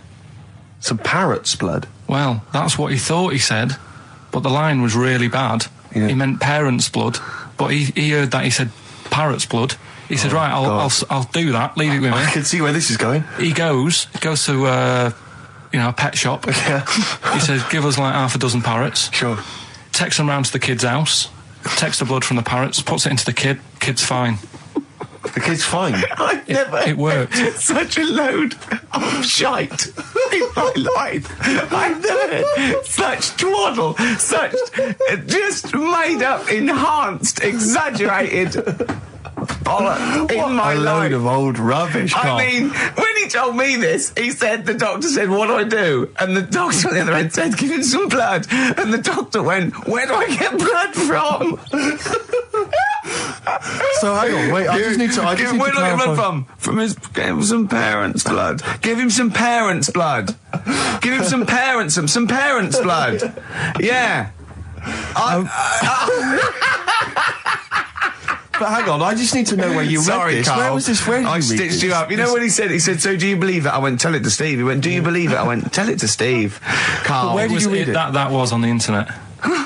What? Where is it on the internet? Badly Drawn Boy on XFM 104.9. I'm Ricky Gervais, with me Steve Merchant and Karl Pilkington. I'll tell you what, the Sony's then. Oh. This Thursday at the Grosvenor House Hotel. Yeah. Everyone in Radios Anyone has entered their show in different categories saying, oh, you know, they get it down to, you know... Winners this year included the brilliant Dominic Mohan, former showbiz editor of The Sun. Lots of people won. Lots of people won gold. Lots of people won silver.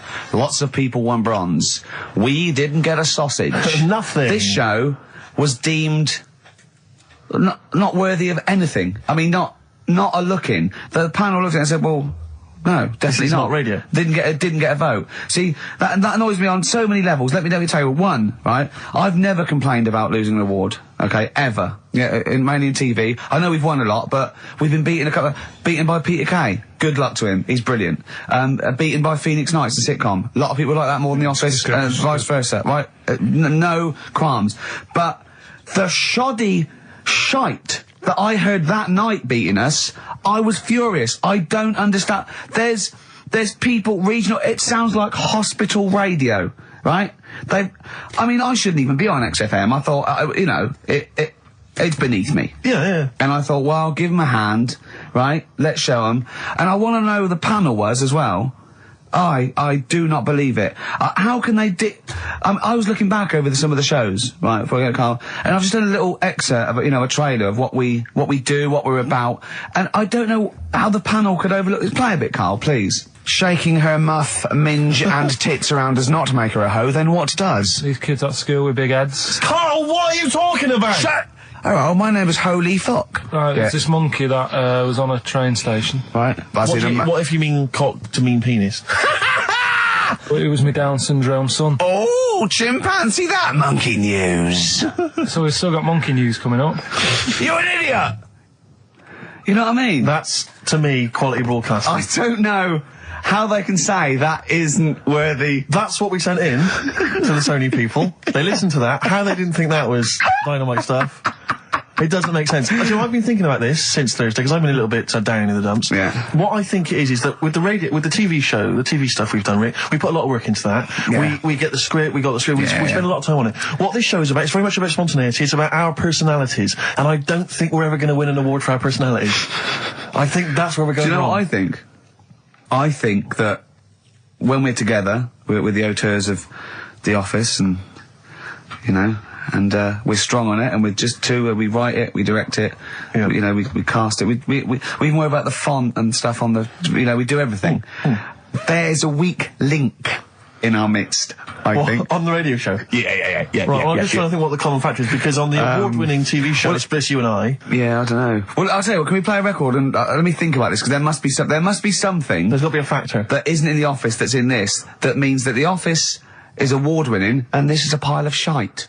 It's interesting. I mean, I don't think our number one fan, Dickie Anderson, Richard Anders, was on the panel, although he here has emailed in. He's got a couple of thoughts as to maybe why we... What is Dickers doing, man? Dickers says, commiserations on not winning a Sony. I can't believe you didn't win, naturally. I mean, apart from your show's obvious lack of quality and effort, having a monkey for a producer, offering the biggest load of tat as competition prizes, saying hairy Chinese kid 48 times every show, Rockbusters, not bothering to turn up for weeks on end, only having 3 listeners, introducing the comedy characters Camp David, Harry Fook, which I think he spelt wrong there, Stephen Merchant. I'm not a character. Apart from insulting every race, religion, and sexual orientation, bickering like schoolgirls, We haven't done everyone yet. We have not insulted everyone yet. There's loads to go. Despite the fact you generally bring misery into the lives of anyone who listens, I thought you were surefire winners. Better luck next year. Well, I mean, a couple of constructive, criticisms there, but generally, I still can't nail it. Was he on the panel? Well, I don't think so. Well, he's a fan, so... Yeah. Well, no, he's clearly a fan. I mean, he obviously loves the show. He has hit the nail on the head. Oh. Which... Yeah. But, what should we do? Should we give up or should we try harder? That's always my dilemma in life. Sure, yeah. I mean, I've always gone for the first one. Give up? Yeah, why bother? Yeah. If they can't see, just give us the award. Yeah. And then worry about it later, and we won't let them down. Yeah. Now they've got blood on their hands. Mm. We're gonna. Yeah. What should we do? To give a couple of months' notice? I think so. Okay. Well, there you go. I mean, seriously. I mean, I think. I'm being serious. I'm not being wacky now. We haven't told Andrew, but I think we've won our course with this show. Yeah. So let's. Okay, we'll give it a month, and it's because the Sonys didn't give us anything. Play a record. Yeah. There you go. You got to do a bit longer than that. No, we haven't. Got to give a month's notice. No, you got to work till about September if you're gonna. No, we haven't. No, we give a month's notice. Whatever they give the money back, something. Well, you give your money back. Yeah, I know. What are you going to spend your 80 quid on? True. Oh, that's a wonderful, wonderful clip, and a great record that preceded or followed it. I'm not sure. But could I make some dedications? Yeah. Because last week. Just before we had to come in to record this, popped out trying to get onto the tube, and I had a nightmare because there were millions of protesters, so-called protesters. Now, a lot of them obviously doing good work. There was one fella, I think you'd have appreciated it, because I know you are very politically active, and I think this guy has really studied hard, and he's realised the best way to make his voice heard on the international political stage is to ride around on a tricycle wearing a jester's hat. He was really shaking up the bloody government. I wouldn't want to be George W. Bush about now. Not indeed. Once he sees that. Once he sees that guy. Imagine his aides rushing in and going, George W., look at this guy. Where's that? That's in London, England. Okay, call off the forces. Is that a large tricycle? Yeah. Is he wearing a nappy? Get me Colin Powell. Why'd you call him Colin, not Colin? It's the way he likes it. Don't about. Just call off the troops. There's a in the jester's hat. Call the troops off. Just bleep some of those bits. Right, here's the last clues of the year. You had, there's a load of letters there asking for advice. Put them on Claire's desk. Go on, That was no idea. F. That was for foreigner. For Rayner. I don't know what you mean. Claire Rayner. She took advice. She gave people advice.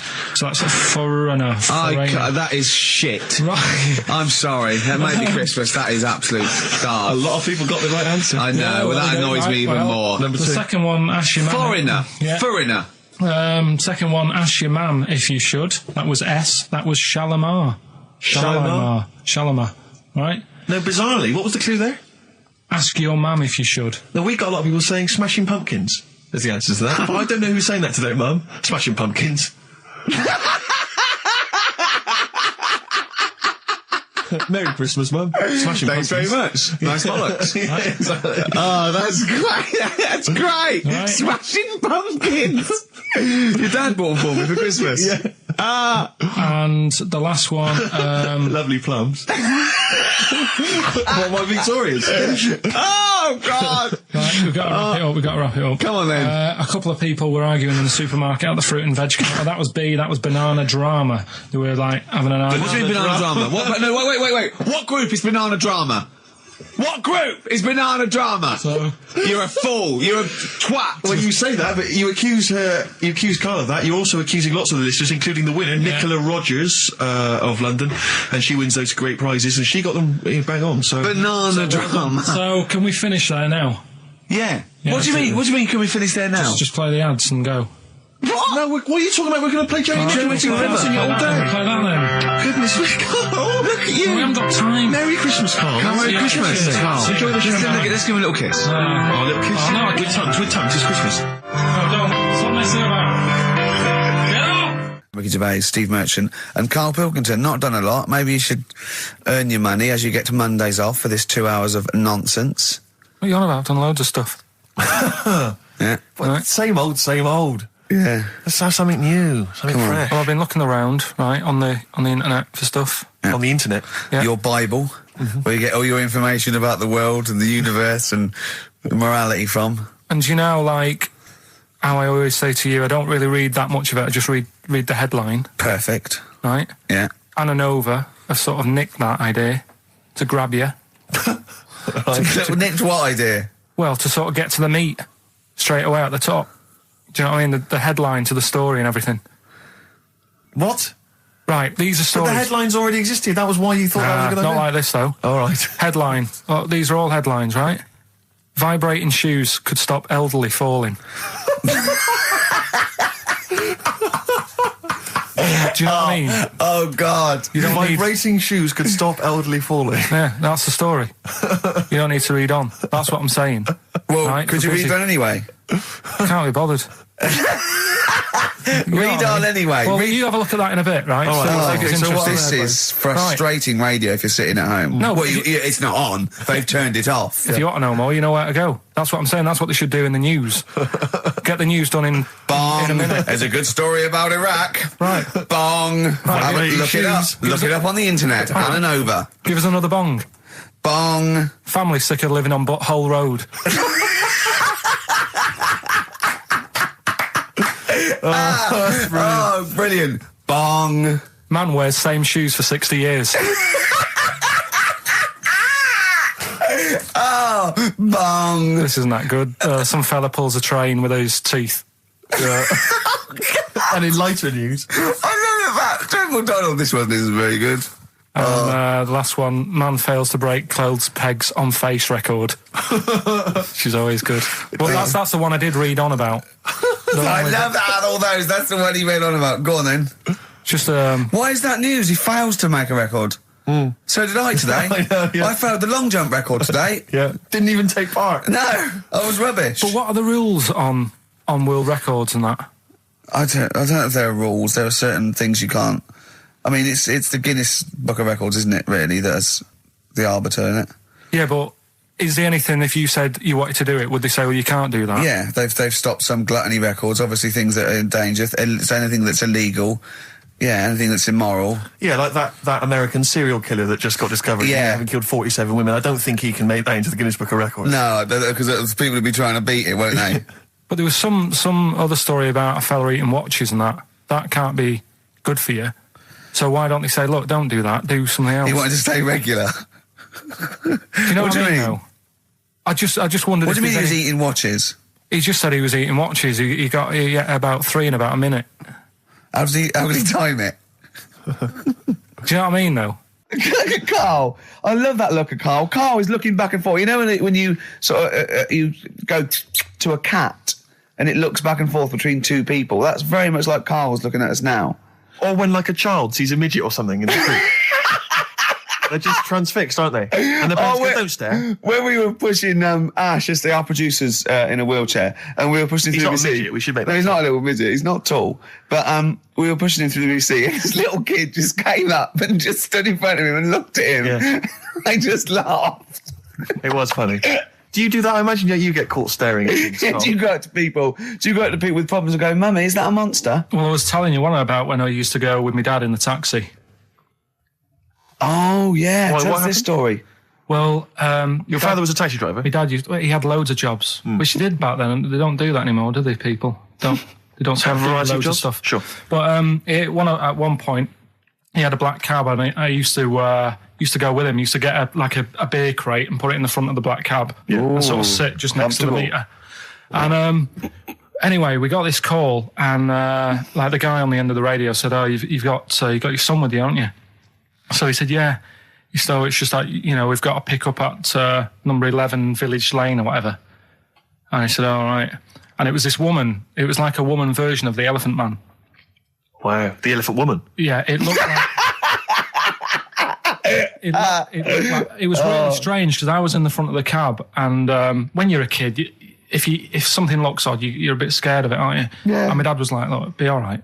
And we're driving towards her. Look, don't worry, son, I've got loads of buns. And just to I'll just throw one down the street if you run after it. You're being mean, right? I am a little bit, So how old were you, 18? No, I was about 12 or something like that. 11, 12. And as we got closer to her, it looked like she was holding like a bag of spuds on her shoulder. For a snack. Right. And her head was all a bit mangled and messy and that. And my dad said, whatever you do, don't stare at her face. Yeah. And she got in the back. Because you turned into stone. Well, she got in the back, and I had like the mirror, the driver's mirror thing, and sort of having a look, trying to work out. And he said, don't stare at her face. I couldn't work out where her face was. It was that weird. Oh, God. So I'm not sure you're from Manchester. I think you're from like Narnia or something. Yeah, you got frog boys walking around. The Lord of the Rings. That got like the claws of a lobster and the head of a toad. Yeah. And you got women getting in with spuds for heads. I mean, this is not Manchester. This is not the place you grew up. This is mad. Oh, you can't believe it in London, can you? You come down and go, look, symmetry. It must be amazing. It must be a thing to do with upbringing now, mustn't it? And because, again, do you know, I've said to you before, years ago, when I was a kid and didn't have any worries, good-looking lad, you go through it a bit, have a few more worries, and you look knackered. Now, back there's a lot more worries and stuff, so you get a lot more freaks. Whereas in London, everyone's like happy, aren't they? I love the fact that stress can cause your fingers to fuse and your head to grow. No, but if she must have been really stressed to have a head. Yeah. Was she an accountant or something? You know what I mean? But what did she do? What did she say? Where was she going, by the way? She couldn't speak. London Zoo, please.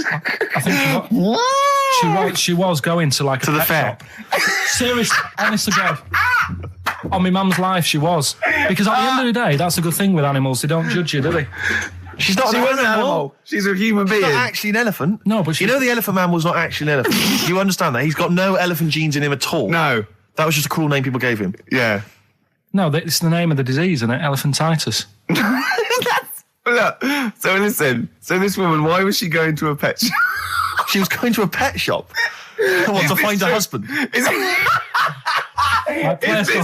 this true? No, it is true, yeah. Oh, God. I'm not taking the mickey because it must be so really bad for you. Of course it is. Carl, I'm going on to you today about cutting myself shaving. Yeah. I was going on about that. To think that she's probably not alive now, but to think...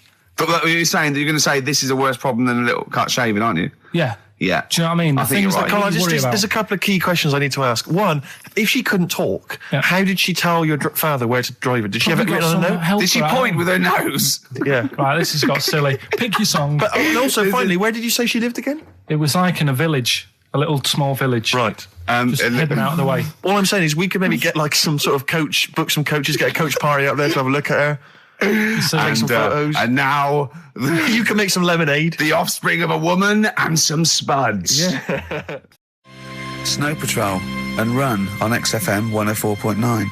I'm Ricky Gervais. With me is Steve Merchant and Karl Pilkington. Yep. That's 3 for 1. I don't know. All right. Exciting. News. Breaking news is that there's only 2 more weeks of us before we have to go away on a little extended break again. So can't give any more details yet. We don't know when we can come back because we don't know what we're doing. We're going to America. We're doing the Golden Globes, and then we're going to watch the Office pilot being filmed. Yes. And then we got bits. I'm doing a bit of a tour, so it'll be sort of the summer times, probably. Yeah. I'm saying it like they care. Oh, they don't give a damn. Do you know what I mean? Don't give a I damn. sometimes think that because you think, you don't want to let down the people, you want to keep it consistent, you want to give, but really, I know I like doing this more than anyone listening. Definitely. Do you know what I mean? Definitely. I love coming in, I love squeezing Carl's head. Yeah. I love playing some records. I like sort of sitting in the room with you. I know you love it. Oh. I can't wait. I can't think of anything else I'd rather be doing on a Saturday. Yeah. So we got our Saturdays back though. Yeah, that'd be great. I mean, my alarm went off today, and I was a bit tired because we had a couple of drinks last night, didn't we? Last night, yeah. We had party. We're party animals. I've been looking for an office this week, as you know, and it's so stressful. Just walking around, just talking to agents, right, okay. So my method is this, right? I walk around the area that I want to be an office in because I don't want to hear anything else. I don't want to, you know what I mean? So I walk around. To be fair, it is about a square 500 yards. Yeah. Right? It's sort Your of house is in the centre. yeah. I walk, and so I walk around and look at placards. I go, that's a nice office, and I phone them up. There's loads of different people I'm dealing with, right? And they went, we got one in so-and-so street. I think it was 5th Street or something. I went, I went round to, I'll see you there in 20 minutes. I got there. You were there, if you remember. I looked round and I said to Steve, it looks all right. There's no pawn shops or anything like that, right? And Steve went, well, it is next to a brothel. And I looked, and there on the next thing, model, first floor, Susie, 03. I thought, and I phoned him and I said, do you know what? Don't bother coming here. No, I said, no, I said, because it's next to a brothel. He went, yeah. I went, right, okay. Just for future reference, I don't want an office literally next to a brothel, right? When I go to work, I don't want to walk past prostitutes. Call me old-fashioned. Yeah, right? as you're going into work, there's a prostitute. Yeah. Morning. Morning. Oh, she's got a cappuccino. Yeah, Starbucks, yeah. Business good? Yeah, it's a bit slow at the moment. But it picks up later this evening. Does it really? Good. And I said to him, I've got So my New Year's resolution is being like a little fascist when it comes to business. And I said, also future reference, no crack dens and no wild animals in the porch. And I just can't believe it. There's always something wrong. We went to one, right? It got there, right? And a woman said, I'm new here. She didn't know what keys she was using. And she went, it's the 3rd floor. And she went, no point, we won't both get in the lift. I went, right, will you get a desk in the lift? Right, she went, I've got a chair in the lift before. Brilliant. So, just find me an office, Rathbone Place, sort of Percy Street, Charlotte Street, Dean Street. Yeah. Yeah. 1st or 2nd floor. I'm worried we're going to get emails from estate agents, phone calls from them. You know what those people are like. I don't look at the emails. True. Fair enough. So, play a record. Sexist. Joe Jackson, different for That's why girls. he's not in the charts anymore. I can't believe it. Unbelievable. You were talking about renting an office. I'm a little bit intimidated because I'm just at the moment thinking about trying to buy a flat or something because I'm just tired of pissing money down the drain every month. I know, yeah. And but I'm really petrified. I've put it off because I'm really gullible. When I'm confronted with anyone in a suit who sort of knows what they're talking about, they can sell me anything. I'm intimidated. It's like, you know, you're supposed to go in there and you're supposed to sort of act like you're the guy with the money. This is what I want. This is what no. But I go in there and it's like I'm afraid they're going to say, clear off. I don't want to sell you a house. I'm not interested. Have you ever thought of like really putting on sort of like some sort of cool air? Like, sort of like kicking the door and going, what's that? Is it like, you'd be found out in 30 seconds, wouldn't you? Exactly. You'd go in there, you'd stub your toe, and they go, what do you give? I've hurt my toe, Exactly, yeah. Brilliant. Just tapping the walls. Yeah, tapping the wall. What's the rates? What rates? I don't know. Well, do you remember, I don't know if I told you before, I wanted to buy a laptop computer, and everyone said, go up Tottenham Court Road, and I was reading like magazines and stuff, they were saying haggle, make sure you haggle, make sure you're planning to haggle, get the best deal you can. And I found a shop which was selling the computer I wanted, and I went in there, and I had this whole plan in my mind of what was going to happen. He was going to say, like, it's worth this. I'm going to go, well, look, I can get it cheaper here, I want to buy it from you, I'm going to haggle, and off I went. So I went in the shop, and I said, looking for this, interested in this Toshiba. How much is it? He went, it's 1,500 quid. I went, sure. Okay. I said, I'll give you 1,300. He went, it's 1,500. And I said, sure, but I'm willing to give you 1,300. He went, 1,500. And I was done already because he hadn't even begun to haggle. And I was assuming he'd at least go 1,400 and we could start, but nothing. So now I was screwed. My whole plan went out the window. What did you do? Just leave? No, I said to him, the thing is I can get this computer cheaper down the road, but, I like what you're providing here. I like your service. I've had good stuff about you. It was amazing. I said, I've heard good stuff about you. And he went, I said, seriously, I can walk down the street, I can buy it there for cheap, for like 1,400. And he went, well, see you later then. And I was like, right. So I walked out the place. I said, well, I'm going to have to leave then. And I walked out the place, and of course I wanted to get it from there because it was still the cheapest, so I had to walk back in again. I went, yeah. I've just had some second thoughts. Listen, I'll tell you what, I'll pay the 1,500. Can I get a free carry case? He went, the carry case is free anyway. I said, I'll take it. The carry case is free I got anyway. nothing. No, but how much would you charge for that if it was on sale? Carry case a tenner. Well, let's just say it is a tenner. Give it to me for free. And he went, no, it's a tenner. And you went, well, you said it was free a minute ago. Yeah. It's just pathetic. That is lovely. It's having to walk out making a big statement and then come back in again. Oh, dear. So I'm really scared. I feel like I need someone to come with me and do all the talking. Know what they're talking about. Because I'm not going to be able to tell if there's subsidence or if there's damp or... No, but you don't do that. Don't I? Is that not my No, responsibility? you get a survey done. Sure. And they charge for that, and then you don't have to go around doing it yourself. Right. Could I make a saving if I did it myself? Yeah, this should be all right. Yeah. This is a hole in the wall, Steve. Yeah. Yeah, but what's a hole in the wall? Put some newspaper over in that. Chaucer's day, that was the toilet. That'd be fine. Carl, you're a second-time buyer, aren't you? But Yeah. Bought one in Manchester. Lost $7,000 on that one. well, don't buy in Manchester. No, it's a good flat. It's just it wasn't. I didn't buy it to sort of make money. I thought I was going to be living there like all my life, and then a job came up here, and it was like, oh. You bought your first flat in Manchester. You assumed you would be living there for the rest of your life. Well, I wasn't in a rush. Play record. You're an idiot. Hang on a minute. So have you got a property portfolio? Have you got the two houses now?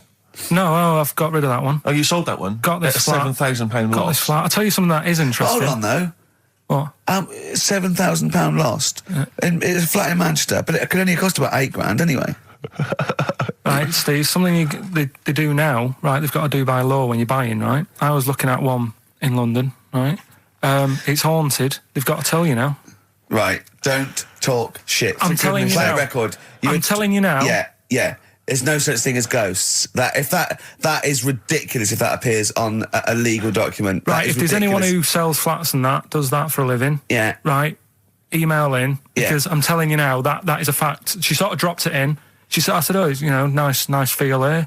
And she said, yeah, well, that'll be the ghost. Just dropped it in, that's all they've got to do. And then I was like, what? And they went, oh, yeah. That's all I've got to do, is it? So that's the legal thing. Did you drop it in? So in court you go, did you drop it in? Yeah, I dropped it in. Play a record, you're an idiot. That's David Gray, and this year's Love, if you're in love. I hope it lasts. It's only January.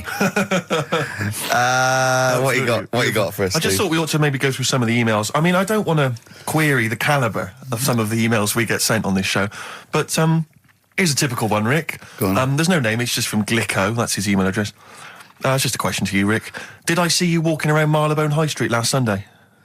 Yes. Okay. Well, I don't know. Well, I mean... I was in Marylebone High Street last Sunday, yeah. Yeah, but did you see Glicko? I didn't see Glicks. Okay. I didn't see the Glickster. But all right, this is one from M. Ricky, what do you think of Richard Bacon's show? I can't decide if he's better than you. Nor can I. Any thoughts? Nor can I. I can't help her out on that one. Sure. That's a really personal thing. She's got to dig deep. She's got to look at both of us. She's got to find out what she likes. Yeah. And then whether I provide more of that than Baker's. Yeah. I mean... Baker Foyle's brilliant. Yeah. I'm not going to put myself up against him, so I can't help you. Next, Steve, next. Well, there's a lot of emails last week which were saying how much they enjoyed the Christmas specials. Thank you very much for that. That's very flattering of you. Cheers. There was also a couple... there was one, it was a guy... I'm sorry that I think I might have deleted it, but I should have sent a reply, because there was a guy from Canada saying, if there any chance you're around in March, whether you could pop in and have a surprise birthday dinner for his wife. Oh, why don't you keep that? I know, sorry well, about I can't bloody go now, can I, you idiot? Okay. So, I really apologise for that. Yeah. There's also, this is interesting, this is more for Carl, really. It seems unlikely. Is it from a doctor saying you're an idiot? We've got plenty of those. I tend to delete them. Okay, all right, so yeah. Look at his face. No, it just says, don't like to complain, but I won the film competition about 5 or 6 weeks ago, and I haven't received my prizes. Oh dear, that's all Carl has to do Well, that's on what I the was show. thinking. We provide the chat, the records, the light entertainment. I mean, the glamour. Strokes of comedy genius. All Carl has to do is send out the prizes and say there was a monkey that was a bank robber at 5 to 3. Yeah. What's your Carl. excuse, Carl? Do you remember her winning? I've got all. What, are you calling her a liar? Well, I am, because I don't remember ever seeing. Right, that he's calling her a liar. So Joanne Ogden, you're claiming, is just making this up. She sent this in on a whim, trying to fool us and get some cheap tat. Wow. I don't believe that. I don't believe anyone would lie to try and get Knowing Me, Knowing You on VHS. I really don't. Well, I'll look in the records because we keep all the details, so... Do you know what I mean? Right. Well, one of you's in the wrong, and do you know what? Knowing you, Carl, I don't think it's Joanne. No. Has anyone else ever emailed in saying they haven't got the bag of crap? No, they haven't. They haven't. Well, but one mistake's one too far, because that's one person. So, you might send out 30, but that one person, that's the first time they've won a competition. They want the history of Wind narrated by Donald McIntyre on VHS. Yes. And, Stephen King's It on Betamax.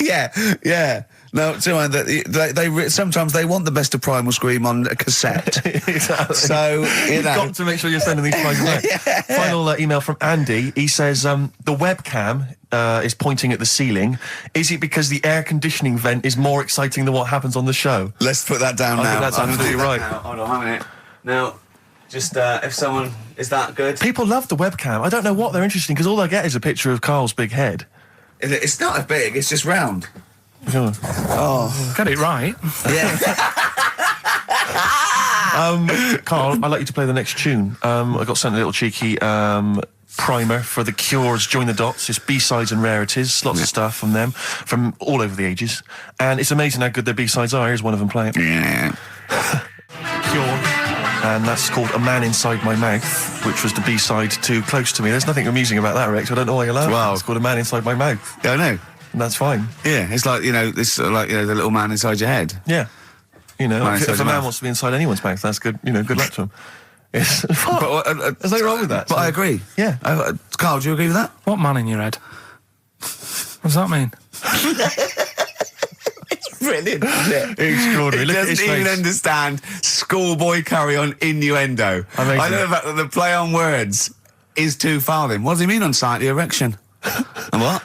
What do you mean dumplings? Huh? You're a fan of The Simpsons. You know that character in The Simpsons, the gap-toothed yokel? Yeah. If I look at Carl when he's Cletus. perplexed, Cletus. Yeah, It's very similar. It's the kind of cliche comic book thing of having a mouth wide open to suggest gormlessness. Oh.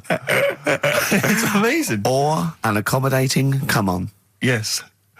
Absolutely. Carl, little man inside your head, it's what, people use it as your conscience, don't they? All right. Have you ever heard that before? No. No? No. No? Okay. I was, Rick, I was watching Moonraker.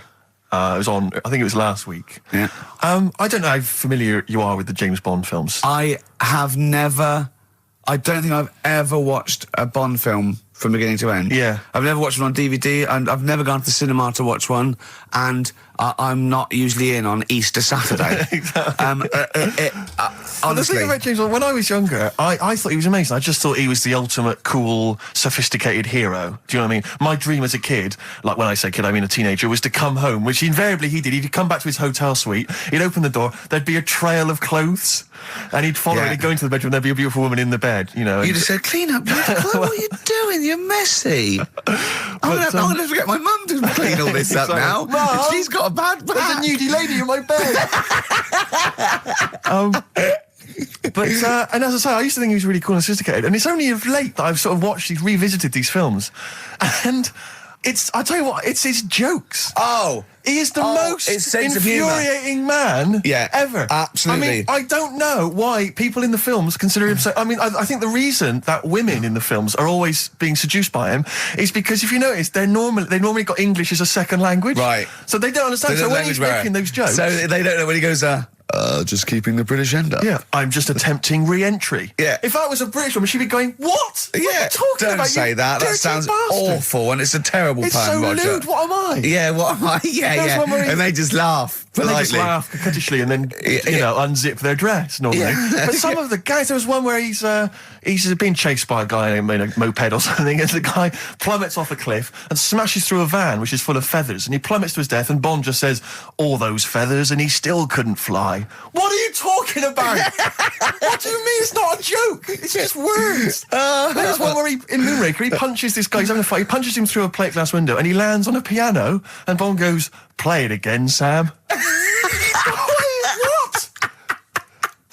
And there's the one. I always remember there's the one in one of the early films where he throws a guy in the bath and electrocutes him by throwing in a thing, and then he goes absolutely shocking. But I'm just thinking, you just killed a man. I know. You're a psychopath. Yeah. And it's just so excruciating. If someone was doing those kind of jokes in the office, you would hate them. Do you know what I mean? You wouldn't want to talk to them. They'd be a bore. I know, yeah. Everything's a little one-liner. I know, and everything's a pun. Yeah. But I'll tell you what, there is a bloody good secret agent, Steve. That's true. So, they're not hired for their, wit and, stand-up ability. Exactly. So, there's swings and roundabouts. Yeah, I doubt Johnny Vegas could save the world. That's true enough, yeah. So, think on different people, different needs. Kings of Leon, California Waiting on XFM 104.9. Do you know what, Steve? We get emails and, we got our posters up around this show and people enjoy it.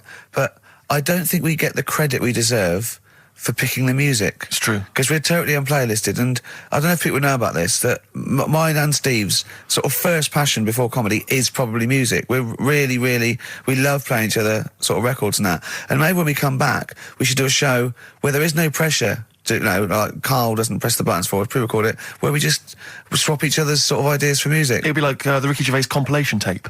Well, sort of like, we're not talking John Peel, where we're trying to find obscure Belgian jungle and do demos. It'd be everything from, Kings of Leon, Lou Reed, maybe a bit of 80s stuff that people have forgotten about. Beautiful songs. So what do you think? I'd love to do that, Rick. I mean, genuinely, there's nothing more exciting to me than introducing to someone a song which they then go on and they love and they listen. Maybe they buy the album. But that's something to think about, maybe for later. Yeah. Well, it's like you say, the pressure to kind of come up with some, high caliber chat between each record. It takes a toll. But and that's it's a passion of ours, and we'd love to. But now it's Rockbusters. Can I just say something now before we do Rockbusters? A lot of people they come up to me, they say, "Steve, we like the show. When are you going to get rid of Rockbusters?" It brings it down. I'm not joking. I'm not joking. There's lots of people. But Come on, let Carl speak. Come off it. What? I know people who say you're never going to stop that, are you? So one of us is lying again. Well, not really. I'm talking about.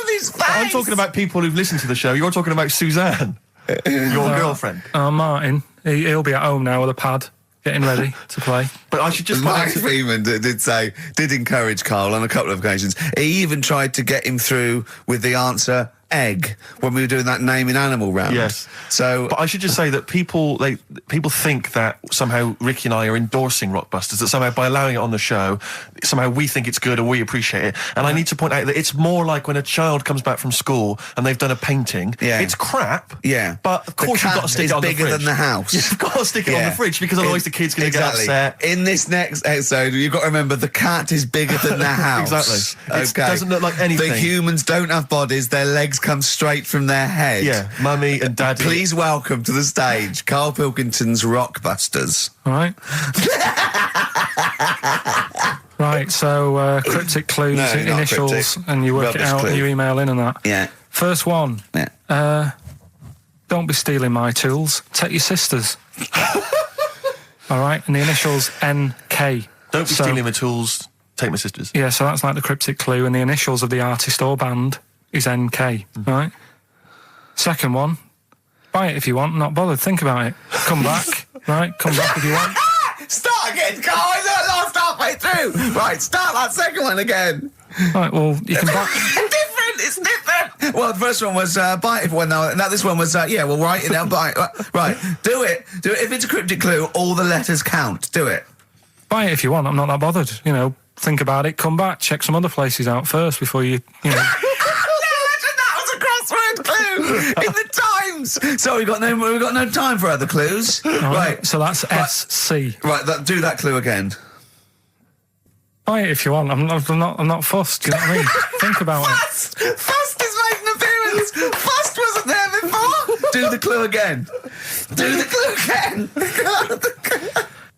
Initials SC for that one. Do the clue again. No, I don't want to do it again. You haven't finished it yet? I have. That's it. No. Do the clue again. I can't do it again. Do the clue again. Well, buy it if you want. I'm not fussed. Right? Shop around. Come back. It's up to you. I'm not pushing you into anything. It's up to you. Wasn't there? SC for that one, right? And the final one. That's good. I can play 10-pin bowling again. Okay, and what's the clue? That's O for that one. Oh. All right, so they're the three Now I things. assume that I'm not going to bother to look, but I assume there's a jiffy bag of taps which people can win. All right, well, great, good luck. Ricky.gervais@xfm.co.uk is the email Play a address. record. Thorns. Buy it if you want. I'm not fussing. Come back, have a look around. I'm open Wednesdays, by the way. Shut up, for. See you later. The Thorns and No Blue Sky, off their album of last year, which is probably my favourite album of the year. I've started getting into that sort of like music, more serious thing in case we do it. I mean, I don't know, from that comment, maybe we should do some preparation. Pre-record it. Yeah. So we can sort of like cut all the ums and ahs and Like that sentence me there. sort of like eating a sandwich while it's on, singing along, tapping a little bit. Yeah. I won't lay down like this either. We'll get me a chair that I can sort of be upright so I can enunciate. You weren't in the room, were you, when Carl was singing along to Oliver's Army? No. It was a joy. Checkpoint Charlie. Oliver's Army. Nothing. No idea. Oh, bless him. No, it was Rockbusters, well on the way. Any right answers yet, Carl? I'll just check. Let me see. We got one email. One email? No. No, because they probably don't make sense. Yeah, no responses whatsoever. There's some on the text and that. Really? 83 XFM if you want to do it on the old text. Speak up, Carl. You're can do it not on just the on the radio, radio. Steve. No, we're on the radio. Yeah, we're live. Just letting you know, do it on the text if you want. Send it in on the text. And what? Well, what is it? Say it! 83 XFM.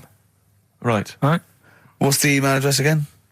Ricky.gervais@xfm.co.uk. Are you tired today, Carl? Are you just bored or...?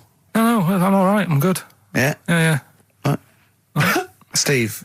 Yeah, well, no, I just wanted to mention to you, I went to a pub near my house recently. I found out that there was a pool hall. You could join like a pool club there, and I love pool. I like to think of myself as looking a little bit like Paul Newman in The Hustler when I'm shooting pool. Yeah. And I went down there, and I went with my flatmate, and it's quite a seedy pub in many respects. There's a lot of weird people in there, like alcoholics, and... Why did they go there? Strange, isn't it? Weird, isn't it? Yeah, go on. And very, very odd people. And so he was a little bit nervous, and he said, I'm a bit worried, because there's a lot of kind of, there's people from the estate, the nearby council estate, Yeah. For want of a better word, scum, And so he's a bit edgy. And bizarrely, because I so wanted to play pool, I said to him, he went, I'm a bit scared about going in. I went, don't worry, you're with me. Yeah. I don't know what I was thinking. I don't know what that means. They're going to think, oh, wait a minute, the 6-foot guy with the lanky guy with the glasses. They're not going to mess with him. You go there, they take your glasses off and you go, I've lost. Exactly. That's it, I'm out of here. This is why I've never got into a fight, because if my glasses are gone, I'm screwed. That's the first thing you do. You really are short-sighted, aren't you? I'd be absolutely done for. And are you nervous are you sort of like nervous without them? Whenever you see like a kind of action film or whatever, or maybe like a horror film, the nerd loses glasses and he's scrabbling around on the floor whilst the killer coming behind him. That's me. Really? Yeah, done for. Absolutely done for. What did you do when you were at school, when you had to play tennis or football or rugby or something? Kept him on. That's dangerous, Well, of isn't course it is. That's why I was never, as good at rugby as I probably could have been. Because of course you can. How can you play rugby with glasses on? I'm in the scrum going, careful! Your boots! Hello! Yeah. Never mind me nads. Exactly. Watch my glasses. But, so I went in there, because I used to do judo when I was very young. Well, that's impossible. But this is ludicrous. That must go falling off. Oh, of course. What about gaffer tape? Just sort of like round. Yeah. Well, I bought something like a kind of a sports strap to keep them on, and it just pushed them right into my eyes. I could barely see. I was almost blinded.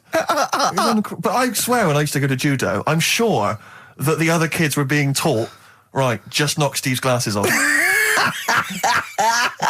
his glasses off, you can get him. Dear. And so I'm always a bit edgy about fights, but for some reason I felt super confident going in there. I was like, I swaggered in and into the pool hall, and it's one of those places you've got to sort of knock. It's like a speakeasy. You've got to knock, and they open the door, and you come in. Yeah. And I'm in there, and my flatmate. One of those things you slide like a little letterbox, they slide over.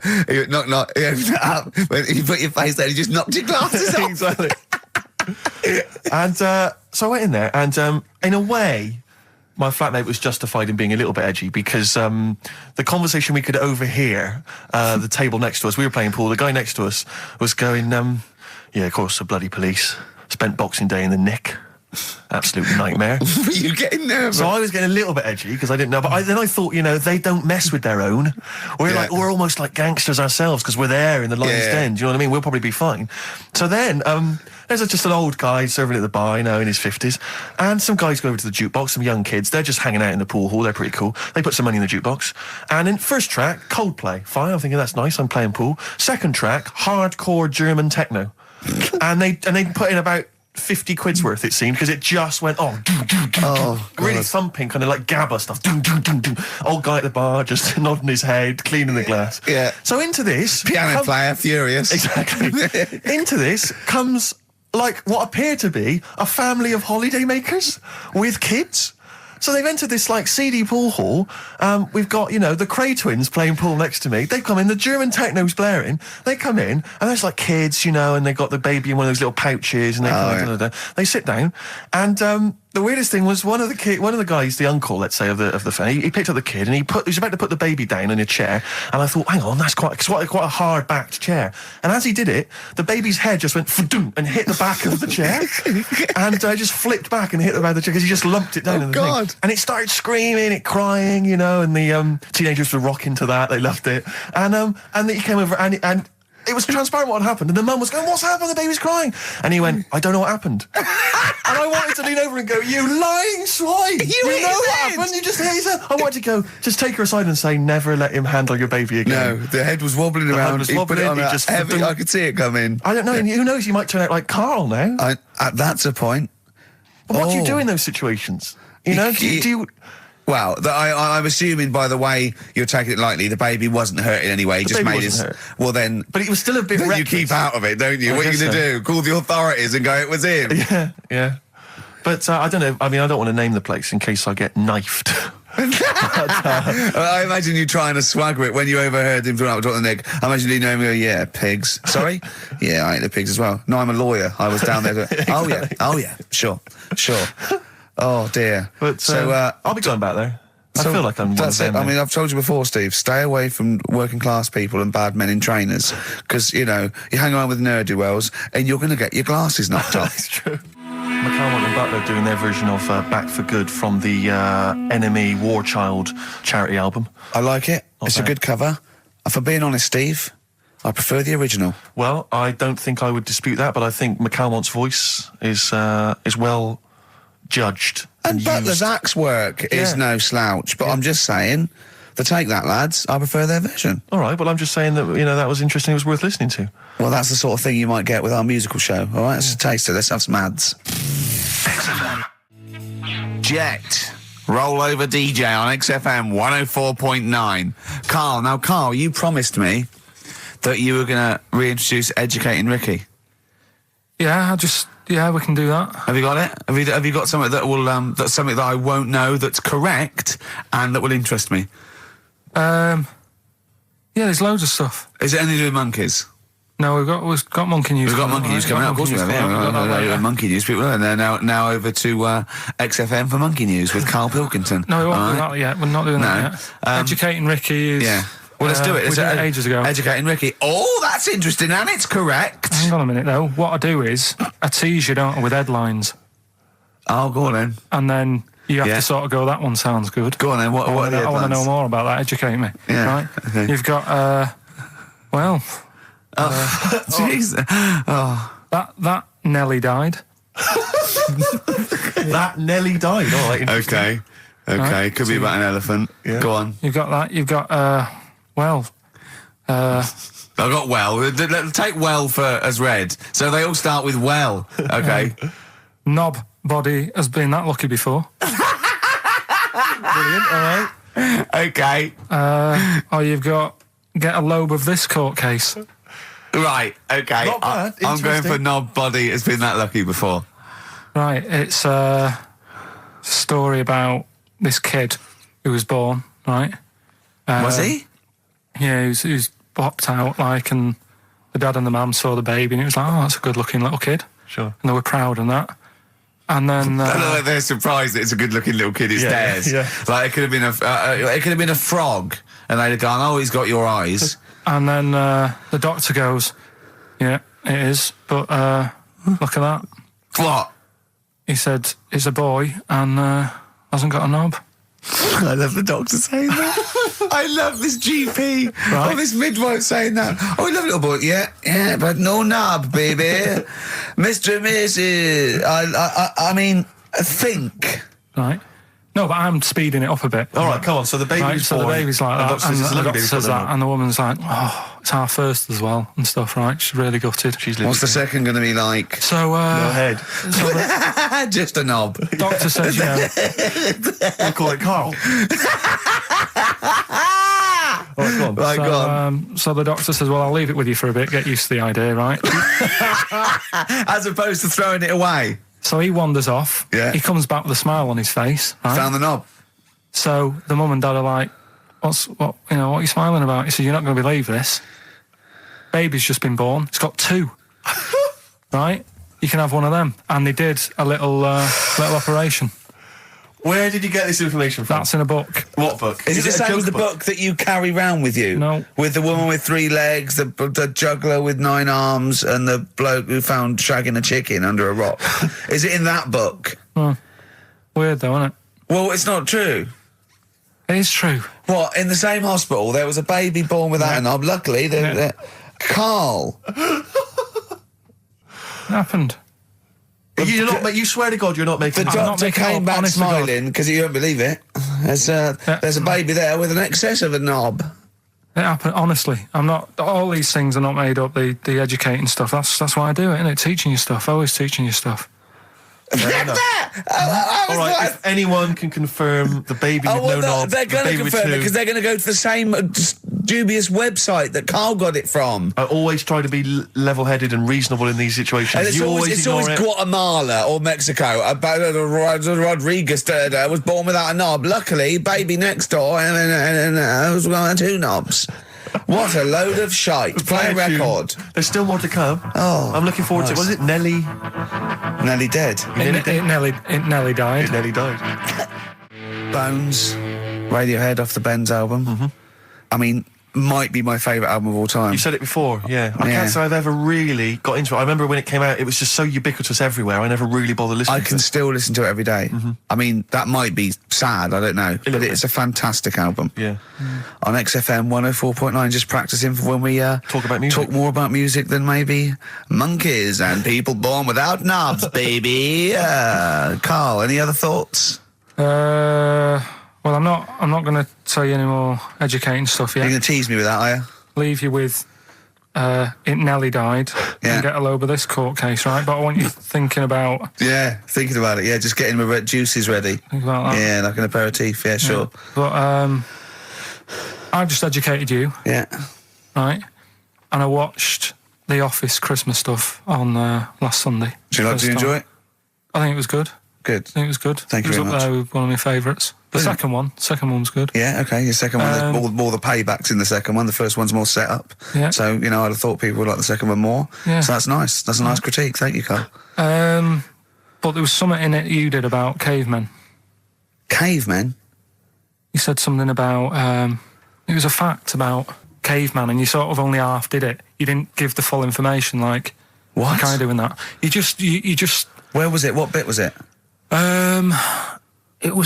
It was the bit when you were talking about getting a woman, I think, or you were talking about breasts or... Oh, the one when I said the reason women have cleavage is it reminds men of buttocks because when we were cavemen we used to do you from behind. Yeah. Yeah, at the blind date, yeah. Is that a joke or...? Well, I was hoping it was funny. We would... Oh, you mean... no, I don't know. Yeah, I think I did... I think cleavage is meant to represent, in a sort of Desmond Morris pop sort of anthropology type way. I think I've seen that before, that cleavage represents buttocks. And I imagine, cavemen probably did do it from behind. I don't know what you want to know, Carl, really. It's in a sitcom. It wasn't a documentary. It looked like one. Yeah. Brilliantly directed to look like one, I'll give you that. No, but what you're saying, so blokes like... Yeah, I think cleavage is represented like buttocks because obviously buttocks were much more of a sexual organ.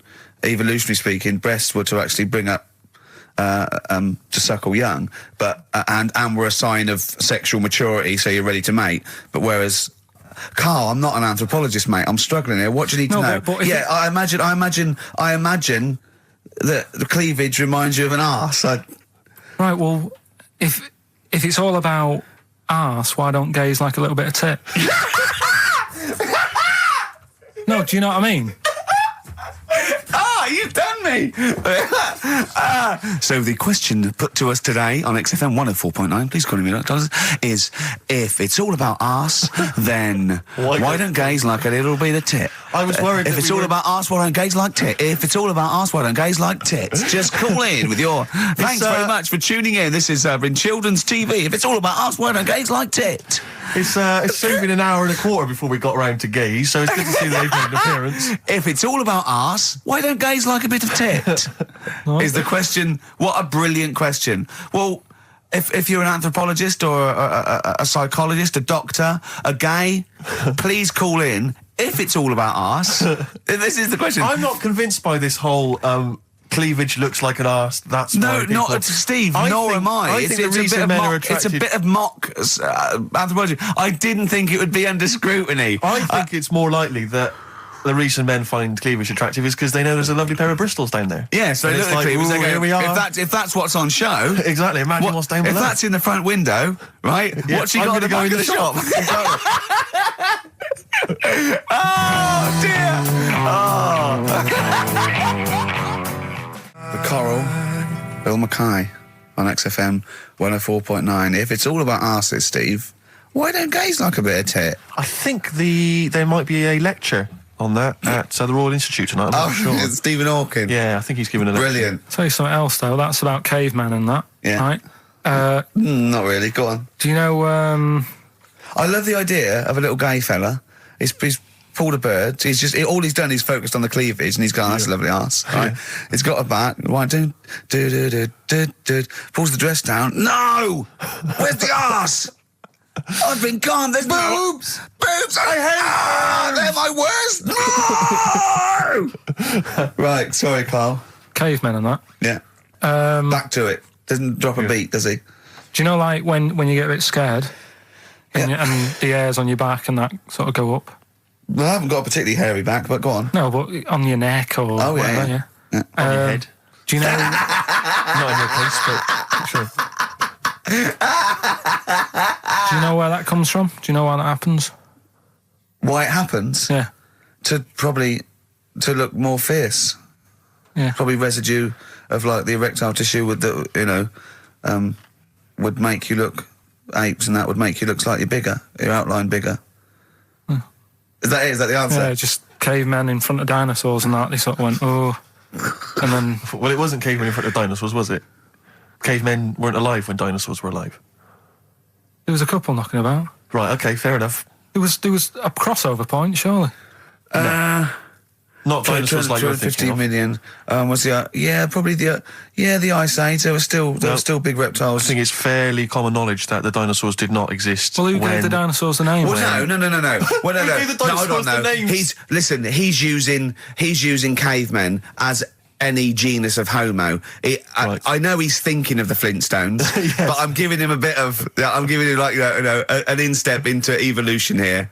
But I should just point out, cavemen didn't have cars which they motored by running along the street, and they didn't mix cement in pelicans. You're aware of that?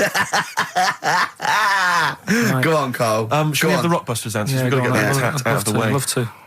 Number one was, don't be stealing my tools. Take your sisters. The initials were NK.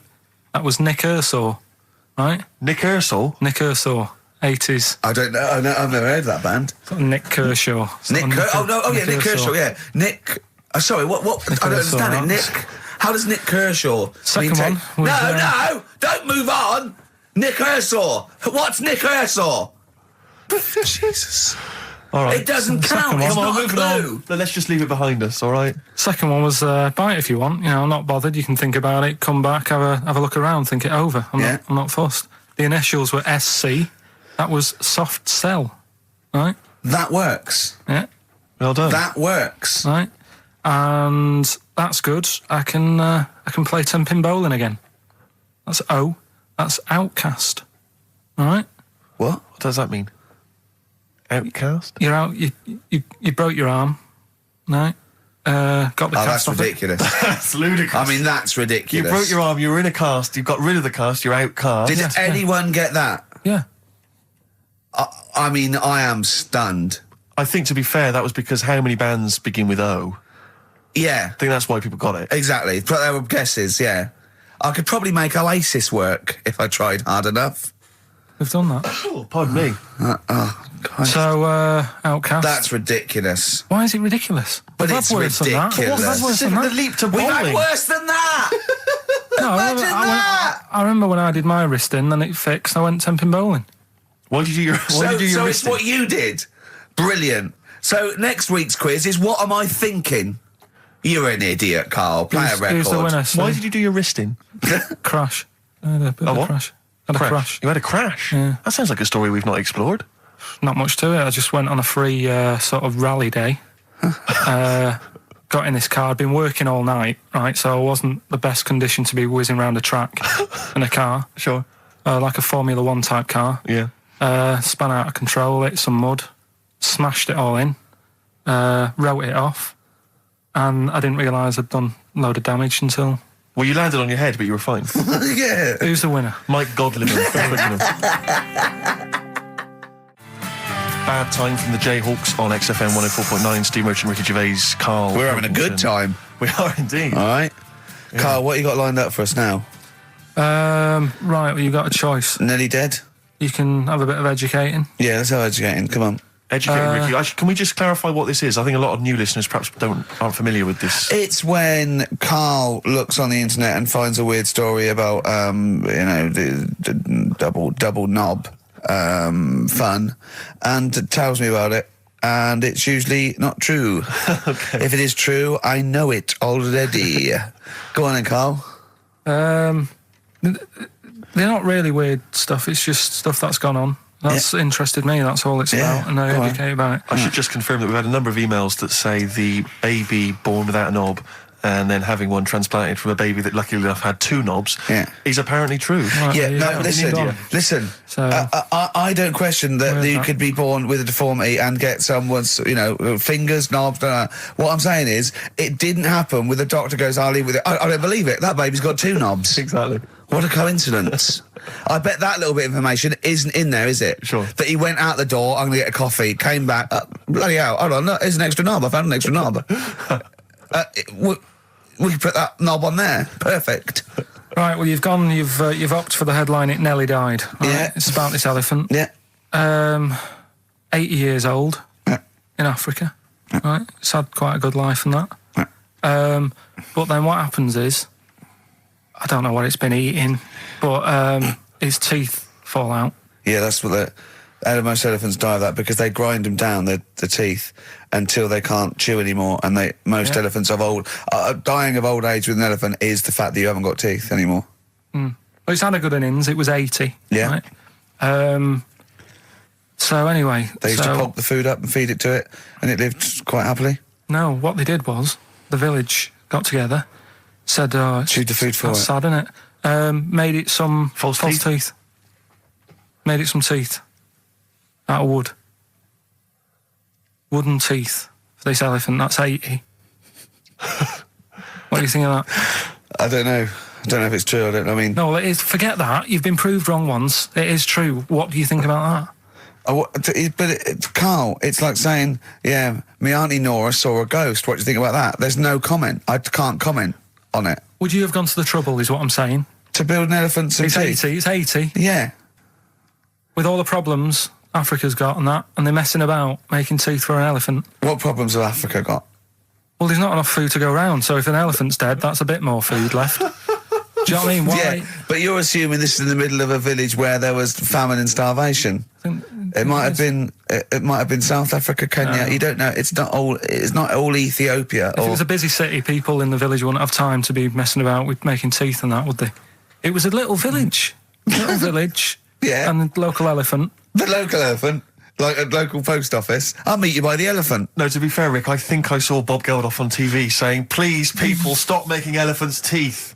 They are eating all the food. We're sending it over there. F the number. Where's the teeth? I don't know. It's possible. Send us the teeth. It's possible. It's possible they made this elephant some dentures. It is possible. Wouldn't it have been easier to just pulp it? Exactly. Mash it up, serve it some soup or whatever. Yeah, I think if you're making its teeth, it's really. So I'd have thought I wouldn't have thought it would work for very long, and I wouldn't have thought the elephant would understand that it was teeth. So I wouldn't have been able to thought that villagers could do it. I mean, top veterinary surgeons could have done some, but I think they made it all goodwill. But I don't want to thought it worked, so they probably ended up dying or pulping it like I suggested. But thanks very much. Play a record. No, but didn't you say something about wooden teeth? Someone had wooden teeth. I don't know. I think that was possibly my grandparents. They had wooden teeth. Yeah. Well, I don't know if it was wooden. I think the palate was wood, and then the teeth were as you would normally expect. That's like from the 16th century, though, isn't it? Well, it was the 1940s. They used to hammer them in without anaesthetic. Really? Yeah. Just that put into the roots. It wouldn't. Oh God. That's a rubbish time, isn't it? To live. And other people's teeth, obviously dead people's teeth, you could replace it. Just bang it in for a while. Oh God, unbelievable. Oh dear. Play a record, Carl. If you've had teeth hammered into your gums. Placebo, English Summer Rain on XFM 104.9. Right, okay, you got the final educating rookie, Carl? Get a load of this court case. Yeah. What happened was, right, allegedly. Fella's in court for something that he shouldn't have done, right? Yeah. You got all the detail then at your fingertips. And the jury says he's guilty, right? And the judge went, what, he's not guilty, off you go then, right? He misheard it. They couldn't do anything about it, because once the judge has sort of said, you're not guilty, off you go, you can go home. And the jury were like, what are you doing? We said he's guilty. And he's like... What do you think of the Thorns album? I'm quite a big fan, Rick. Yeah, I like that sort of alt country sound. I know. I like compilation you made me. That was that sort of thing. Really good. The Jayhawks. Thanks for that, by the way. There was the hanging one, wasn't there? There was the hanging one that happened. Are you still here? What bands have you been checking out recently? Any new things? Just exploring all kinds of stuff. Obviously, I like dipping back into the old stuff. I've tell you, I've been appreciating a lot recently, Rick. Billy Bragg. Oh, brilliant! Yeah, great guy. Isn't he playing? He's playing in March. Yeah, you might want to try and. You heard about the hanging one when the fella was. Sorry, mate. Go on. When the fella was hung. Well hung. He was hung and. Hung. Sorry, what's hung? He was hung by a rope. So isn't that no? I think it wasn't he a Chinese emperor and wasn't he hung? Yeah. Sorry, he was hung. Some fella who'd done something, they hung him. And, they wanted him. It's not a word anymore. He was hung. Well, don't be doing that again, because you said squoze wasn't a word, and then I showing you a menu today that someone sent, and it said fresh orange. Yeah. Squoze. Inadvertent commas, and next to it was the word colour, spelt C-O-L-O-R. So presumably either the American menu, right? In which case there's loads of American words that we don't use, or it's just a badly typed piece of work. Anyway, there was a bloke that was hung. He was hung and that, but he didn't die. Hung on that, he was definitely a Chinese. Hung on that, yeah. I remember him now, yeah. He didn't die, and they said, just hang on a minute whilst we change the rope and that, and he stood there waiting, changed the rope. They tried to, do it again, and didn't work. It didn't work, right. So, they got another rope, right? Didn't work. And then they had to let him go, because it's like there's a well-known saying or something from this thing. Yeah. Have you seen? Do you like "Oh My Car's On" by Tim Burton's new single? I don't know that I'm particularly. It's brilliant. Can we play it a bit later? Yeah, can we play it? Let's play a record now, and we'll talk more a bit later. Yeah. Hey, can you, Carl? Would you shut up?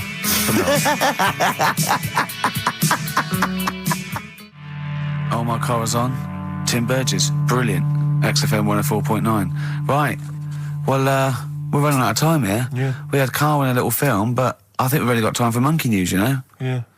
What are you thinking, Carl? Yeah, if you want to do that. Yeah, let's do Monkey News. All right. Play the jingle. Oh, chimpanzee that Monkey News. Right, there's this monkey, right? Oh, yeah. I think his name was number 6 or number 7 or something, right? In this lab, right? Yeah. And anyway, it's in there, with, like, you know, the rabbits and little mice and stuff like that. And The rabbit smoking. the nurse, right? The nurse, not the nurse, the woman who works in the lab. What would you call her? A nurse? Depends. What depends what her job was. If she was a lab assistant, you call her a lab assistant. All right. I mean, they probably call her by her name. All right, lab assistant, right? Kirsty. So she's... I think it's probably Kirsty. Right, Kirsty Morris. Well, she's in there, right? Yeah. And she don't work with many people and that. She's mainly on her own with, you know, just putting lipstick on rabbits and stuff like that, right? Chimp fancies her. So, Chimp fancy her. He's putting on lipstick. Chimp fancies her because she's got hairy legs. He gets pally, right, with this woman. Yeah. Because, you know, it gets to a point when she sees him every day. It's the way he sort of tries to string out like it's a narrative love story. Did the chimp put its hand out and grabbed her, and then you thinking that he made a move on her? So right, come on, he's allowed out. He's allowed out. It's not a story, is it? He's allowed out the cage and what have you every day. So he's wandering about, and as time goes on, he's watching what she's doing more and more. Yeah. Right. So he notices like the code on the door, right? Right. Whatever, 247 or whatever. Yeah. He goes, right, I've clocked that, I've got that, I'll remember that, right? And then he goes, right, there's a lot of lipstick and that knocking about, a lot of makeup. Right, okay. No, there's no way. Finish. No, because Steve, you know what's going to happen. I know what's going to happen. So he's there. It's ridiculous. And he's going, well, if it's there, you know what I mean? So while she's messing about with the rabbit, he gets there, he's in front of the mirror, putting a little bit of lippy on. Right? You are no! I know. It's gone too far. No, it's gone too far, Steve. Right, your mic's off, Rick. He's finishing the story. So, turn mine off as well. It's gone too far. Turn him off. Just let him finish. Right, so the thing is, right, it's this monkey wandering about. It's got lipstick, it's got mascara on, it's looking pretty good. I didn't mention the mascara. It's looking all right, right? So it knows the code on the door, 247, right? So when she's sort of messing about with the rabbit, right, he goes, right, here's my chance. He's looking good, 247, out the door, through the reception man's there. He's like, all right, Kirsty, right? Don't talk shit! I Feel Free from Cream, that's pretty much the last track, isn't it, guys? I imagine on XFM 104.9. Well, I mean, yeah, I've got nothing to say after that ridiculous story. I mean, that's worse than the bank robbery to me. Yeah. That he clocks out, and the bloke on the desk. All right, Kirsty. Oh, you're 2 foot shorter and hairy. She wasn't a looker anyway. So. She wasn't a looker anyway. Brilliant. Oh, play a record and say cheerio. We'll see you next week for the last time for a little just got ads and... adverts? Oh, I'd love to end with adverts. See you later. It's brilliant. Going out on a bang. XFM. Ladies and gents, you're listening to XFM 104.9. Big thank you to Ricky Gervais, Stephen Merchant and Karl Pilkington. That was the record before us, and here we are, pre-recorded, because we did this a few weeks ago, because we're not here at the moment, are we? We're away in that. I'm Ricky Gervais, with me Stephen Merchant. Hello there. And Karl Pilkington. He's not actually with us. He'll be in some of the best of clips that will be coming up shortly. Yeah, this is just us, isn't it? This is just us. We did this, when did we do this, Rick? A couple of weeks back. Hold on, what is it? It's the 27th today. Yeah. I enjoyed Christmas. I loved Christmas. I loved Christmas. I had a great time. What did you get? Loads of presents. So did I. I'm glad they made it to number one. I'm really glad. Stroke, he, she. Yeah, I'm really glad that the pop idols, Cliff Richard, Westlife, made it to number one. Bo Selector. Yeah, just delete that. Yeah. Okay, well, we're going to play some of the best of, some of the greatest moments of the last 3 weeks. Yeah. Ever heard on XFM 104.9. What about this? Do you remember this one? Oh, which one is it? All right, so here's the first bit. You were going to tell us a little story about Just a Volvo passed my estate? test. Yeah. My parents had a big Volvo estate, and there's quite a big I car don't to drive. drive. My parents didn't have a car. But I know you don't drive cars, Rick, but it's got a big car to drive if you've just passed your test. It's safe though, isn't it? It is very safe, that was the thing. Yeah. And I come from the West Country, obviously. There's quite a lot of windy lanes around there. You're joking, do you? They have cars there. Well, here he comes. Blimey, Carl. Learned on a tractor, automatic it was. Do you want me to tell it or not? Oh! Don't give up the accent! Oh no, I'm not worried. Oh, go on. Oh.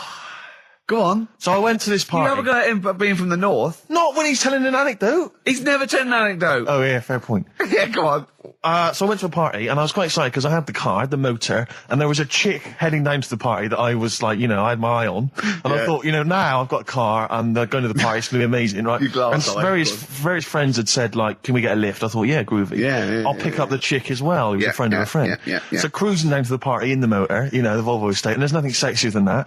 Slipping a little bit of Billy Joel on the stereo or whatever. Something classic. Go, exactly. And maybe it was Billy Ocean. I think maybe it was quite a Billy. Maybe it was Get Out of My Dreams, Get Into My Car. Ideally. Yeah. So I get to the party, and inevitably it was one of those house parties where the chick that I had my eye on, she kind of was chatting to other guys, and she wasn't really paying attention to me, and I was sort of... Found out to get, was she again? Same old story. Oh, they make me They laugh. know how to tease, don't they, the ladies? Who are they kidding? So I'd follow her like a dog, from room to room. Yeah. And watch her Quite while... literally, sometimes he was barking. Yeah. And while, just watch her while she talked to other blokes. And then, obviously because I was driving, I wasn't drinking, so I was not really enjoying myself. And then somebody said, should we go and pick up Vera? And I thought, right, okay. And they went, Steve's got a car, let's all leap in there, we'll go pick up Vera. And this girl was like up for it as well, so I thought, brilliant, I'll be back in the car with her, away from all these lads. One guy she had her eye on, he came as well, I was a little bit annoyed. Yeah. But anyway, he was in the car, so I'm driving down these country lanes, just driving along, and they're directing me, they're saying, go left here, go right. And then suddenly we stop, and one of them goes, just drive into that field, this pitch black field, right? And I'm sort of, well, it is my parents' car. Just drive in the field, Steve. I'm thinking, well, I don't want to, not seem like I'm a hard, cool, crazy kind of guy, because the chick's in the car. So drove the car into the field. They all leapt out, started running off into the darkness, shouting, Vera, Vera, Vera, where are you? So I'm just sort of sat there in the car waiting. Wasn't Vera Lynn, was it? Because she likes to hide in fields. Bizarrely, it wasn't. Right. It was just, I was just left in the car on my own with Billy Ocean, and suddenly, out of the darkness, they come back holding a Vietnamese pot-bellied pig that they had stole from a nearby farm, and they knew that the pig was called Vera because someone knew the farmer or something. Anyway, so they got this pig, so now they're going, I'll put the pig in the back of the car, we'll take it back to the party, it'll be hilarious. I'm thinking, well, I'm not sure I want a pig and all its, piggy crap in the car, right, crammed in there. But they say, yeah, so obviously I'm thinking again, I don't want to look like I'm, a nerd. I'm terrified of that, Rick, ever happened. Yeah. So, So you go, hey, bring the pig into the car. Exactly. I'm no nerd. Exactly. Yeah, go on. So now we drive off again. I got this pig kind of squeaking in the back of the car. And, they say, stop again. Let's do some cow tipping. And they do that old thing, about the fact because cows sleep standing up, don't they? So you can push a cow over and stuff. Yeah. So they're having a wild time, hilarious. So this time, now we get to a sort of dead end in the road. And, they say, well, turn around, let's go back to the party. And I'm thinking, fine. Try and do a 3-point turn in this very narrow country lane, right? Get the Volvo estate wedged horizontally across the road. Can't get it out. Just can't seem to sort it out. I don't know what. I'm panicking because there's a pig in the car, right? And, local disgruntled farmers, right? People drunk, partying, probably off their head on some kind of weed, Rick. Was it loads of blokes with, pitchforks and flaming torches Exactly. going, burn him. He's playing with our pig. Exactly that. And so that, I was so terrified that all I could think was they're going to have to send a helicopter to lower a magnet onto the top of the car to lift the car up and put it the right way round. You used to read a lot of comics, didn't you? Yeah. So, do you know what I started doing? What? Crying. Did you really? Yeah. Why? Just started crying, just very slightly, started getting upset. And the other guy that the girl fancied, he had to get into the driving seat and sort it out for me by slowly edging forward and backwards. That's the worst bit of the whole story. Yeah, edging slowly back and forwards. He just sorted it out, just slowly worked the car back round, and then we were off. You were just gently weeping. Just gently weeping in the back. The bloke had just taken the bird that you saw from a distance. Exactly. That was basically your wife in your head by then. Oh, yeah. Was it? I can't We were believe it. happily married with a pig for a child. Don't joke, that could happen. I know. The pigs come, if you like. Sorry? What did you say? What did you say? What did you say? When you do what, Carl? What? What did you say? No, what did you say? Because I don't want to have to go to the radio authority again. What did you say then? Just remember. We are going out live, Carl. Yeah, remember Tom Binns, right? What did you say? What I'm saying is, why were they shouting Vera? Because pigs don't come to the name, do they? Hey? I don't know the ins and outs of pig, of how to lure a pig into your trap. Can I just tell you some very, very interesting things about pigs? Please do. Right. One, everyone knows they have a corkscrew-shaped penis, right? A corkscrew-shaped penis. That's the tail, isn't it? Two, they can't look up. They can't put their head back and look up, right? Three, they can have a 30-minute orgasm. Rick, is it only pigs that have got a corkscrew-shaped penis? No, and landlords. Okay. Very handy. Here's one for you. Go on. Like insect facts and stuff. Go on. If a man was a flea... You could jump over St Paul's Cathedral. No. What? Wrong. It's gone up now. It's... the big wheel. The big wheel. It's The Millennium gone up Wheel. now. It's gone up now. Play a record. You're the best. Carl, let me ask you now. Carl, you will be a little bit unnerved about this. Have you seen the film Jurassic Park? Yeah. You know what happened there? Well, according to the Sun here, it says scientists are planning to clone mammoths for a theme park. Look at his face. Look at that. He looks like a dog caught in the headlights of a car. He's terrified. I love Carl. He's sprung to attention Carl. there. Is that the best news you could have? Man moths.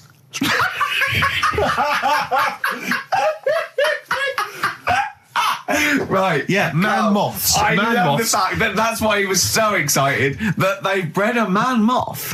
What is this? Yeah, it's a human being that hides in your wardrobe and eats an entire jacket in a day. Yeah. What do you mean man moths? Mammoths. Mammoth, the big hairy Have you heard cow of a from the mammoth? Ice Age. I mean, elephant. You're not so excited about that, then? You can take or leave bringing back mammoths to life, but a man moth... A man moth is a different matter. Oh, if we'd have never brought that up, he'd have gone and told someone now. Yeah. You know, they've bred an half man, half moth. This and is that's what we that's how mean. things start. This is what we mean when you hear don't- these ghost Are you stories. slightly deaf? Is that it? When you hear these stories, is it? Carl, is English your first language?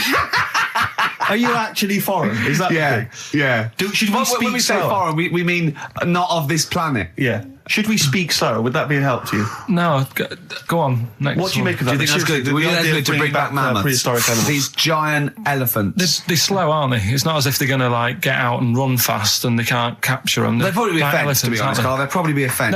they? No, but you're asking it as if like, oh, it could all go wrong, but it couldn't, could it? Well, Really? but the point was about Jurassic Park is they thought it wouldn't go wrong. They thought they had it all under Yeah, but control. that was and Have you learned dinosaurs. nothing from Jurassic Park, Carl? Dinosaurs would say, "Oh, think about it before you do it." But with a hairy elephant, it's not going to. not a concern for you. Would you go along to see him? Would you be interested in that? If it was in the area,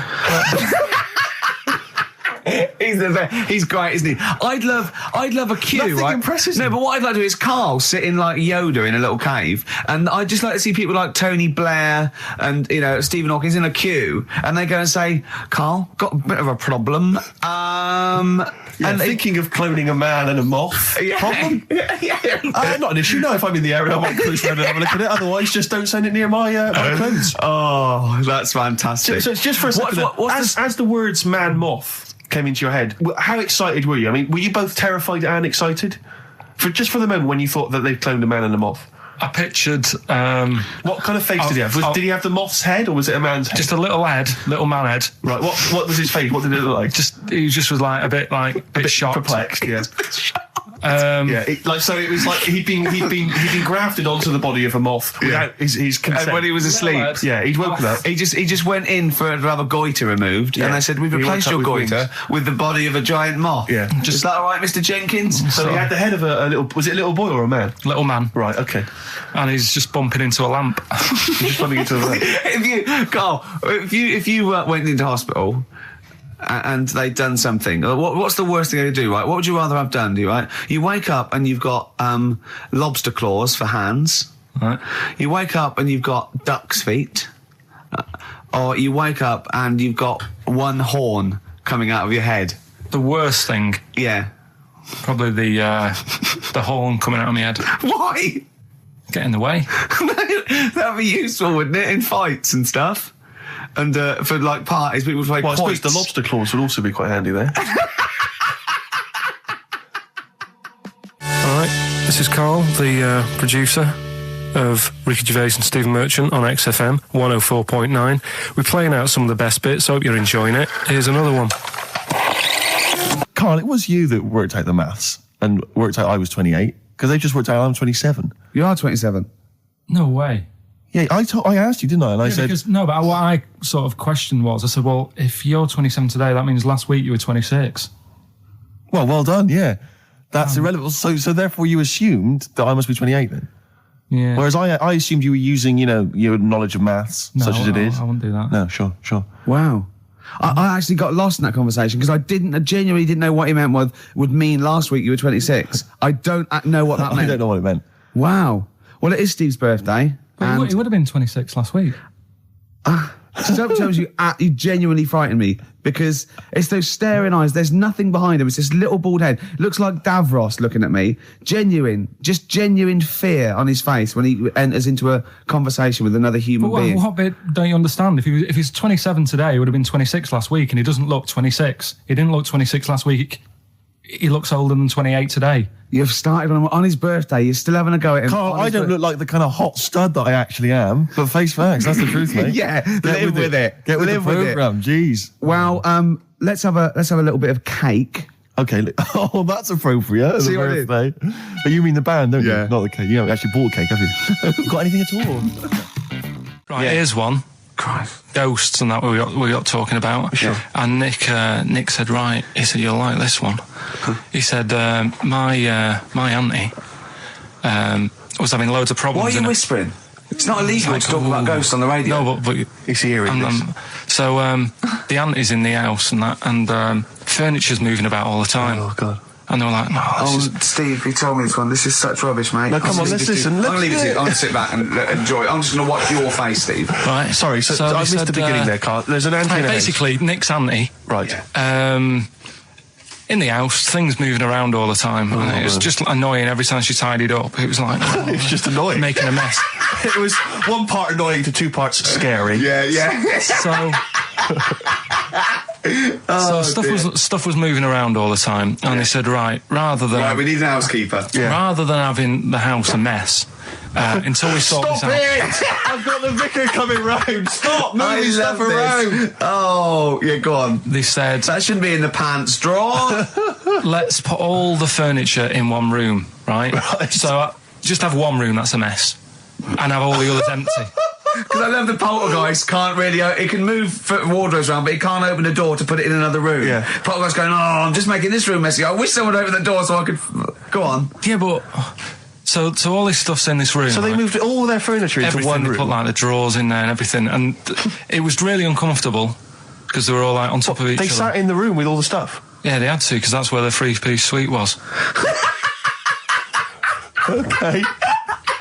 Oh, God. Right? All right. Oh, God. So they sat there like all crumpled up and that, but nothing can move because it's so tight. I think things were trying to move. Yeah, everything was so tight. It's They just like, foxed that poltergeist. So anyway, one night they sat there like sort of a bit awkward watching the telly and that, and they hear some banging Yeah. in the next room. So she goes, oh God, what's that? Oh, he hadn't moved in, had he, the ghost? So to some of the empty rooms. So there's this He's bang. moved some friends and family in. There's this banging about going on. No, so listen, she gets up, right? Yeah. And what it is, they had the baby in the next room because there wasn't much room for the cot. Right, so they left the baby with the ghost. So they go into the room where the baby is, and the banging Yeah. is like, do you know those plastic balls you get that you can chuck around the room and like they go mental? Right. The ones that you chuck once and they keep bouncing for ages. Yeah. That was bouncing around the room. Wow, what, the Hitting baby had thrown it? Hitting all the walls, and the baby was there, stood in the cot, sort of laughing. Right. And looking at the ball, and wherever it looked, the ball went. Yeah. And then she said, stop doing that. Yeah. And the ball just stopped. Did it? And it rolled a bit and stopped. Right. So the baby had thrown the ball and it was watching it as it bounced around the room. It wasn't throwing it, it was in control of it. No, the point is, Steve, the baby has been doing... It would have been the baby all along. The baby had been messing with the furniture. It was So a baby it's a that had super the power. baby. Yeah, it's a baby that had the power. Special baby. It's a baby that had the power.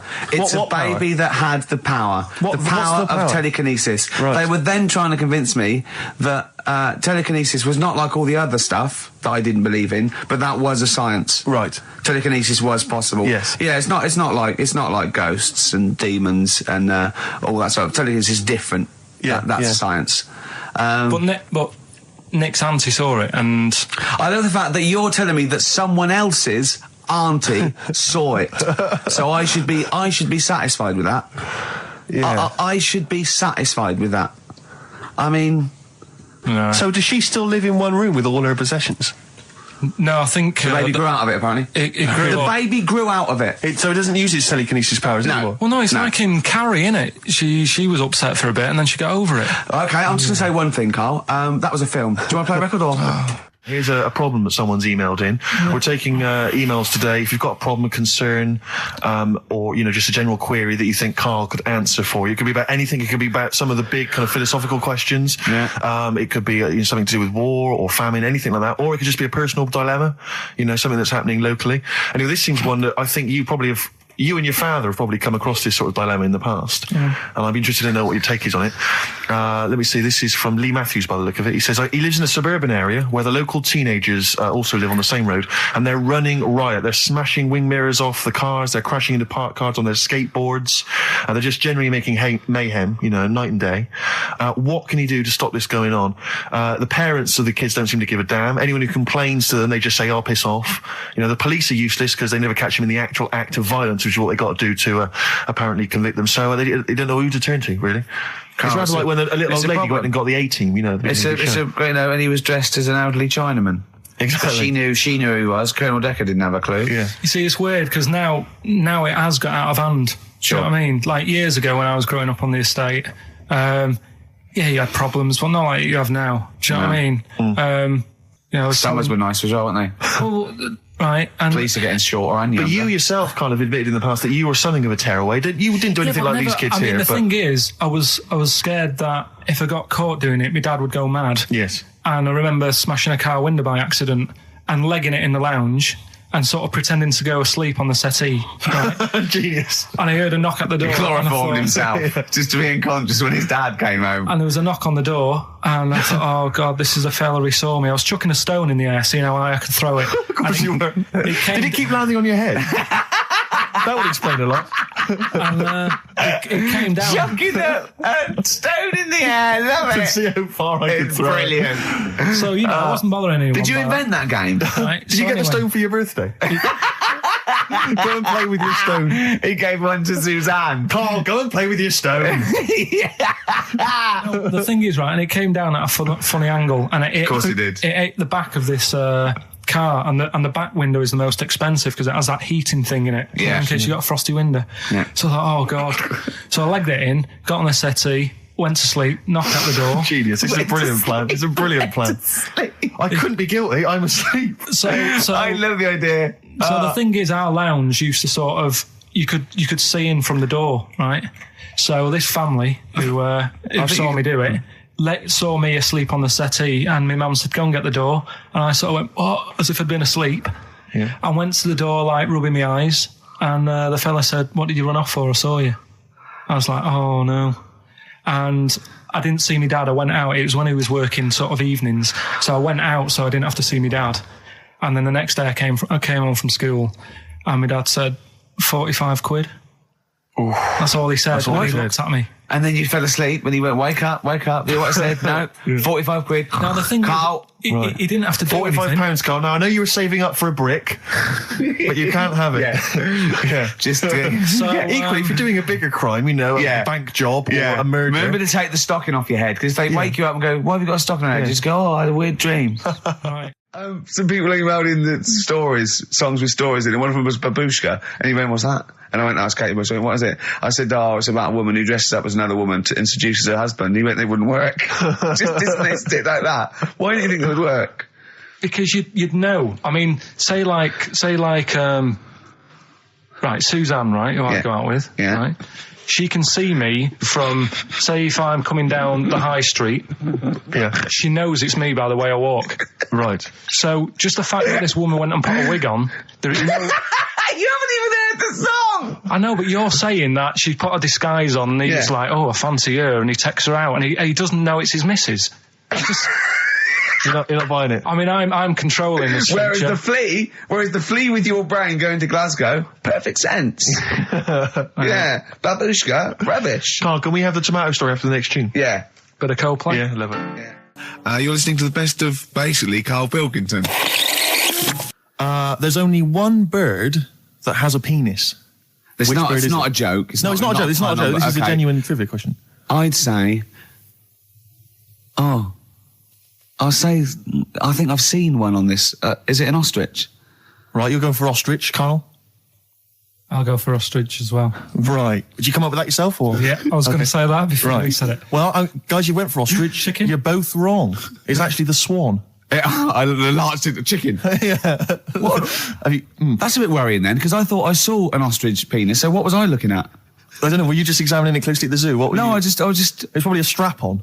It was probably two leather ostriches giving each other one. Exactly. And that's how that can influence people. Things like that. Dirty, filthy leather ostriches can confuse a child if he's at the zoo and he doesn't know. A swan's got... That's really annoying. I'd never give a swan a knob. So it's the little puffiest of all birds, isn't it? Yeah. Oh, I'm protected by the queen. But I need a knob. If I had to give a knob to any bird, Good question. I wish I'd posed that myself. If you could give a knob to any bird, what would it be? Phone in. Vulture. Of course, a vulture. They need a big veiny bang stick. Yeah. What about yourself, Carl? If you could give a knob to any bird, and don't make it rude. Or if I could give a knob to any bird, what bird do you suit up? It's got to be a bird of prey or something like that, hasn't it? Cool. Just a robin, really. That would be amazing. That would be Christmas cards would be like. Yeah, but it's a normal human-sized knob on a robin. That'd be great, wouldn't it? And the other thing annoying about this is ironic, right? Now, the male of all bird species they're called a cock. Yes. Right. But the only bird with a cock, right, is called a cob. Is that what a swan's called? Yeah, they're cob and pen. They're not cock and hen. That's annoying. And he isn't a cock, but he's got a cock. Yeah.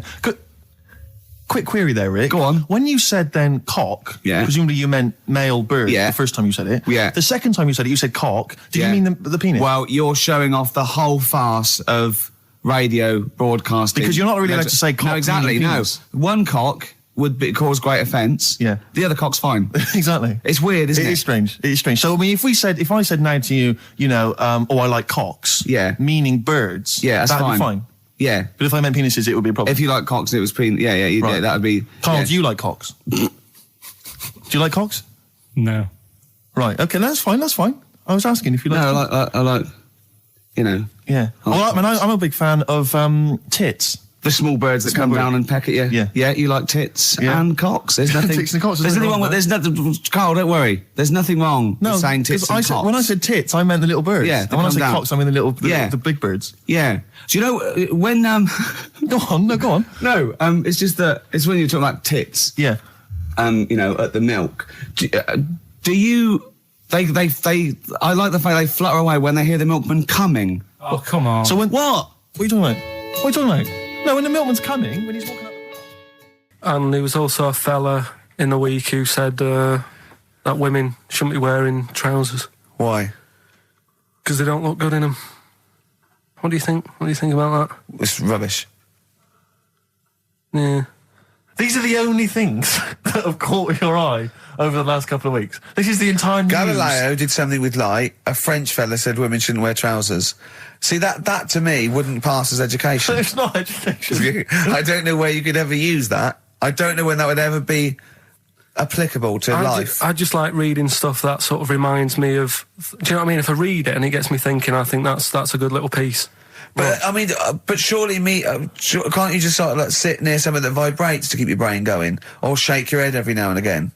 I mean, what does this do? You mean it makes you start using your brain? But what aspect of a Frenchman said women shouldn't wear trousers got your mind working? What questions were you asking? Because I thought that's a bit daft, isn't it? Right? Yeah. Okay, it ends there with me. There's nothing else. There's nowhere else for me to go on that. He closes your mind's still worrying. Yeah, go on. What do you think? Let's go through this. I wish we could download his thoughts. I know. Just watch it. Yeah. Wouldn't it be great, like a DVD? Cartoon. Imagine that extra footage on the Office DVD. Yeah, Carl's brain. That would be with amazing. Oh, with a commentary. Go on. Women wearing trousers and that, right? On the estate that I grew up in, on right? There was a woman about 4 houses down, right? Rough. Now, she used to wear leggings. Yeah.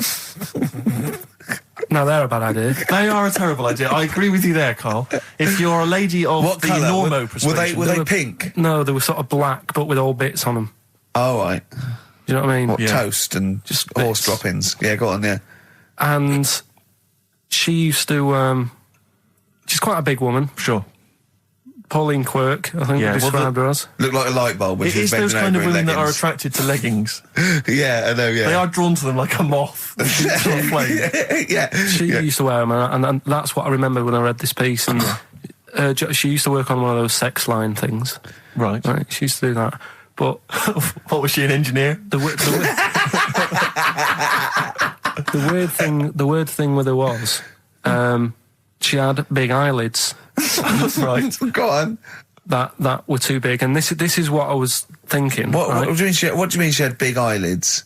How big do eyelids have to be for you to go, they're big eyelids? What was she shoplifting with them? Would she come out of Dixon's with, like, radio stored in them? What do you mean she had big eyelids? It was another one of them popular things around our way. Do you know, like... What do you mean popular things? They didn't go, oh, I'll tell you what, they're all the rage. Can I get some big eyelids, please? No. It was just like one of them things that people suffered with. Just big eyelids. They could hardly open their eyes. What do you mean? What do you mean? That's one of them popular things round where I grew up. People had big eyelids. They could hardly open their eyes. What does that mean? What sort of freak town were you born in? You had webbed feet people with big heads. You got women with big eyelids. What does big eyelids mean? Are you confusing her with the horse? Yeah. Did she have hooves? Look, what? Anyway, so there's this big eyelided woman with the leggings. And that's what I'm saying to you, though. That's... When I read that story with people with trousers, I went from that to a woman who used to have big eyelids. I still on the point. But then, and also the other bloke who had the eyelid problem was a mate of mine. Right. His dad had it, and same problem, massive eyelids. I don't know what that means. I don't know what that means. I used to say to my mum, I'm going round to Dave's house, and or Drew say, Pig, as you call him.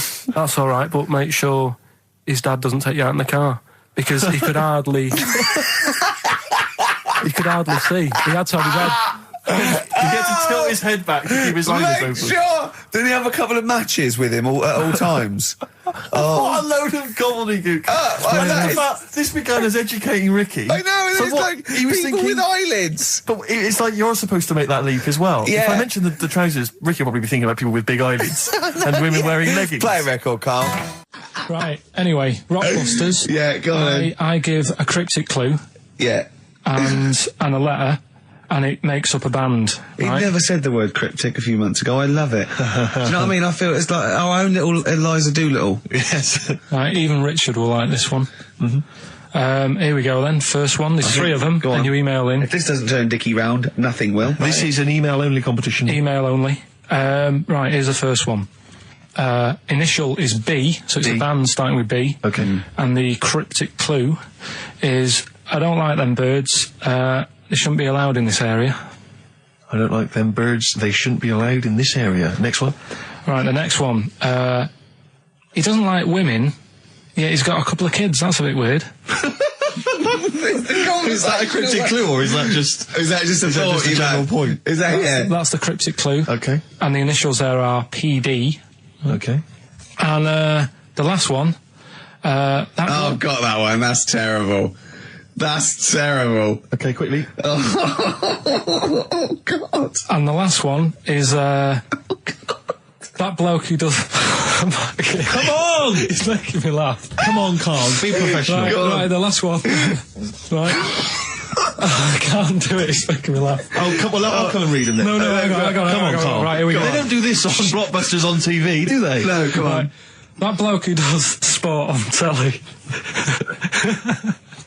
He's got a little kid, right? Initials DC. What? Right? Is that, I'm was that the completely clue? confused by that. Was that the clue? Yeah, that bloke who does sport on telly. Yeah. He's got a little kid. Initials DC. Okay, is that a band?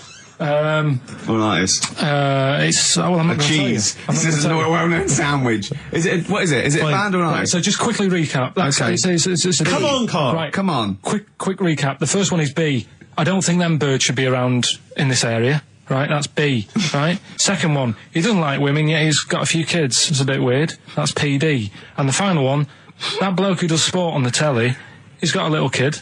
Right. DC. All right, and it's ricky.gervais@xfm.co.uk if you want to enter for Hellraiser. Oh, I'll tell you what, continue to do a little theme of like some old stuff people haven't heard of. If you're under 30, you probably never heard of this band. It's also a new thing I want to introduce. It's Show Up Camfield. Camfield talks the talk, he doesn't walk the walk. He doesn't play some rock classics on his show because he's scared. I'm going to play the tracks that Camfield's too scared to play. This is Kansas and Carry On Your Wayward Son, alright? Alright, this is Carl, the producer. of Ricky Gervais and Stephen Merchant on XFM 104.9. We're playing out some of the best bits. Hope you're enjoying it. Here's another one. Coldplay, One I Love. That's for Nick, Neil, Olivia in Tower Bridge. Absolutely, and also Nikki from Bromley, who emailed in. She's enjoying the show, and she wanted a bit of Coldplay. That's the B-side of the current single. This is a great show, isn't it? We've got great music, we've got laughs, tears, we've got requests, we've got Simon Mayo games. It's just like Radio 1 for less people. Exactly. Radio 1 for less people. This is great, isn't it? So go on then. So listen, Carl, you were so excited about this game, weren't you, earlier? You came in with a hop, skip and a leap in your step. Although I must say, the phones are going mental. We're going to have to take some more calls. People love Carl. High and Dry is great. I mean, it works. Can we have a very quick recap in case someone's just very quick? Can you make it so High and Dry doesn't work now? Give us a bit of information that makes it different to High and Dry, or can't you? So for those that have just tuned in, Carl describes in a roundabout way a story which somehow is representative of a song. Is that right? A song title. Yeah. Okay. So this woman, she's all right. You know, she has a normal life. Pretty much. Kind of. Yeah. There's probably a few things actually that she can't do thinking about it. But the main problem would be having a wash or having a bath or having a shower. Yeah. Maybe going for a swim thinking about it. Right. I think water is the clue, isn't it? That's the clue. Who's that on the line? Hi there, it's Mark. Hello, Mark. Hi, Mark. Right, What do you it think? Smells Like Teen Spirit, Nirvana. No, it's not. That's a great guess. Smells Like Teen Spirit again. He's also brilliant. Thank you, Mark. Well done. No, it's not that. All right. Hello, XFM. Oh, that's a dodgy mobile. Oh, that's a bit of a clue. Hello, XFM. Oh, they've just given up. They've all been going for Smells Like Teen Spirit. They just hung up. Hello, XFM. Hi, is it She's Electric? Excellent. She's Electric. It makes sense. That's fantastic. Oasis, Carl. She's Electric. Why does she smell? Because she doesn't have a bath and that. Because she can't have a bath or a shower. What's your name? Neil. So got the it. fact. Neil got it. So, did you get it straight away? No, only during the song. A process of elimination from all the other wrong answers. Yeah, basically. So, She's Electric. Rick, I have to say, you're holding your head in your hands, and it looks like you want to shoot off. But I have to say, I thought that was quite good. I genuinely thought that was quite good. But it's not a cryptic clue, is it? Because it's not. She smells. There's a few things you can't do. She's electric. yeah, but do you understand what I'm getting at? She's electric. I always understand what you're getting at, Carl. That's never been a problem in the years I've known you. Neil got it. Yeah. I have to say, Rick, I think you're down on this idea. I could definitely see that ITV1 replacing I'm a Celebrity, Get Me Out of Here. Karl Pilkington hosting. Simon Mayo on the phone. Exactly. To the lawyers. Well, Neil, there's no prizes or anything, but well done. Well done, that was well worth it. Right. Well, you go away with the award in the knowledge that you've beaten Carl. Yeah. You can secure the knowledge that you thought how Carl does. Absolutely. Well done, Neil. He said this, oh God, it's like a child or a cat when it's confused. He went, Steve reckons in ancient Greece, right, it was better to shag a bloke than a woman. And I went, well, yeah. I mean, that's about the male being sort of a first-class citizen. Yeah. Much better, wasn't it? An aspiration to sleep with a beautiful man than a beautiful woman. Women were lower-class citizens, so therefore men were seen as higher class. So to have sexual relations with a man there was no shame in that. No. In fact, it was looked upon. And I said, well, ancient Rome. I said, Nero. He sit in his big jacuzzi and he used to get, pretty boy men to just go into the water and just nibble at his testicles while he was having a wash. He didn't do that. He did. Yeah. And he's not a gay fella. No, well, no. I mean, I don't know about Nero, but I mean, it wasn't a case of a big delineation between what was heterosexual and what was gay. It was just, whatever you. So what did this fella do then? This one who's having his. Well, he was pretty much top boy, Nero, for a while. He was in charge. And you did what you're told. If Caesar or. But why were people going round there? Why didn't they go? Oh. No, they weren't dropping in. It wasn't like the doors opening. I was going to see what Nero's doing. You'd have probably been like a delivery boy or a stable boy or something, and you'd have popped round there and you'd have gone, there at Nero, there's the tablets of stone you wanted. And they go, Pilkington, why you are here? Pop on. I don't know why he's French. What is that? I don't know why he's French. just pop under the water and nibble at my testicles, and you'd have done it. Because he was Nero. I wouldn't. You would have. Well, there's no way I would have done. Well, you would What have. have I done? I've dropped a pizza off. Yeah, you why put am I Auntie there? Nero's place in the pizza. Right. Right, I'd say I've done my job. Right. Yeah. That's not the sort of tip I wanted.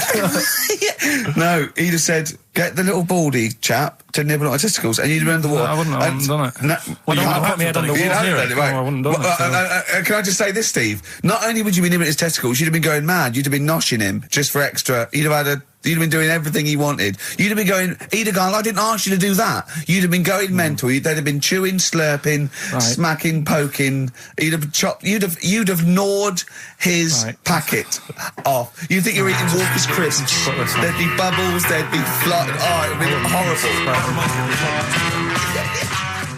I just wish we could maybe tape the bits we're not on air, just because that's when Carl comes into his own. Yeah. He just said to me, I don't know what I was doing, I was sort of like pottering around, dancing around, doing something annoying probably, and he just looked at me, I don't know, and he was looking at me, and I looked back, and he went, have you ever used a Y-front properly? Genius. It's a great question, because the answer's definitely no. Definitely no. Does anyone use their Y-front properly? And by that, I mean, get your winky out of the little sort of slot provided, as opposed to, like, put it to one side or pull them down or whatever. Has anyone used a Y-front properly? I don't think I've ever done it. I don't think I've ever done it. I've never seen anyone in a toilet doing it, Rick. You should be looking. I wish I hadn't said that. I caught ya. Really? Yeah. That's actually how you prove people are gay. Yeah. Get them into this conversation. Yeah. Yeah, it's a trap. Yeah, it's a trap. It was the trap. Yeah. I'm not gay, by the way. Yeah. You didn't prove I was gay. I double bluffed you. Because I knew the old gay trick. I thought it was the old gay lord say no thing. That is another method. Yeah, there's innumerable methods of doing it. That's how Oscar Wilde was caught. Yeah. Yeah. What happened there? Well, the judge went to him, did you see that film last night? Gay Lord Say No, and he went no, and they went take him away. Yeah. Take him down to the cells. Yeah, take him to Reading. It is true. Well, it originated in America. Yeah. So many of these things do. It's a brilliant point, Carl. I'd like to hear from anyone listening who's, and I mean, well, they'll just lie, wouldn't they, I suppose? Yeah. I don't even use sort of flies. No? Usually. I sort of pull my Y-front, my sort of tracksuit. So that's why I wear sort of like elasticated waistbands all the time. Exactly. Just sort Speed. of like... Yeah. You got to get in there with the minimum of effort. Yeah, and out. Sure. Often I won't shake. No, well, no. To my detriment, because it often leaks out a little bit later, doesn't it? Ever been out on a date with a girl where it's just trickled down your leg and you wish it hadn't, and you're thinking, what if she gets my trousers off later? She might smell or see it. What? What? I don't know. I don't know what I said there. Right. Yeah, but it's all the time. It's not just, I mean, you haven't done that with me, taking your clothes off and that yet. But, like, last night we were sat in the pub and I was saying, right, you know, let's not even worry about new features then. Let's get the current ones, you know, going. Like what? Good. Like, the one that I was trying to work out, the cheeky freak of the week. Think of that! Yeah, but I was Think of that, though, as a normal conversation. Yeah, but I'd looked online, right? I didn't find that much. I found, actually, I'll tell you what I found later. Brilliant. We're looking for them, right? And then at one point, I think you said to me, go and, you know, what about the Guinness Book of Records? Yeah, you know, they'll have, like, the best freak in the world or whatever. Yeah, ever. So I said, yeah, bring one in. Now, you've got one at home. Yeah, I've got a couple. But you couldn't be bothered carrying that in today, so I had to go out of the pub that I was at. Yeah. Nip into Borders. Yeah. Buy a Guinness Book of Records. Yeah. Out of my own money, $18.99. Yeah. Bring it back, and then you said, I don't know if I want to do this feature. So it cost me 20 quid for that. I had to buy a video for Silence of the Lambs film clip. I'm actually out of pocket at the end of this. But do you want to work with me is the thing. If you want to work with... people would pay that sort of money to work with me, Carl. You're a lucky bloke. Think of how many people think, Carl, he gets to drink and sit. Yeah. You making a cup of tea and I surprised, didn't I? Little surprises. You know, last night, do you know when I left the pub in a bit of a mood because I was just fed up with not getting anything done? Yeah. Walking down the road, I was thinking, how can I get out of this? How can I stop having to work with them? I'm thinking, I wonder if I leave, I wonder if they'll be funny and they'll go, and then my boss will be giving me stick. And I'm thinking, how much notice have I got to give out? And all this is going through my mind. I'm walking home and I got in, said to Suzanne, I'm sick of it. She's going, you need to do it when I get a new kitchen. And I was like, yeah, but how big does the kitchen need to be? I was saying, do we need a big kitchen? Can we get a small one? Have we got enough for a small kitchen? Do we need so many cupboards? Can we just have wood instead of steel? All this, trying to get out of doing this. Yeah. It's always just, I always feel like, you know, because I like to think that I'm not perhaps as bad as him. Yeah, You annoy me in different ways. Like what? How does he annoy you? Well, stuff that, you know, I come up with ideas, say Cheap as Chimps. Yeah. Rockbusters springs to mind. Yeah. 15 like Taiwan. 15 Taiwan. Let's just remind people what 15 Taiwan was. It was a little feature that I wanted to give a run, you know, give it a little run, see if people like it.